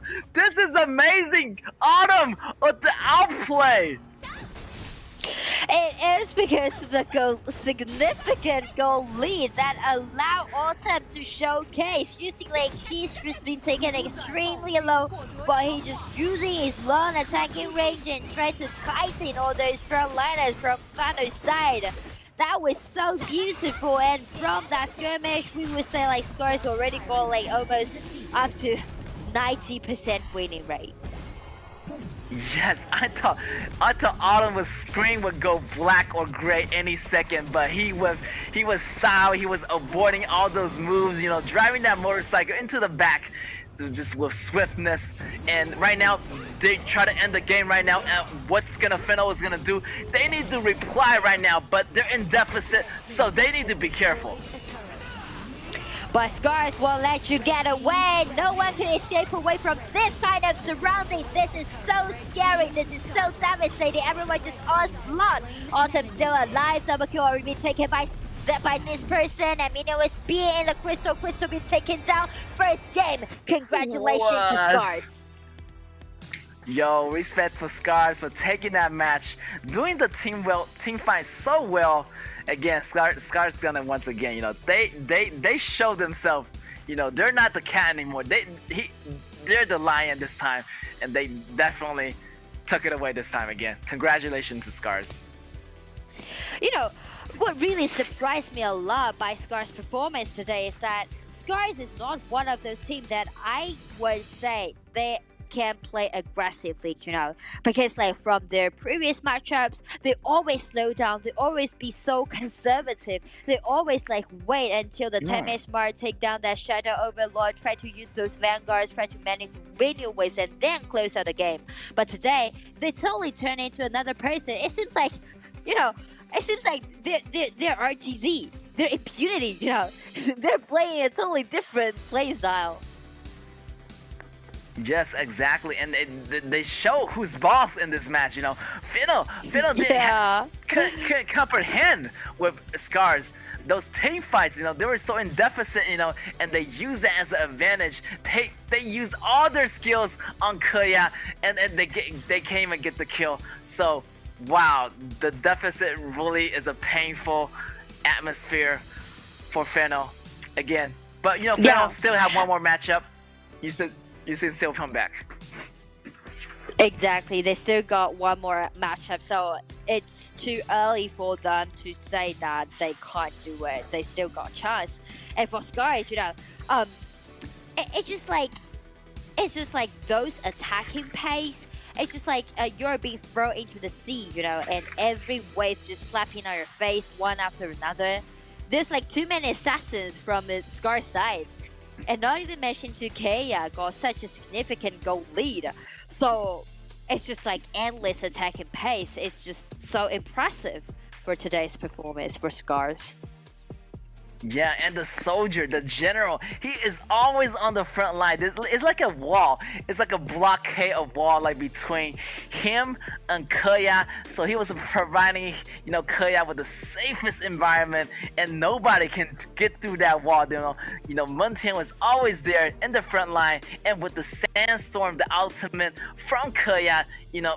Man, Muntian survived so long in those fights, and they gained so much advantage over Fennel in those moments, in those team fights. He's just being the most trustworthy ally for KAW, should I? And also like Taijun will always be there providing the extra life, so it's really hard for Fano to break through the front liners, dive right into the back laners and try to aim it at KAW. We can see like Fana try so hard, 3 people together try to take that KAW down. You know that happening on the top side in the blue bot field, right? That one, but KAW just escape away from that surrounding. Yes, that finesse that style, extra style get away. Like I would give extra style point just for that escape. And here you have it. Your MVP goes to Tay. MVP for Scars. Nakaruru 6-0 and 8 across the board. Wow, the man has skills. The man is just like a bumper, you know. He's farming quite well, and after she got her first item, the Access Tournament, he just began to slide. Yes, look at that. Look at that. Look at here, right here. Like they try to engage, but their teammates is not in the area, and Sangwan like didn't know what to come in. They just come in too slow right there. They need to attack at the same time. But Scars is always in a group. They always engage at the same time. And Fennel, they just get separated, and they saw that. They saw that, and they take that advantage, just go in and just ended the game right there. Fennel needs to do a better job on communicating when to go in at the same time. I feel like they would have picked a better mage, maybe a mage with AOE, because they have like a lot of people standing together as well. Yeah, like we mentioned that before during the game, that the two differences between the core junglers, like once Nakaruru has fully decked out, she's gonna do burst damage on all those person. But on the other side, Yao is more like doing the split up push. But there's no room left for Fano to do that split up push. That's right. Definitely Scars done it again. We're gonna go match 2. They're gonna switch sides. So let's see what they're gonna do. Fennel, you gotta bring it this time. It's still time to come back, and the BP phase is gonna be underway. They want to take out, some important picks, because they already saw, what Scars chose in the first round. So they might, ban out those ADCs they choose. Exactly, Scars gonna ban out KAW, and Kushali, another one power pick. They both get banned out. So This is really interesting because like Scar is better with his KAW and just being obvious that give me that Lee. And Fano said, no way, I just ban away this Lee. No way to have the power pick. Exactly. Ooh, we have Luban. Maybe we're gonna see. I really want to see Hwanjung. Hwanjung has been really powerful lately in the meta. And with the Luban, the positioning fix combo, it could be really devastating. But Musashi and Charlotte gonna be your warriors for this match for Scars, and Fennel has Shunbing, the best T0 support you can have for this current meta, and with Zhao Huaizhen. And let's see what they're gonna add to this. I'm really curious, like what kind of ADC both sides is gonna be choosing, because KAW and Gunshunli is out of the picture. Yeah, both ADC has been out of the picture. So for Fano, maybe Monya would be a really nice choice because they can, doing this pushing forward strategy in the mid game. And for Scars on the other side, Direnjie or Fun would also be nice. Yes, definitely Manya really synergies really well with Shunbing, and those lane rotations, as you say, they're gonna see those, early push, and they're gonna ban Manya as we speak. I'm sorry. Yeah. They're gonna close out the choices, Yeah, if Scars want to do it thoroughly, maybe they could just ban away that Direnjie, Oh, Garo has been banned away the same. Won't let you to have any marksman that can play defensively. Out of all the BP, half of the bans are ADC. Did you realize that? Yeah. Autumn, definitely, we highlight this person a lot. And Ozza, don't forget, Ozza, the first showcases, this man with that Alexio got triple kill. Quadra kill. Yes, exactly. I don't know what to expect now. So they don't have a lot of choices for the ADC. Maybe, Autumn. Here we go. Alexio. Here it is. Is gonna go to Scars. Is he gonna lock it in? he's gonna take, Alexia away from Fino. They know that they got that project kill in the beginning. What? Marco Polo? Are you kidding me? What is this? Marco Polo? What? He's gonna have a difficult time in the early phases. I'm sorry, Marco Polo. I love you, but you're gonna have a difficult time laning phase. Yeah, like I don't know. Like for this game, Marco Polo, is it really a nice choice? Well, if there's like so many frontliners or so many tanks on the other side, I would say Marco Polo would be a really nice choice.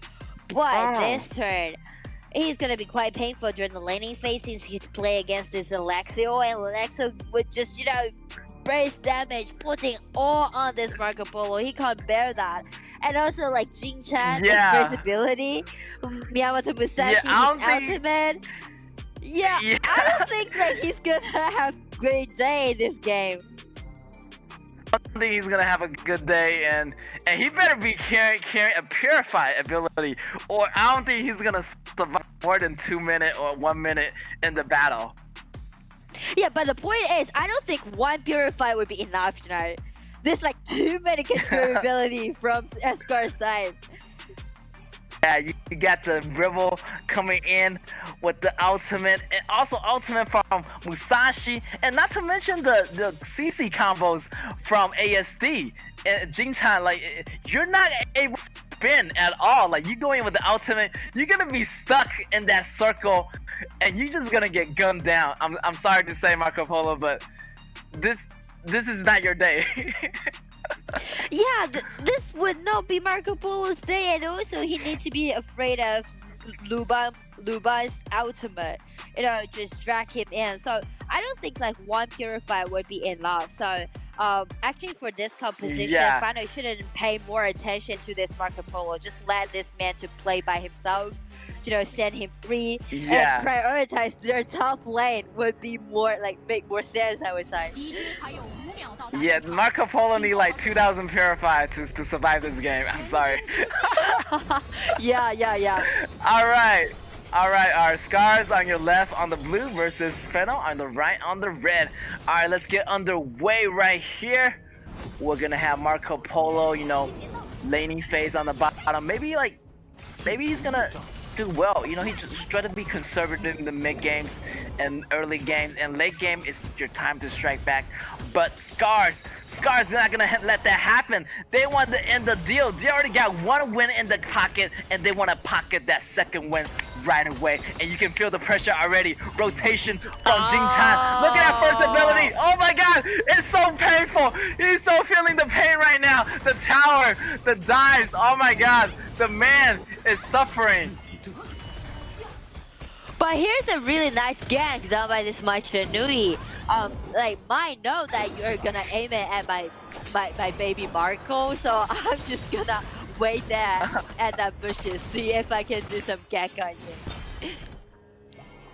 Yes, exactly. They need to save Marco, save him from the early game, kind of babysit him until he get really, really strong in the late stage, and that's when they're gonna be trouble for Scars. But Scars, man, there's so many combos, and it's gonna be hard. Right there, ultimate. My Shinui is gonna go down because there's no way she's gonna survive that. There was like 3 men in the bush with ultimate, with CCs, and that first blood, easy first blood, is gonna go to Scars.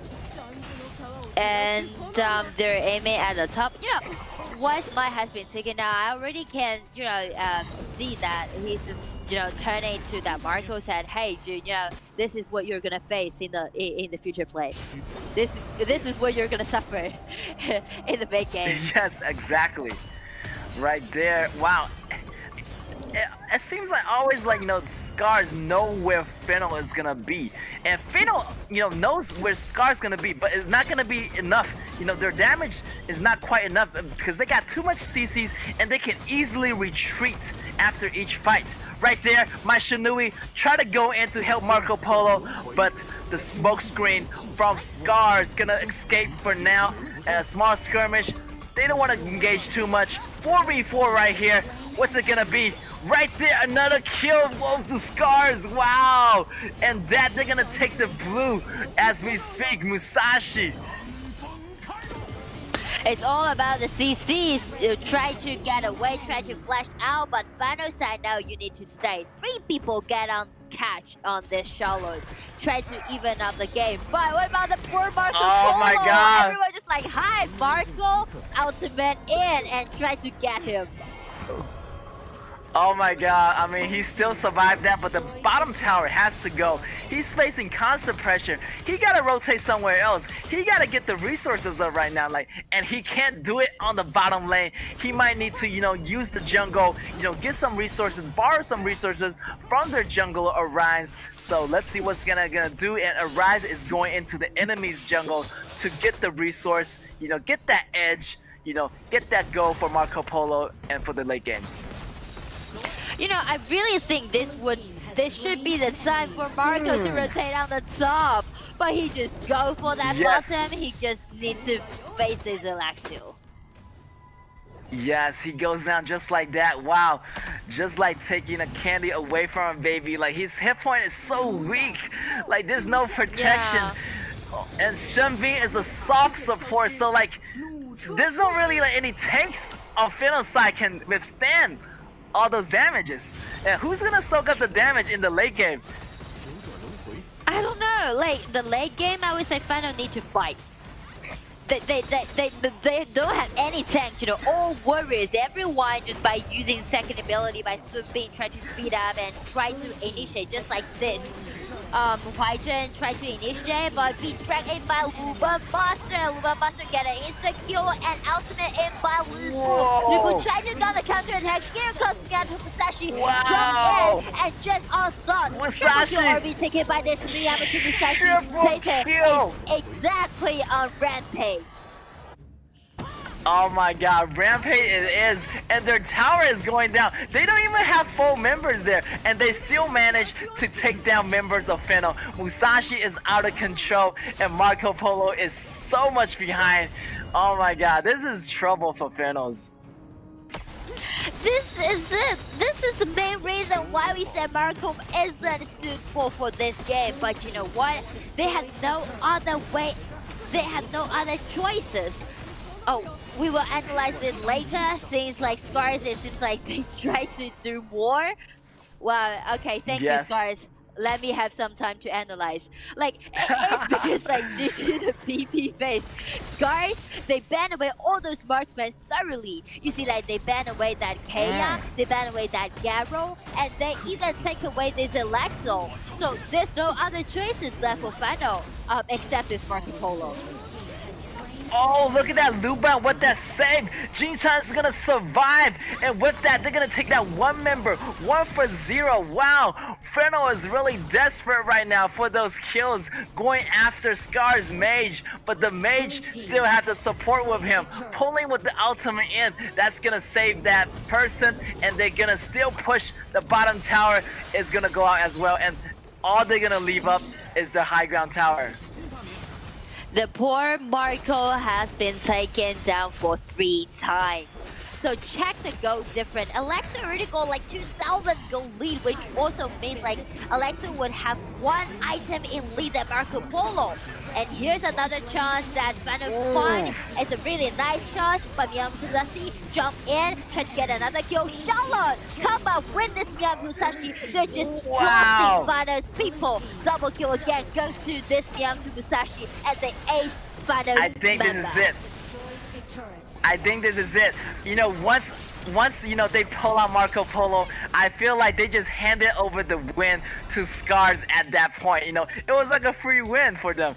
I don't know why. They did a great job on the VP. Banning out all the ADCs, and they had no choice to go with Marco Polo.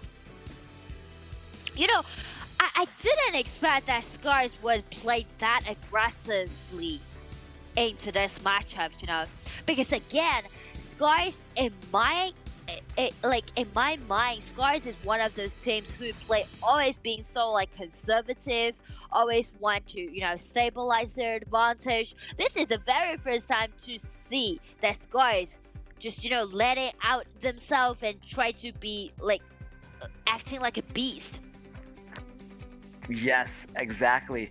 And the beast is within Scars, dominating over Fennel. Wow, Finland had no chance to bite back, and that early game, wow, Marco Polo just handed them the win just like that. As we say, the game didn't last pretty long, and Scars again taking away the victory once again. Congratulations to them.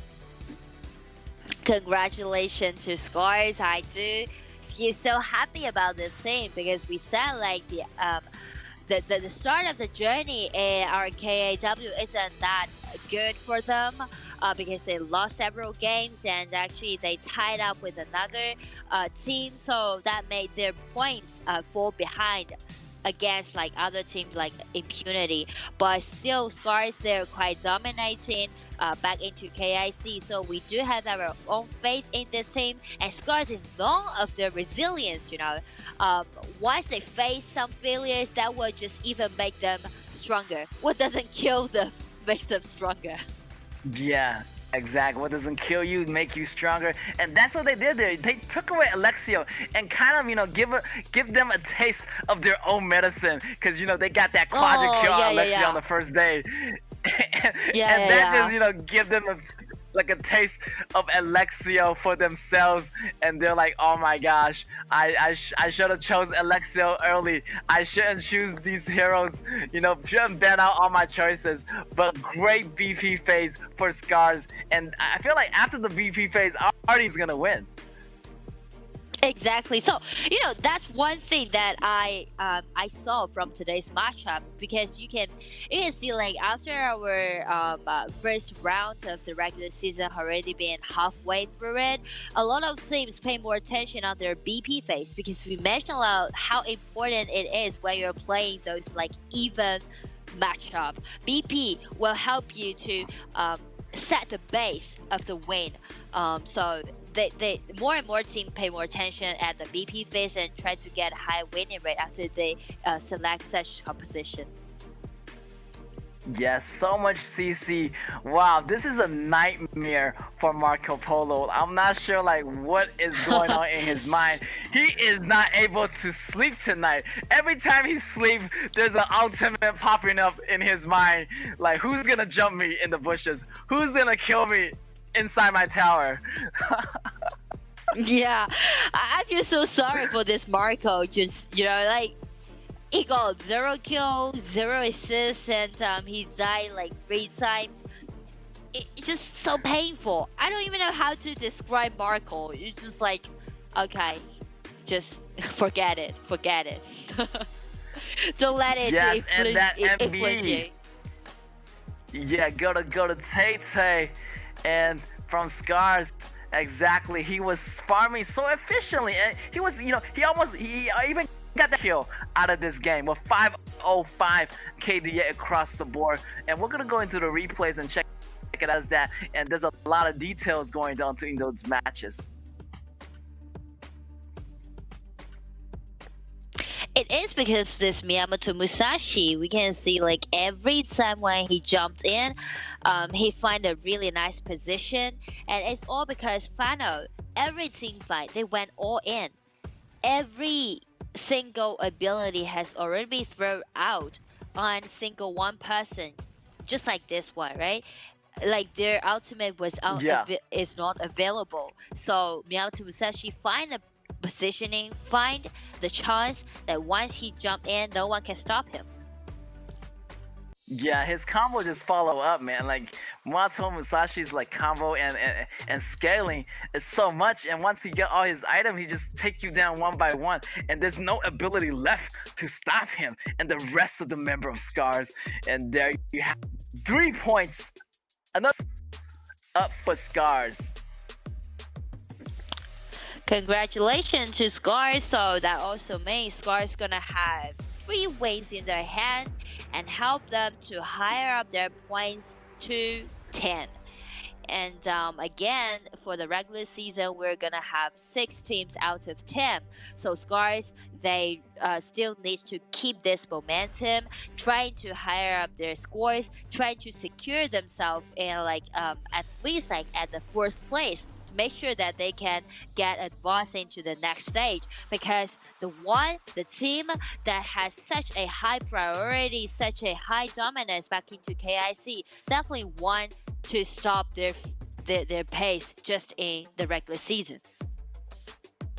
That's right. They still have a mission, They want to get back at Impunity for defeating them on the first day. So go Scars, I'm rooting for you. You can still come back from this. Try to make yourself, go into the qualifiers. Get yourself back in the top 6 position. Yeah. It would be safer for you to stay at least maybe 3rd or 1st position. And for Fano, there's still chances left for them, but they need to buck up. They need to make sure that when they are facing against those teams which is fall behind than them at the ranking, they need a clean 2-0 win to help them to get at least like 3 points every time in their pocket. Yes, and then choose another ADC if they see another composition just like that. Yeah, Marco has been criticized a lot by you. Yeah. Marco, I'm sorry, Marco, but there's just too much threats on the enemy side. The draft was going against you, but it was good. It was great. Thanks for trying. It was nice try. You guys did great. But there's always a chance to come back. Talk it over with your teammates. Talk it over with the analysts. Talk it over with your coach. Have a better composition. Maybe block out all those threats, and having some tanks. To have some good protection before going out with those picks again. Exactly. You need to make sure that you know why you ban away. You can't just follow up your opponent's pace. Like, okay, you ban away, then I want to do some counterattack, so this might be a good choice. Then you will lose the priority during the BP phase. You need to know what you want before you start. You start it. And you need to know that how you're gonna lock in someone, aiming at someone, targeting at some certain players, and help you to build the advantage from the BP. Exactly. And this is our last match of the day, guys. But we still have a lot of matches coming up in the next week. And this is our week 2 already. So there's a lot of matches been happening. Everybody's warmed up already. So we're gonna see all the teams their highest potential in the next week or so. It's gonna be awesome. Everybody's warmed up and it's gonna be cool. Yeah. First, for the first round, we still have got Impunity versus against RTZ. I'm really excited to see that one. And also, since we're doing double round robin, that also means Nova will have a second chance to challenge RTZ. Though they lost the first game, from the start. But I don't know. The result won't be that promising if they go to the second round. That's right. They can get their revenge, from their first day. I feel like all the team just changes after the first week. After so warmed up, and yeah, definitely. And look at today's results. We got RKB Sports versus Alpha D, but Alpha D take it away with 2-0, and that's gonna be the same. RTZ have 2-0 on their board, and Nova Esports again killing KG with the 2-0. Impunity take it away with another 3 points, and Fennel lastly, Scars gonna take away that win. So again, it all end up with clean, neat 2-0. So that makes the rank even had bigger gap, because we can see RTZ with 8 wins in a row all end up with 2-0. They already got 24 points in their pocket, and Impunity secured the second place. And surprisingly, Nova keeping such a great momentum, 5 wins in a row and only 6 wins in a row, only lost 1 game, 18 points in their hand, secured the third place. And again, after the regular season, that would be 6 out of 10. So for KG, Fano, LPZ, RKB, they really need to, to do something to make something happen. Yes, the rankings from 6 to 10. You guys have to step it up. And in the meantime, we're talking about up. Already have his 7-time MVP. Look at that. Look at that man. That man is like not changing his position at all. He's always up in the number 1 ranking spot. Yeah, exactly. Like Up will never let you down. Yes. And also look at number 5. Like I'm gonna have the chances to interview one of the players from the MVP port, and that's gonna be 10x, and we're gonna go into that interview right about now. Let me get into the call with 10x. Action. Hello 10x， 我是 Get， 可以 Hello，跟大家打个招呼吗？ Hello，大家好，我是今天的比 RCC 赛打的战队的天下。Hello， good job on today's matchup. I have some questions for you. 今天比赛打得特别好，我就想问你几个问题啊。Is this your first time playing in a formal competition? How do you feel about this? 这是你第一次正式的打比赛吗？感觉如何？感觉蛮不错的，喜欢这样的竞技状态。然 Yeah, 后 he 的话， says 我 that 们 you 也 know. 我们也不是第一次打官方的联赛了。He says that 10x said that he feels really good about today's match, and it's not their first time, competing already. This is might be the second time, third time competing already. And our next question is gonna be, what motivated you to participate in this match? 为什么会来参加这次的比赛呢？主要的话是官方的话有给到我们一个这样可以在平台上展示自己的机会的话，我们想把握住吧，就参加一下。Yeah, so 10x said that thanks to Honor King, the official tournament, they invited him to the big stage. Also, their team is really happy to be on the big stage competing for the prize. Next question. You got so many MVPs. Could you share with us a little bit about what you did to prepare for this? 你拿了这么多 MVP， 是不是为了这个比赛做了很多准备？可以跟我们分享一些你的准备吗？可以。对了，我们在开赛之前的确是打了很多的训练赛的，就做了充分的准备去应对这个比赛。Yes, so 10x said that he and his team did a lot of preparation for this match. They kind of trained under the coach, going through all different kind of phases of the training and kind of, practice a lot before this match. And last question, what kind of result you're hoping to achieve in this competition? 通过这次比赛呢，你希望你可以取得什么样子的成绩呢？我们现在的目标的话，可能就是想先取得一个季后赛的名额吧，然后后面的话，我们再根据我们的那个当下的状态而决定吧。就我们现在的目标是想先进入季後賽。Yeah, so 10x said that he and his team right now, their goal right now is just to go into the qualifiers.